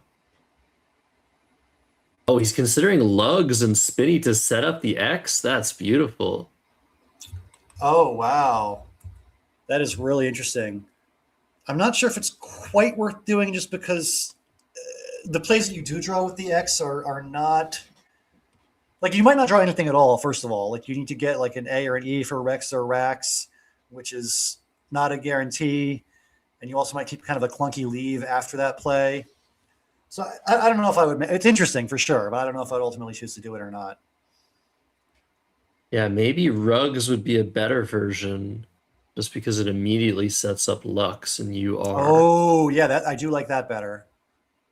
Looks like Howard looking at girls now with Sweeney, which also kind of sets up the X with UX plays on top, but for less. Scores a little bit more. I don't know, though. I feel like I would have just gone with Lux at this point. I would just go with Lux too. I think that leave of GRSU is fine. Like you can get through it and get a decent play next turn pretty likely, and you're getting 35 now. But this does limit a lot of potential danger. That T-hook on Tweeny, that those 5-letter words down to the from the triple. So this is definitely a play that I expect Howard likes to make, since he's almost always the overdog in games. You gotta limit the potential damage your opponent can do. But yeah, we'll see what Dylan can do with this with BLNORST. It's interesting. I think he's kind of, when he makes a play like girls, he's kind of saying that he wants to play kind of a more defensive style of game here. It's a very close game. You're only up by 12 points, and rather than blow things wide open and like race to bonus first, he's more thinking like, let me control the board a little bit and keep this close for now. Especially when you're not drawing very well and you're not likely to get a bonus anytime soon, you kind of want to limit your opponent's chances to get one of their own. So that makes a lot of sense in that way. Yeah, it's a very keen play, of course. Just not relying on so much trying to draw good tiles out of the bag, which you can't control, and just setting yourself up. And we're seeing just the 12-point bell, BELL, keeping snort for Dylan. This is, I guess, the best he can do. There's no Y to worry about for belly, and NORST can turn into a bingo real fast.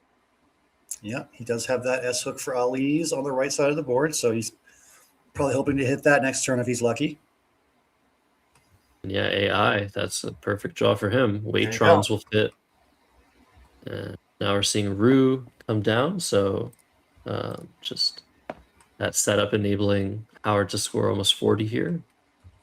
But Dylan's going to strike next.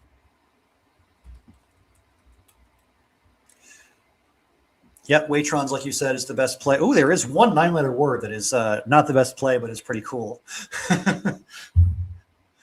If anybody to the chat to try and find that. Yeah, that's a cool one. I think you can play Rations or Aroints. Those are the 7-letter words with Ali's, but those miss all of the good scoring spots on the board and open a triple. So I think Waitrons from the W is something that Dylan should spot here and play. He'll be taking a decent lead after this.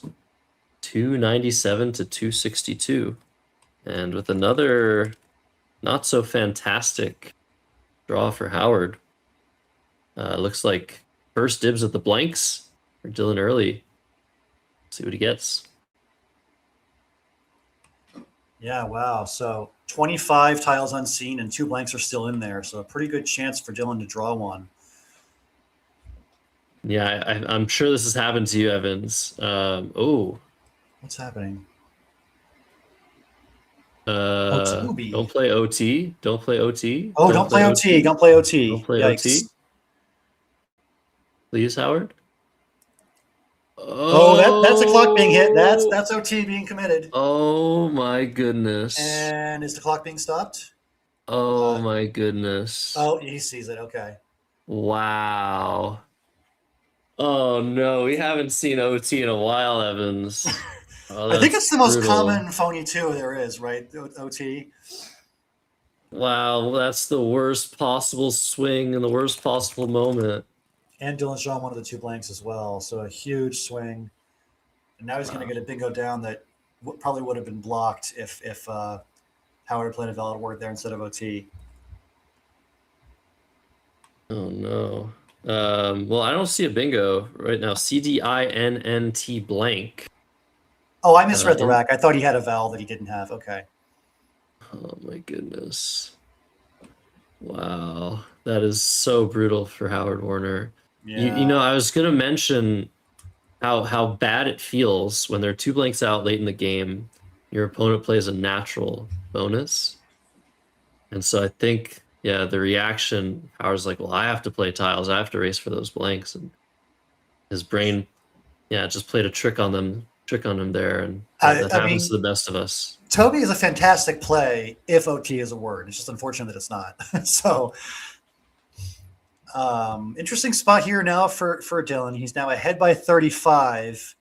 He's probably thinking about, like, do I want to close the board and make it harder for Howard to come back, or do I want to open it and try to bingo at this blank? Interesting spot for him. Yeah, I guess you have to take, you don't have to, but you should take some time here to think about what letters were just played.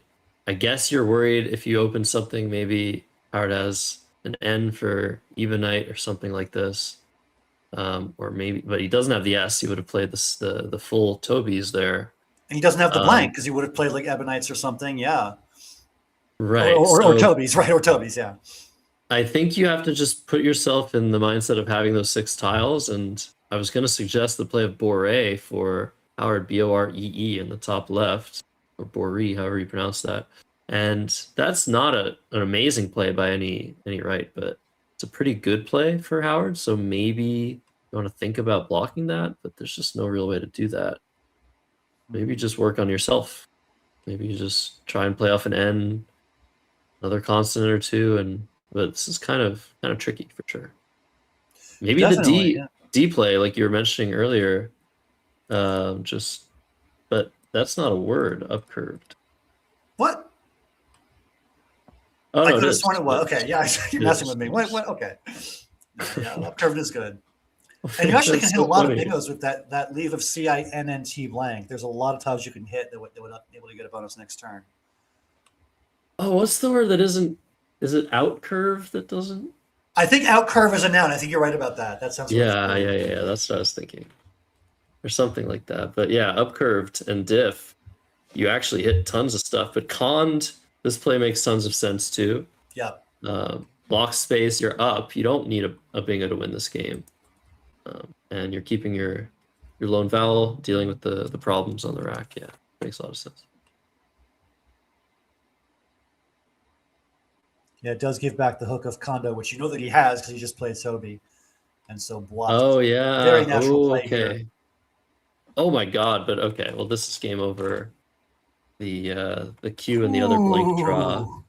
Yeah. So if you want, you can play Queen Knight right now through the E of Boîte, but you definitely don't have to do that. Just play off your Q, keep both blanks. QIN is 38 points to the right of the PE of Peg, keeping TE blank blank. How could you possibly lose after that? No, this is one of the situations where you are in absolutely no rush to play your bingo. You can play it this turn, next turn, 2, 3 turns from now, whenever you want. So, like, there's no rush, like you said. Just play the Q and score 38. There's no reason not to just do that. Wow. But yeah, I guess conned was a mistake because you know that Howard has those 5 letters for Boîte. Yeah, and you're guaranteed to get not punished. No, not punished at all by that draw of Q, blank, etc. An embarrassment of riches now for Dylan early. Yeah, I mean, if you have a bonus that starts with E, definitely want to just go for that and end the game on the spot. There is some, very, very low risk of Howard bonusing after QIN, and then there'd be no spot for a bonus for Dylan, but yeah, I think you just play QIN here. And oh my goodness, that is just not the rack. Howard Warner probably knows that he only has one more turn to try and steal this game away from Dylan. A rack like that. The right rack to do it, yeah, that's pretty brutal. He does have Uri through the R of Ruse. If that stays open, that's his one shot. But oh man. Yeah, and then of course you're gonna get bingoed on immediately from that O with out something from Dylan for 74 or whatever that is. Yeah, I guess from Dylan's perspective, maybe you keep the N. You just play QI and PI because there's so many vowels left. Yeah, that makes a lot of It looks sense. It looks like he's found his only playable bonus of Queen Knight, which only scores 66 points, but this makes sense. You know, just take an 80-point lead and probably just end the game on the spot. I guess there's a very, very small chance of a 7-letter word still fitting on that second to bottom row with Belle and Queen Knights. Yeah, it's possible. Yeah, I don't think the Queen Knight is, like, strictly speaking, the best play, but, like, it's good enough. It gets the job done.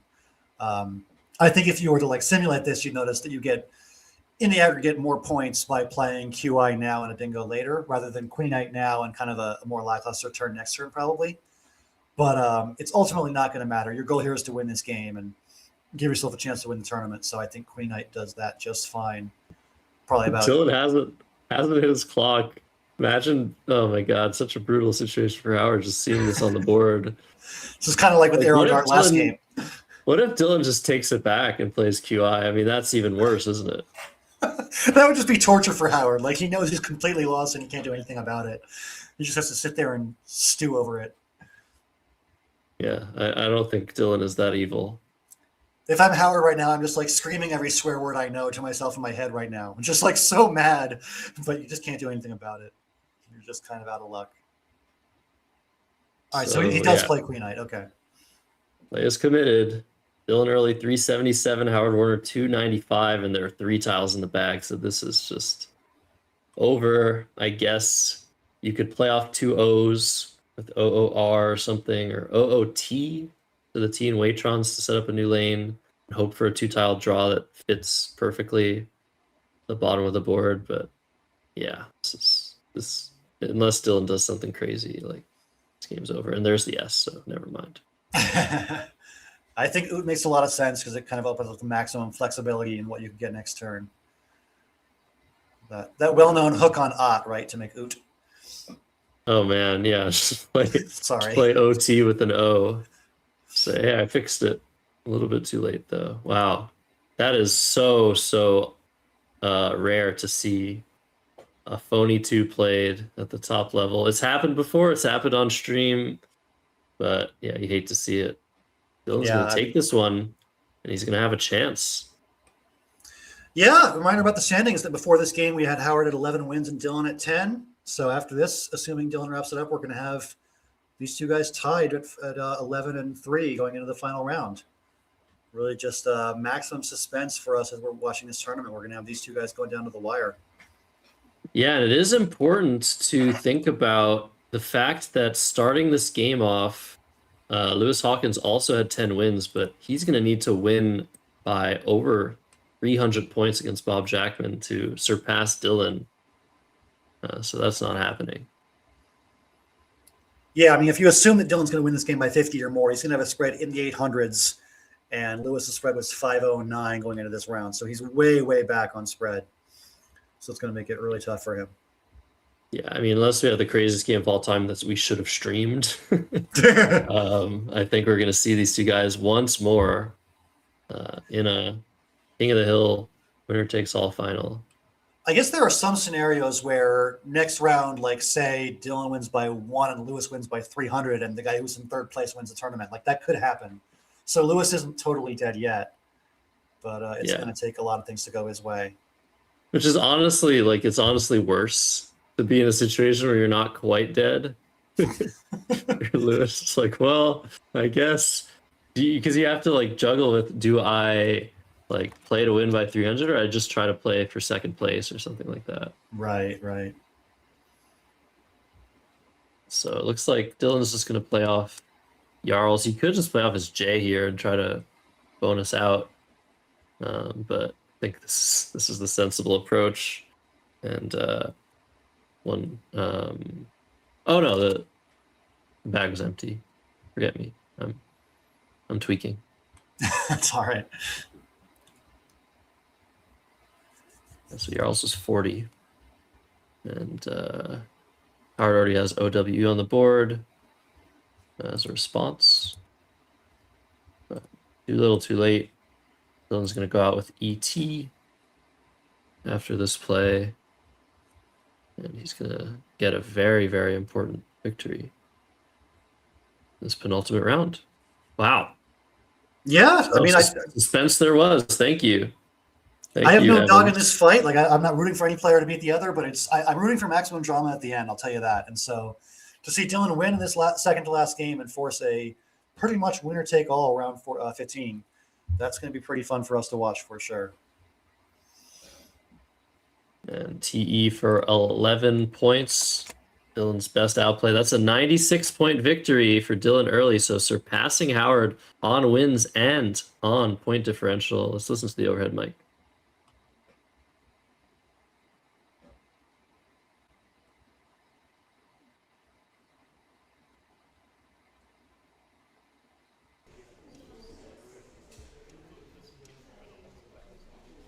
That was quite a play.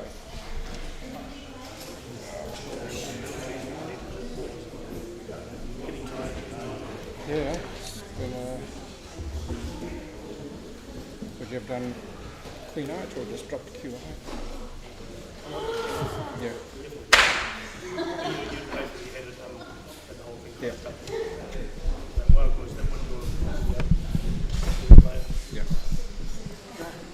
I don't think you could have, shortened the coming along here. Yeah. That's the only thing I could have done, but that was really remote. And I suppose it's still possible. There's an E and an S, but no blank.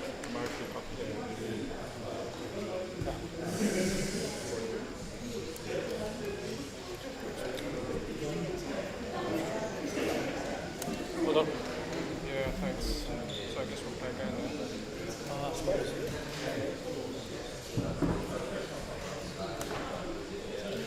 Wow.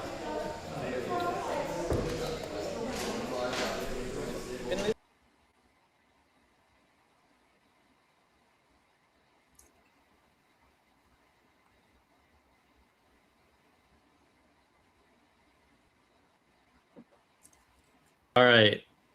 So we do have to wait just in case Lewis Hawkins won his game by around 200 points. Lewis would be playing Dylan for the win in the final round. But most likely we're going to see the same matchup.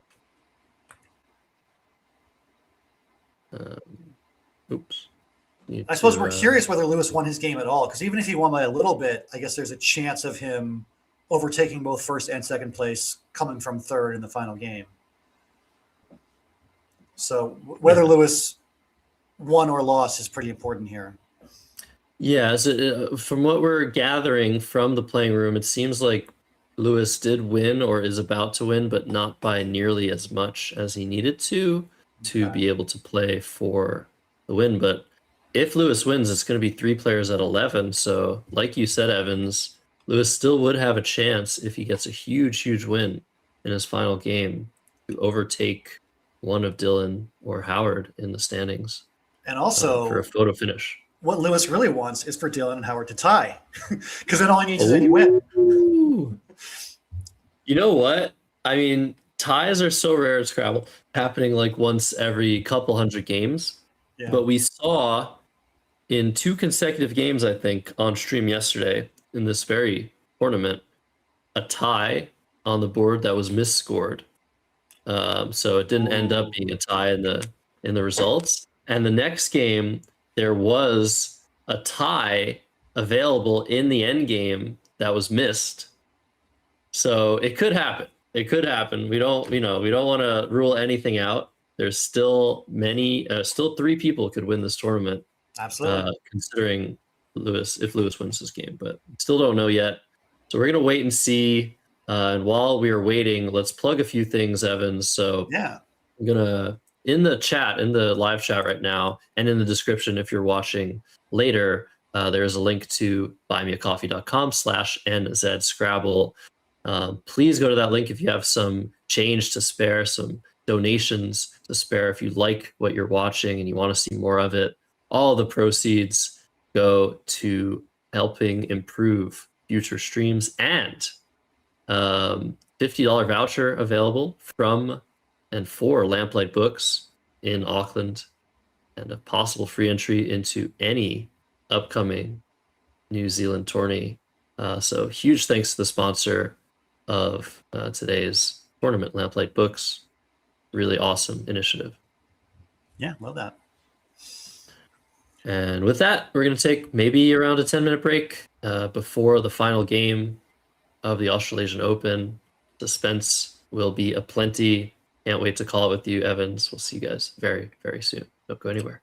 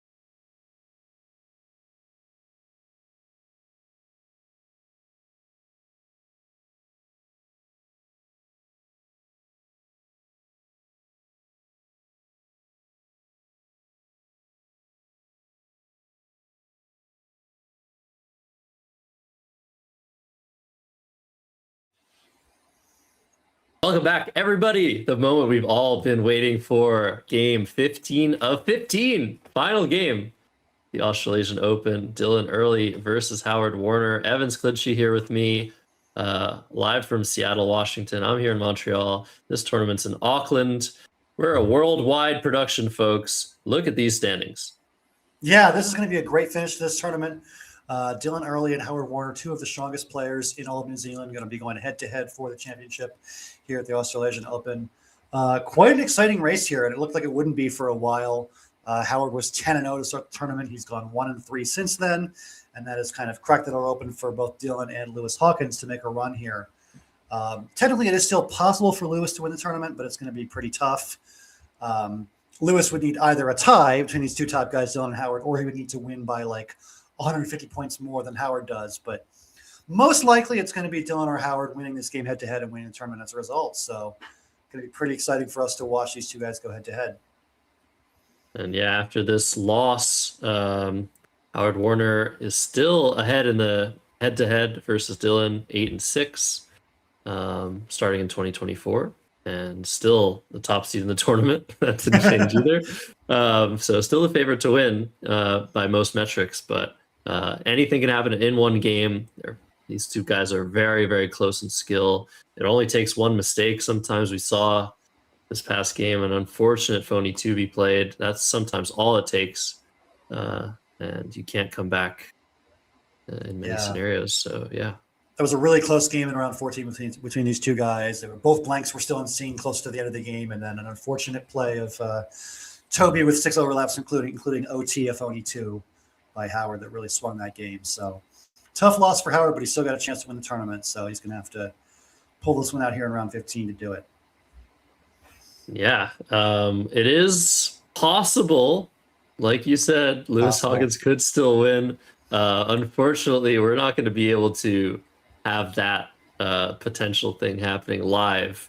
We'll have to just wait and find out what happens if indeed Howard wins by a small margin or they tie. But we'll just I'm rooting for the tie. game. Just maximum chaos, please. I think the tie would be ridiculous. And you know, stranger things have happened. I think whatever happens, it's going to be a great finish. And yeah, Howard just giving a little bit up late in the tournament, giving up some steam, allowing a few people back into the running. He was really just totally dominant. This is the first time, I think, in 6 or 8 rounds that Howard is not winning the tournament.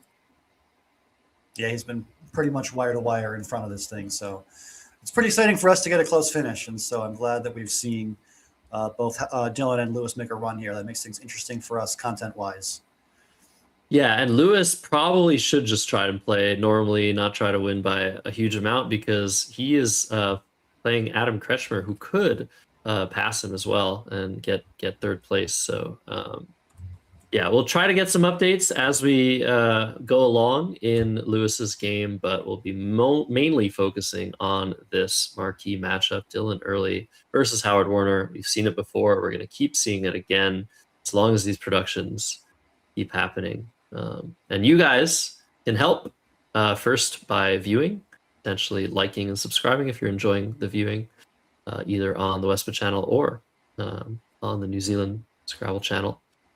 And if you'd like to, you can donate the link that is pinned in the live chat or in the description of this video to the buymeacoffee.com/NZScrabble for more streams like this one.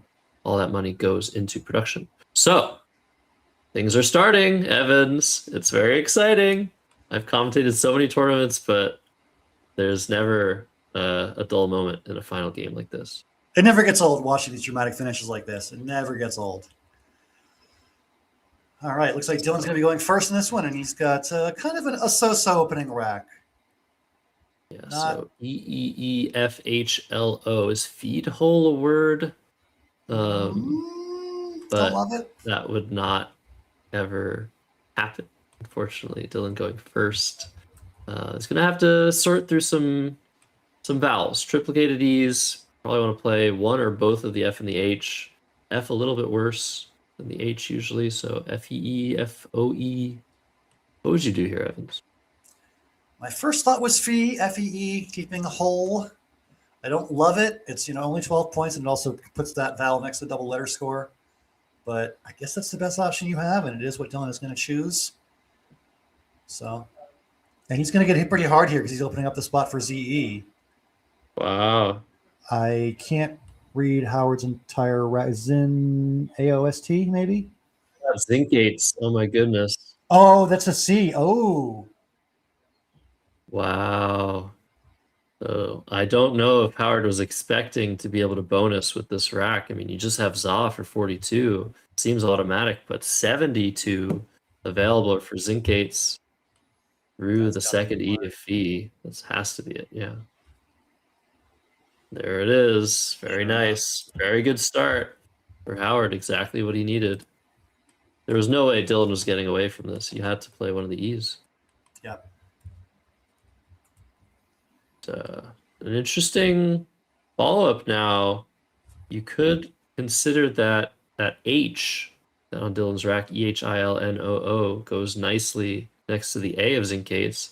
You can go downwards, play something like Hollow, HOLO, but there's 48 points available here, Evans. Yeah, there's one really nice star play here available, and I think if you see it, you're going to be pretty confident that it's the right move. There is a 7-letter word that is a non-bingo double through that C. And I think it's going to be pretty hard to find anything better than that if you're Dylan in this position.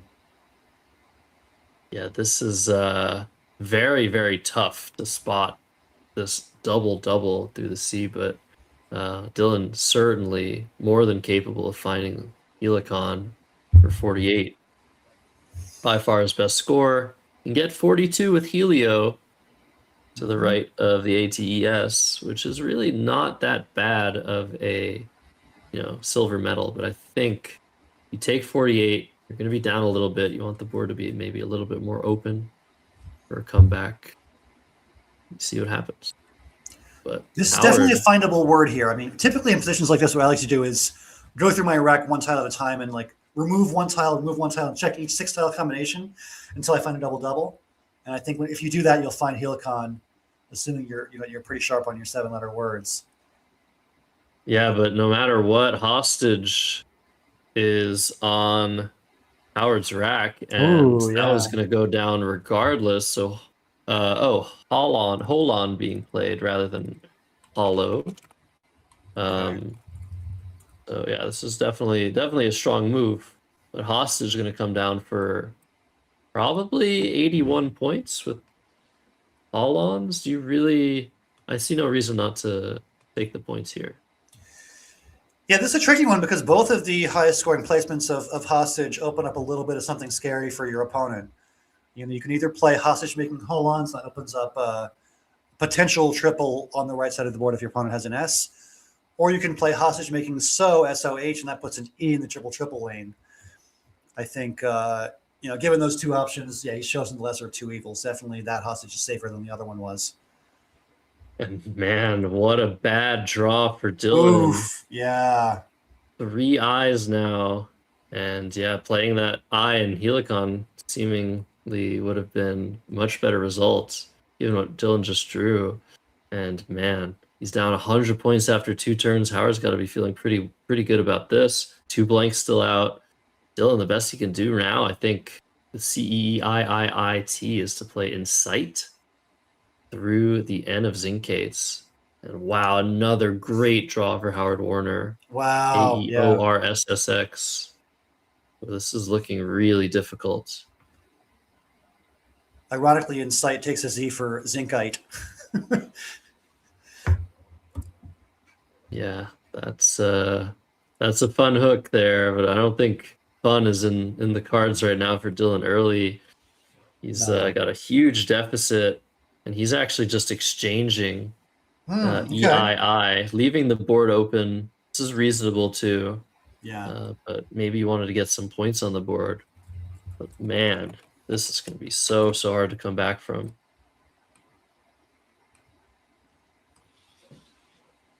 So if you're Howard, you could take 48 points for Hoxes, but I feel like that opens a lot for Dylan. You could just drop Ox under the TA of Hostage.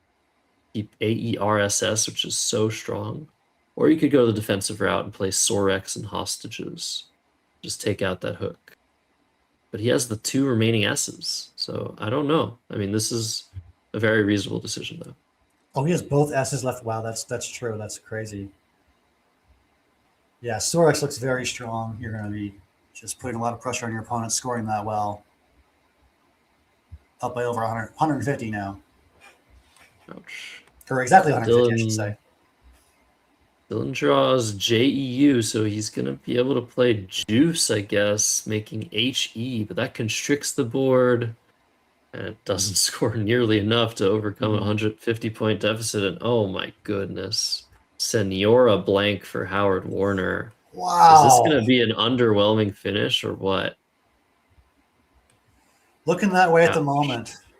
Yikes. Not looking great for Lewis Hawkins' chances of winning by 150 points more than Howard does. So Howard in a very strong position right now to not just win this game, but win the tournament as well.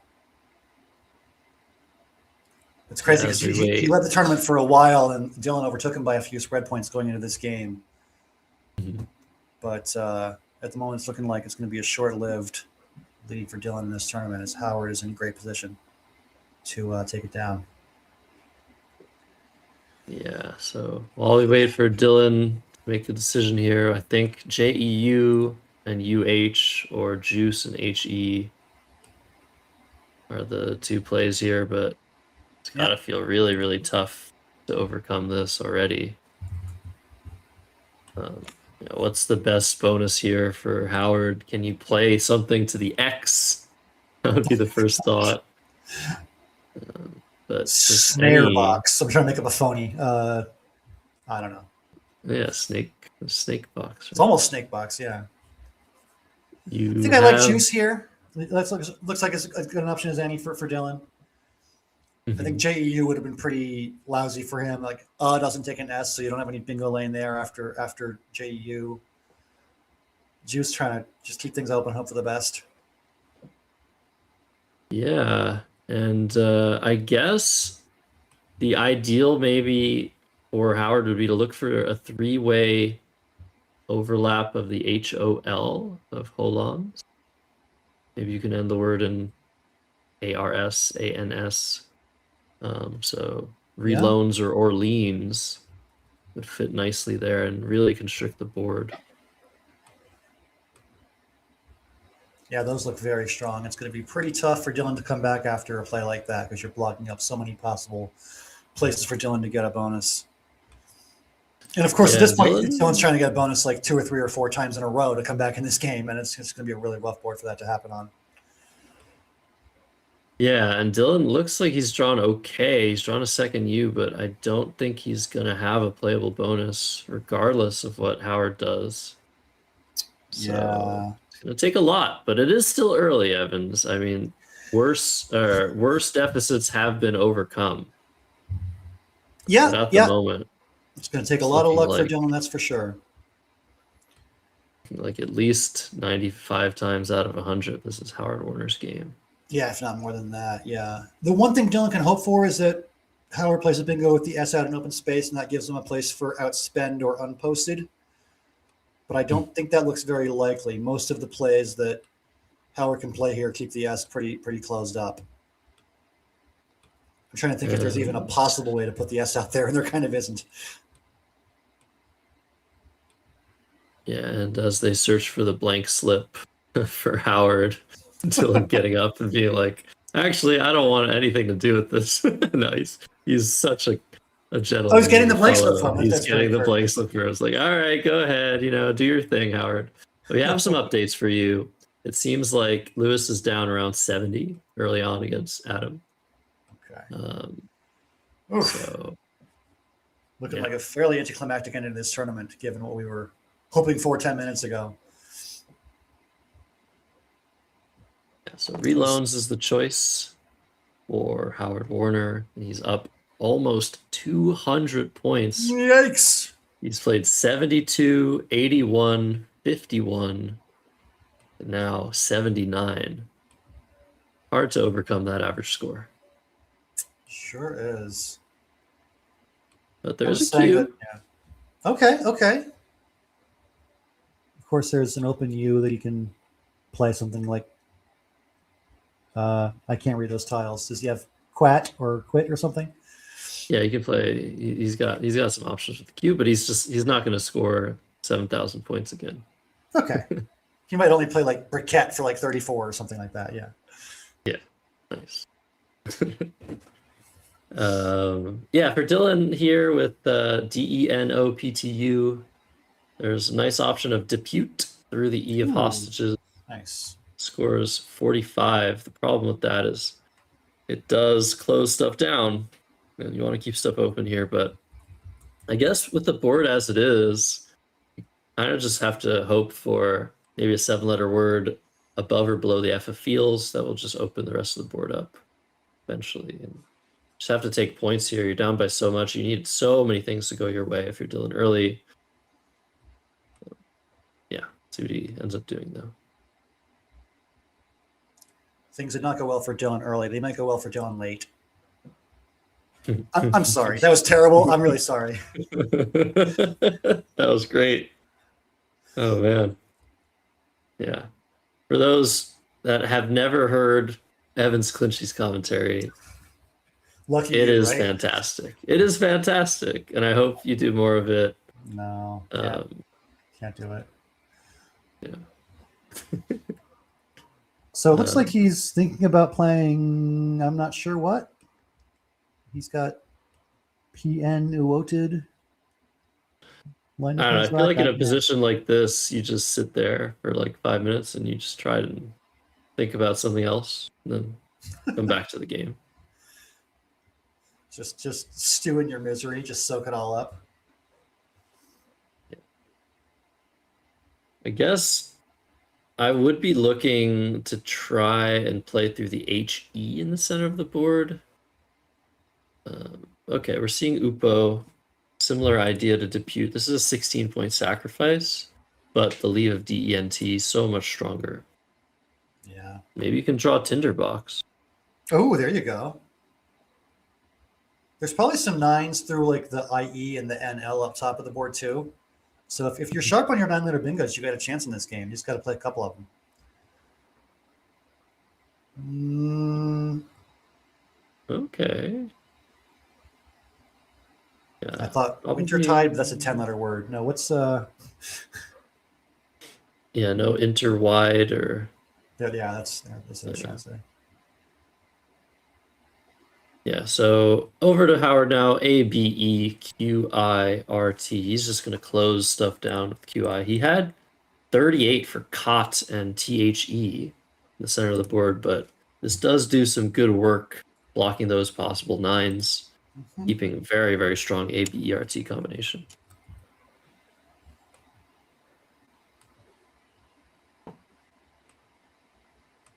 So now, Dylan, I was going to say, trying to play through the HE.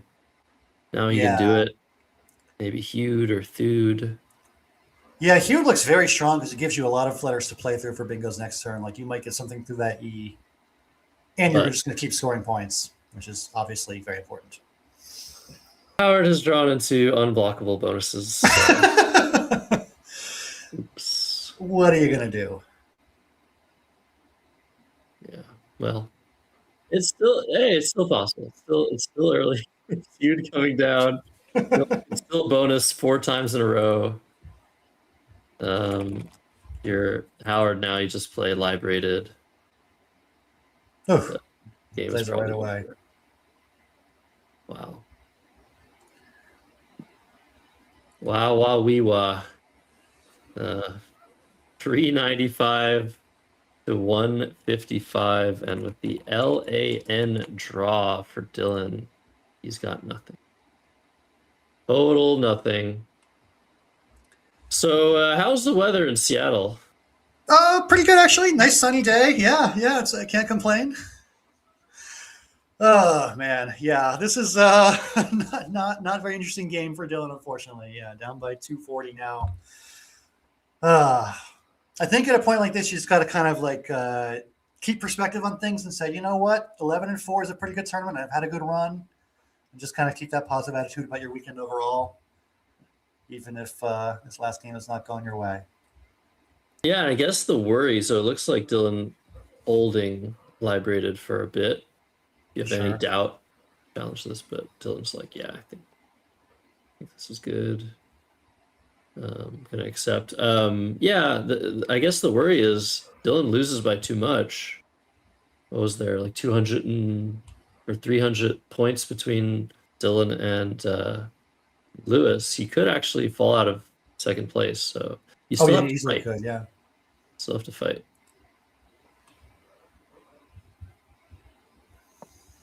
But yeah, wow. Yeah, so while Dylan tries to deal with this awful set of tiles, I guess probably you just want to play NAN at the bottom right, overlapping Upo for 27. Let's talk a little bit about what's going on in the world of Scrabble. So, of course, if you're watching live, this is the new WESPA YouTube channel, which for some reason someone allowed me to be the face of. And yeah, the hope is to get as many WESPA rated events as possible on this channel eventually. It's obviously really important to share and have producers, have the rights to stream their content wherever they want. So that's obviously important to us. But I think it's a nice endeavor to try and get things more centralized in the world of Scrabble, because people don't know where to go to watch Scrabble. As long as people are getting compensated, as long as everybody's happy, I think it's a good try. So NAN coming down for 27. Looks like a good And plan. Tower to respond. EIOTY Y and another A. He's got yay. Which is probably how he feels right now about this game. Just yay is how it's going for him. Yeah. And sometimes it just flows like this. It's where it blocks two of the lanes on the board, scores super well, doesn't open anything. Nothing wrong with that. It must be such a relief for Howard to be in this position because, he was 10-0 to start the tournament. He lost 3 games out of 4 coming into this one, and he probably had a lot of pressure on himself to not blow it and hold on and win this tournament. And to have, just an easy victory that he doesn't need to stress over, and he can just kind of coast and enjoy it, must be such a nice feeling for him to be able to come back from his little losing skid and have this one. So, must be nice. This is my overall point. Must be nice. So Evans, you were mentioning earlier about the Word Cup, which you co-run Yeah. with the Game Players Organization. And do you have is there plans to have 2 separate streams in that event, or just one? We're still talking about possibilities there. I believe we're going to have just one, and we're going to kind of like alternate lexicons and things like that, but I'm not 100% sure if that's finalized. I can get back to you on that. But yeah, definitely in some form or fashion, we're going to be streaming all 31 rounds of Word Cup from Williamsburg, Virginia, coming up in a couple of months. That's going to be a lot of fun. We will have more specific details coming up in the future on that for sure. But it's going to be a great tournament. We've got a really strong field, and it's going to be a lot of fun to all get together in Colonial Williamsburg. Yeah, and we can link to the Collins Coalition in the YouTube chat. You guys, more information about that. You guys are on social media too, very important. As lid comes down for Dylan, just a play that you make in this position. Sure, yeah. But yeah, you can just look up Coco Scrabble, COCO Scrabble, anywhere you want. CocoScrabble.com. We're also on like Instagram, Facebook, et cetera, all those places. And you can easily find information on Word Cup there.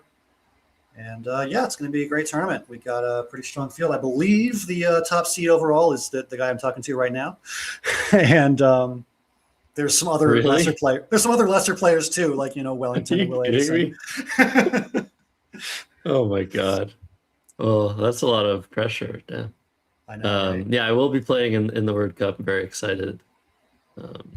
See what we can do. Dylan's drawing a blank.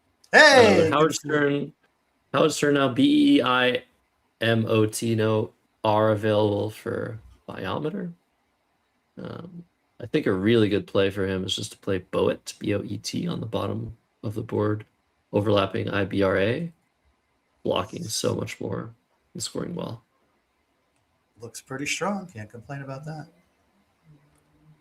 And so you're going to be not playing the World Cup? Yeah, that's correct. I'm just directing. I believe right now I'm slated to be the only director on the con side, so I will have my hands full with that. I better not get sick. Knock on wood there. Because you're also a very, very, very good Scrabble player. I don't know what you're talking about. It's fun to see you in action. You're playing a bunch of local tournaments, but Yeah. we need more help. We need help so that Evans can play Scrabble.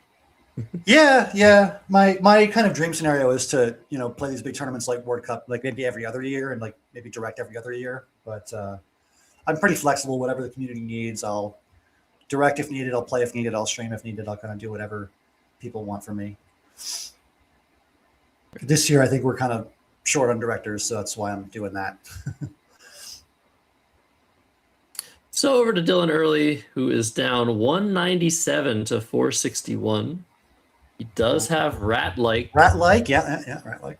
For 65 points, and if somehow Howard has no tiles on his rack, he won't be able to block the triple. Maybe he'll play a phony too. He could play OT again. It's possible. But this is a good way to make this a little bit more reasonable for Dylan Early. And right now in the other game that's important for the standings, it looks like Adam Kretschmer is still ahead against Lewis Hawkins by around 50 points. Oh, wow. But still a that lot means of they're going to be virtually there. tied. Like if Adam wins by 50, they'll be almost exactly tied. They'll be both 11-4 plus 500. So it's a very, very, very close race for third place. Or possibly second, actually, if third, excuse me. If Lewis comes back and wins by a large margin, could be.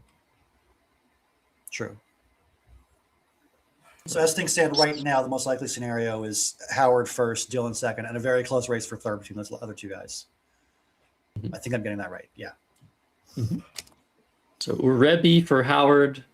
He had a bunch of vowels there, keeping an I and an A with this play. Very good play. This is exactly what you want to do here. But Grandpa is a nice 48-point play for Dylan. And it's a consolation prize. He is going to leave 2 tiles in the bag and get over the 300-point mark this play. Nice little late surge here for Dylan, as it looked like he wasn't going to get to 300 for a while there. For Howard, he's got WTROIAU.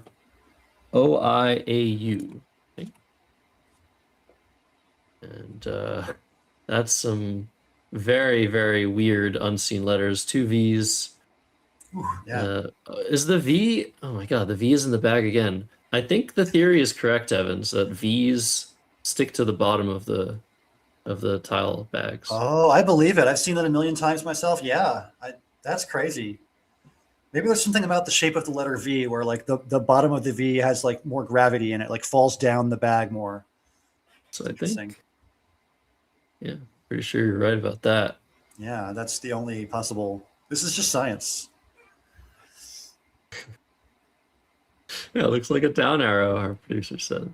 Speaking of our producer, before these games finish, I really want to give a huge shout out to our lone producer on the floor here in Auckland, Jake Finlayson. Absolutely. It is only possible to stream this because people just sit there all tournament producing beautiful streams with beautiful designs. I like this.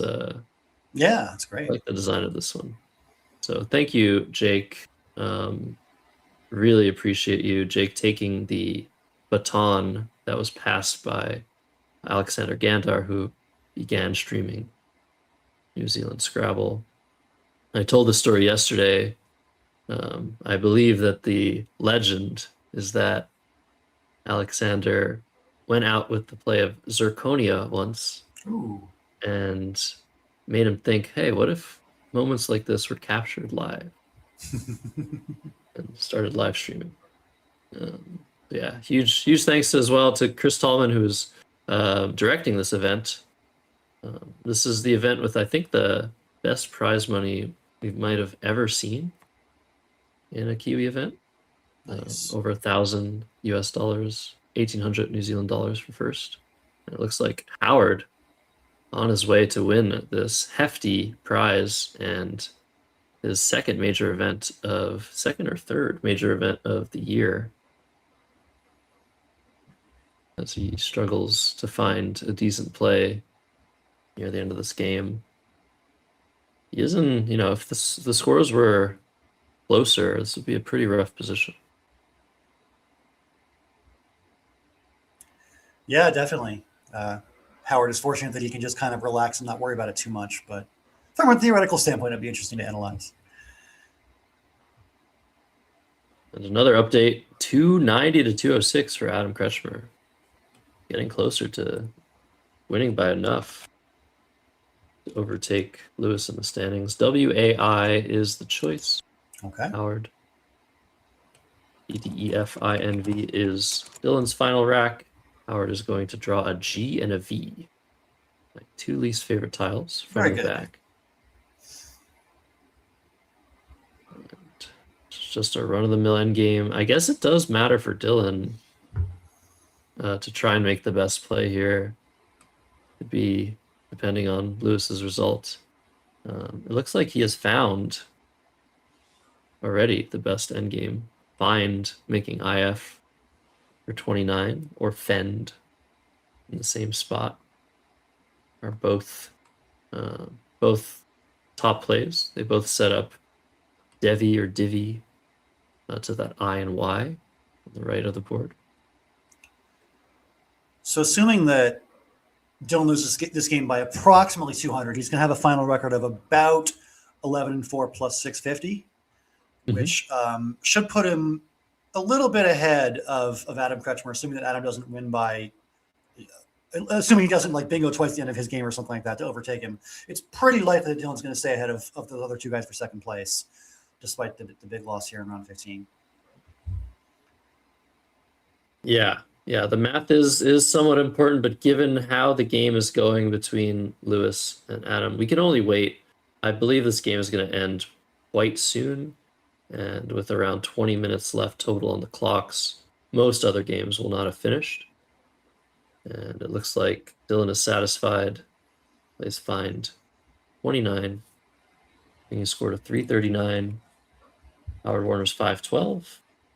And you can't really afford to block Devi to the I of Y. So Howard's best move is to just play Vrot, V-R-O-T, hooking the T onto Hewed. See if he finds that. But yes, it looks like Howard Warner. Well, doesn't really look like it. It's for sure going to be the case that Howard Warner is going to take down the field, just dominant the whole time. A little bit of issues at the end of this tournament, but going to win this final game. Huge congratulations to him. We will have an interview, so if you guys want to think of some questions for Howard, maybe about some of the games or about more general stuff, let us know in the live YouTube chat. Hopefully he'll want to tell us a little bit about his experience here and maybe also about how he came up with the idea of the Australasian Open. This is a very different format from what players are used to in the oceanic neck of the woods. An open format where everybody is in the same division is pretty rare, but it's a very different type of tournament, and I think a very enjoyable type of tournament for a change. Also, Swiss draw, a lot of the tournaments in New Zealand, also in Australia, they are at least partially round robin, not fully round robin tournaments. But I like this format, Evans. Yeah, it's great. They got a pretty big field for it, about 50 players, it looks like, and which is a pretty huge turnout for a country the size of New Zealand. Yeah, I mean, everybody turned out, and they got a really great field, and it was a really competitive event all weekend long. Opens are fun. You get all sorts of matchups between, high and low rated players, and you get big upsets sometimes. And, it's always exciting when some low rated player gets a big upset win, and it's a thrilling moment for them. So just opens are a lot of fun. And then typically at the end, you get, a matchup like this, Howard and Dylan, two of the best players in the country, going head to head, which is always fun for us to watch. We get a great matchup here. So just from start to finish, a really fun tournament. We have so many fun stats too. Cooper Ashley, the 16-year-old, defeated Joanne Craig, which is an 839 rating difference. So a lot of upsets are possible in a format like this, especially with up-and-coming players like Cooper. We didn't get to see that game on stream, but very, very amazing stuff to defeat such a seasoned player at the age of 16. Lots of other upsets happened. Some high-scoring games. I think Andrew Bradley has the highest score at 649 in this tournament. Yeah, a lot of fun stuff can happen in an open. Might be my favorite format, actually. Mine too, I think. Yeah, it's a great. And of course, last but not least, I'm going to say it one more time before we go. These streams, these productions are only made possible due to the hard work of many, many volunteers in the New Zealand Scrabble Federation. So if you like what you see and you have some coffee change to spare, there's a link pinned in the live chat and in the video description. buymeacoffee.com/NZScrabble. Any amount is appreciated, and your presence alone is also appreciated. So thank you for being here, everybody. 15 rounds of awesome Scrabble are coming to a close. Always a little bit sad. Definitely. But it's been a great tournament, and it's been really fun to watch these two players go head to head these last two games. It's been really good Scrabble, really enjoyable to watch. So can't complain too much about that for sure. And the commentators as well, especially you, Evans, for taking these championship games. Appreciate you for giving your time as GOT, Game of Tiles. Nice. Comes onto the board. 22 points for Howard Warner. Probably going to see Devi for 24. That's the outplay for Dylan Early with the final score 375 Dylan, 534 to our 2026 Australasian Open champion, Howard Warner. Let's pan to that overhead mic and get him on the headset when he's ready.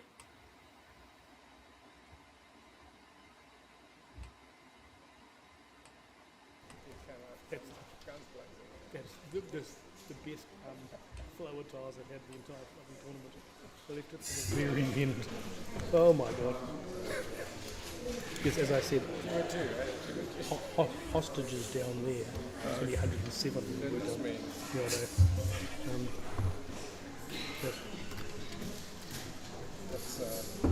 And when I had that, couldn't believe you put out an E for me. Wouldn't have been able to do a huge amount with it otherwise. Or if you changed, I would play Zinks, but that was just and it just went from there. And even when I had so many places where I could liberate, just places all over the place. I know. That was amazing. Sometimes it goes like that. Well, Yeah. You had the previous two. Yeah. Wow. But so when I played Fee, I kept whole. Whole. H-O-L-E. Yeah. Happy with the leave, but It's a tough one, isn't it? Yeah. As it turned out, you would have been better off just changing and letting me have Zinks. Yeah. Yeah, gosh.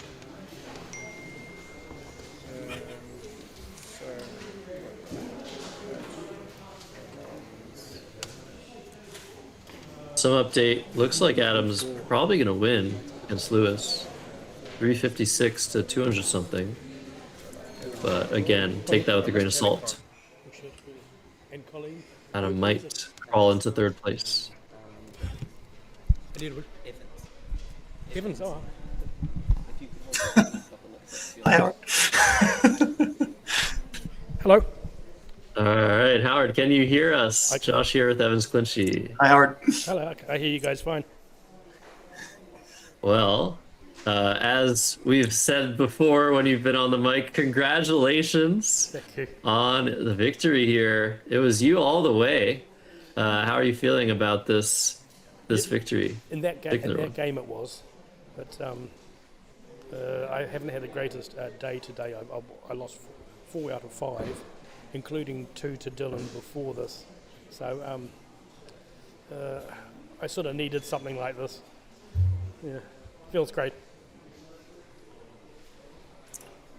Nice. Yeah, so I guess we heard that this tournament was originally at least partially your idea, right, Howard? Yes, Bob Jackman and I have been talking about it for years, but never quite got it up and running. And so, a credit to Kiss, he just picked up the ball and ran with it. And I'm so pleased it's finally come to fruition. It's great. Because you've been playing. Bob, yeah, go ahead. Bob was up there with a chance towards the end anyway himself. Yeah, he was doing well. He had the spread on all of you. Sure he had a very good differential. Yes. Yeah, I wanted to ask a little bit because you play so many tournaments and you're winning most of them, or at least a huge portion of them. But how does it feel like format wise? Is the format something you've been longing for, or is it just a change of pace to have an open like this? Oh, a bit of both. I love Swiss draw. I love round robin. We don't have many round robin, Swiss draw in New Zealand, so it's lovely to have this format, and I'll do my best, whichever one we're using. It makes it interesting because you just don't know who you're playing at any stage. So, in some ways, it's a lot more fun. Right. Evans, do you have any questions for our Victor here? Yeah, Howard. Hi. First of all, congratulations. I guess I was just kind of ask you a little bit about the Australasian Open overall, and just kind of what is it about this idea for this tournament that made this event unique? I mean, just tell me kind of about this tournament, what the idea was behind it. The idea is that New Zealand is as far away from you can get from the rest of the world. Don't I know it? And we don't have. It's very hard for us to get to international tournaments, and so I've long felt that we need something where we can attract top players to come to New Zealand, even if they're only Australians, and where we can play at an international level, and supply this for all our players in New Zealand. They don't get many opportunities, so that's what's behind it. That's great. Yeah, it's really, I guess, a sort of format that attracts a lot of different levels of player, and hopefully in the future, I mean, given the success so far, I can only imagine that this tournament will grow and get more and more people from around the world, and really put New Zealand Scrabble much more on the map than it was before, and it deserves to be, especially with the advent of streaming and watching you play, seeing how incredible you are at Scrabble. It's a pleasure. It's really a pleasure. So we won't keep you much longer. Get to rest on your laurels here and win the tournament you envisioned. So I really wish you the best, and hope to see you in a production soon. I think, was it the Trans-Tasman that's next? That's right. It's in Brisbane. Yeah. And very nice. I'd just like to say that anybody who's watching and listening on the stream, this tournament is planned to be annual, I think, and the next one will be in Sydney, and we hope that many more people will think about coming to it in Sydney, and we just hope it'll grow from here. All right, great. Wonderful. Well, you heard it here first. Annual tournament That is great to hear. Sydney next year. I certainly hope to come join Oh, join good. the fun. And bring some of your mates from North America, please. We'll see what we can do. Okay, thanks a lot. All right. Bye-bye. All right. Thank you, Howard. Howard. All right, that was Howard Warner, the victor champion of the inaugural Australasian Open. One more time, thank you everybody for watching. Thank you to the whole New Zealand Scrabble organization for putting this on and just bringing Scrabble to the masses with this this massive production. Evans, anything left to say? Yeah, I mean, not much to add other than what you've already said. Just, thank you to everybody for making this tournament possible. Thank you to Howard and to Chris and to Jake for the stream production. Congrats to Howard and everybody else who did well in the tournament. And yeah, it's been great. I just really enjoyed the whole weekend. It was great. Fantastic. So if you are still here, thanks again for watching. We appreciate you. More streams to come on the WESPA channel, on New Zealand Scrabble channel as well. I think the Trans-Tasman is next. Like we heard, I hope that we get a similar production to this one. And yeah, more Scrabble to come, more awesome content. Thank you, everybody. Mwah, mwah. This is us signing off. Okay, see you soon. Thanks, everybody.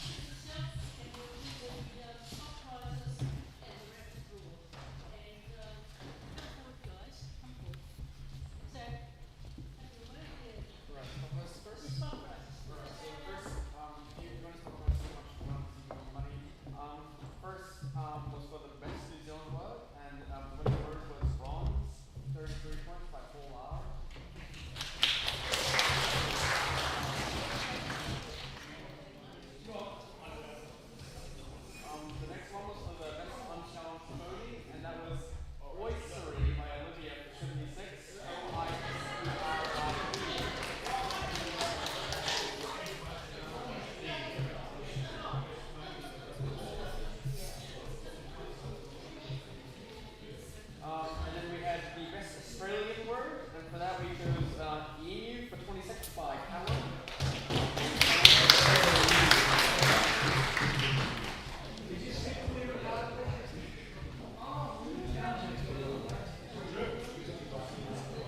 Then we had the highest scoring word, which was modelling for 172 by Dylan.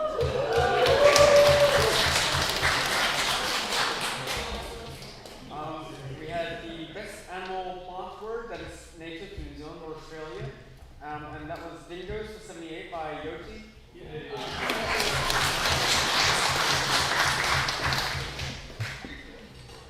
And then we had the money bags word, and that was earning for 67 by George.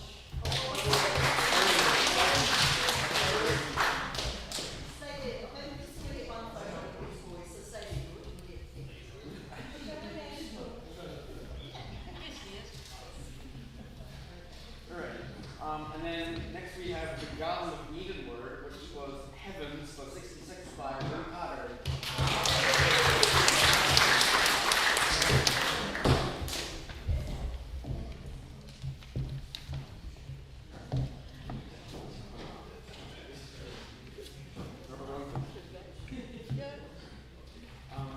And then we have the best sibling rivalry word. And Callum once again wins with Hansen for 90.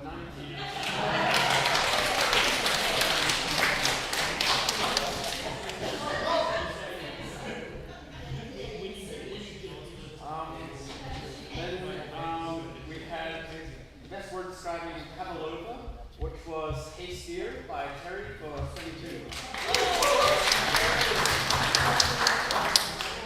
And the final one, the one with the least entries, was the best word using only the letters in Bulio y slow. And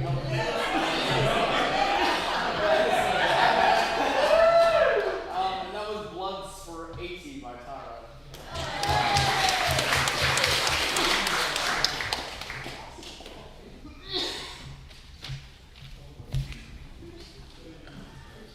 think that's several surprises. The other thing is that we need to thank all of you very much for your generosity for the raffle. So Matthew and Bob are going to present the draw and present the raffle. Okay, here we go. I haven't got tickets.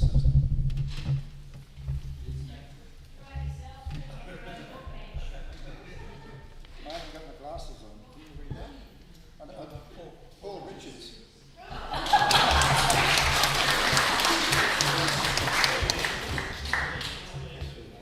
Thank you very much.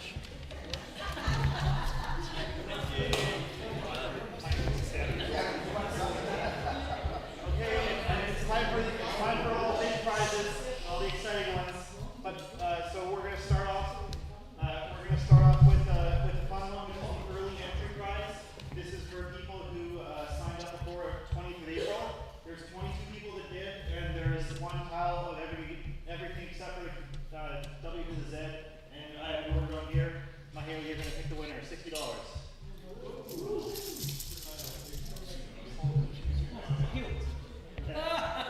It's a K. That's number. What is K? Sorry, I'm stupid. 11.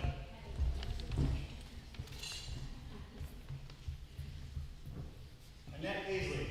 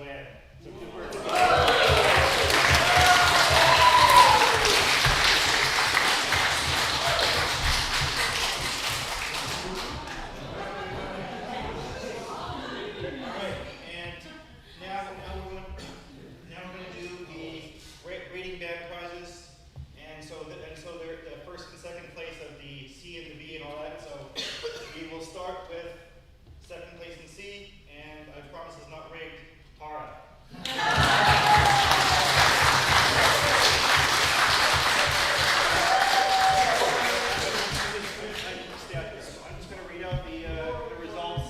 Targeting 15th overall, 9 wins, minus 234.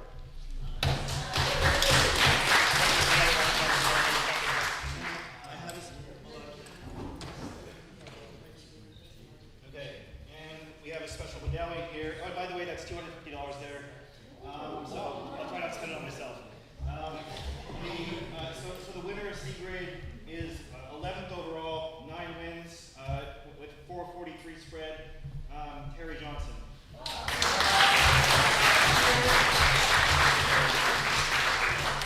And you can do that and you're all. And that's $600 for Terry.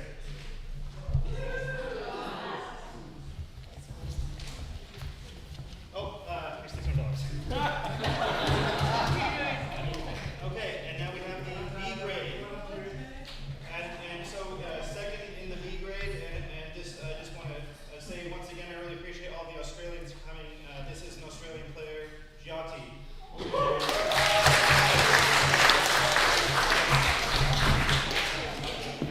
Stand here. I'll read out your results. 13th place overall, 9 wins, plus 153 spread.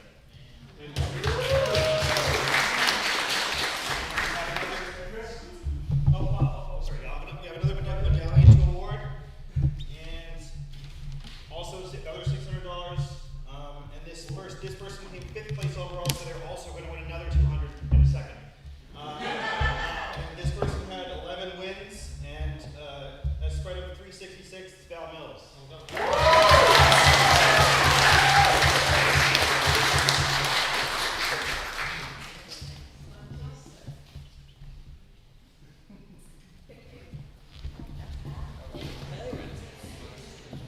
All right, and now we're moving on to the place prizes here. So as I just mentioned, 5th place, come back up, Val.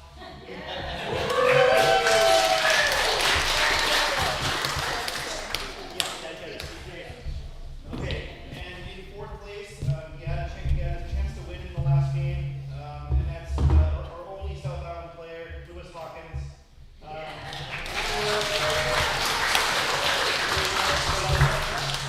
$300 for 4th, 11 wins, plus 482 spread. And now we have 3rd place, another Australian player with 11 wins and 512 spreads, so only 30 difference. And that should be $600 to Adam Freshman.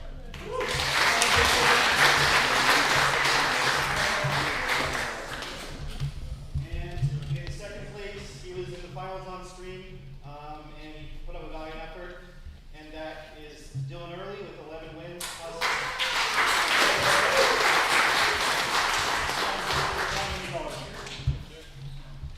and this one's a little full. So let me just get one more of these. This is $1,800, the biggest top prize I think ever in New Zealand, probably. And no surprise, it goes to Howard Warner.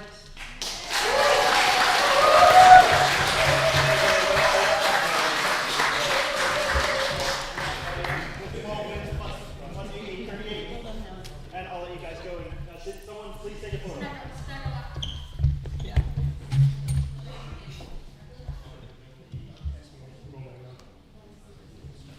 Thank you.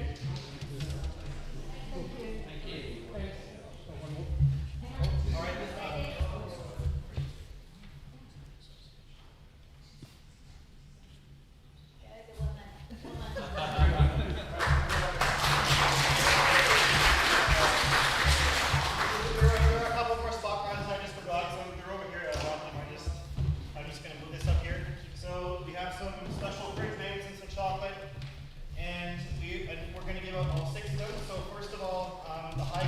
tournament. 647 points, Andrew Bradley, and you're here.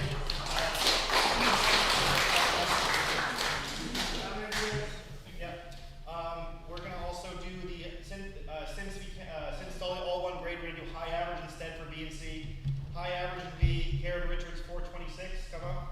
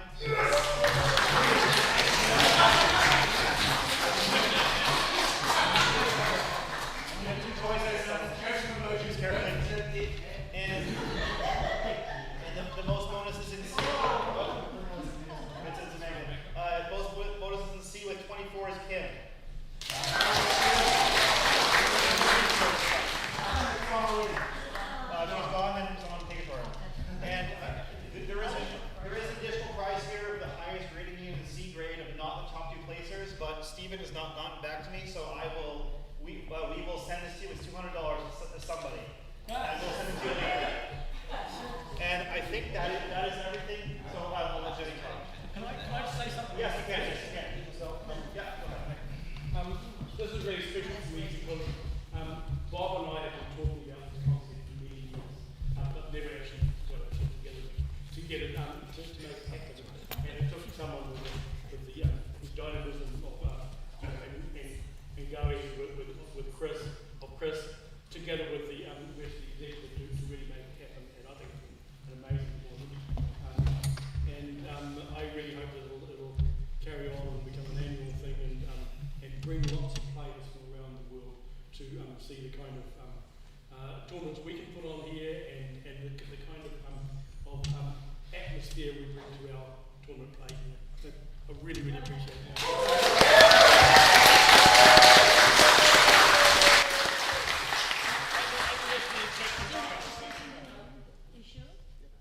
Thank you very much, people, for coming. It's powered 7 all really, and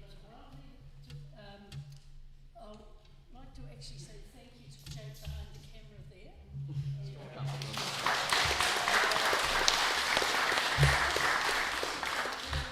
You've heard for a lot of us, and a lot of you maybe, being streamed in front, being playing in front of the camera, so good stuff here. Chris. Well done, man. Yeah. I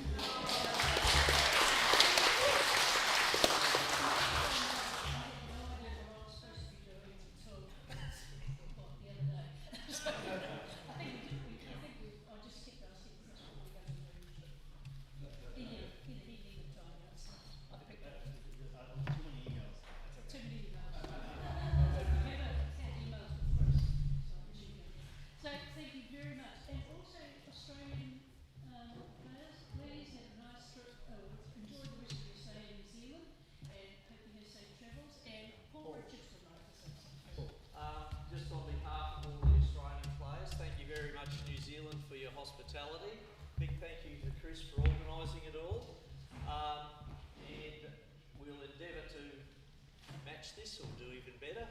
I believe it's probably going to be in Sydney at about the same sort of time next year, so we'll keep you informed. But once again, thank you very much for your hospitality, and we'll see you in Australia for the Trans-Tasman and Townsville and New South Wales. So if you want a couple of weeks holiday,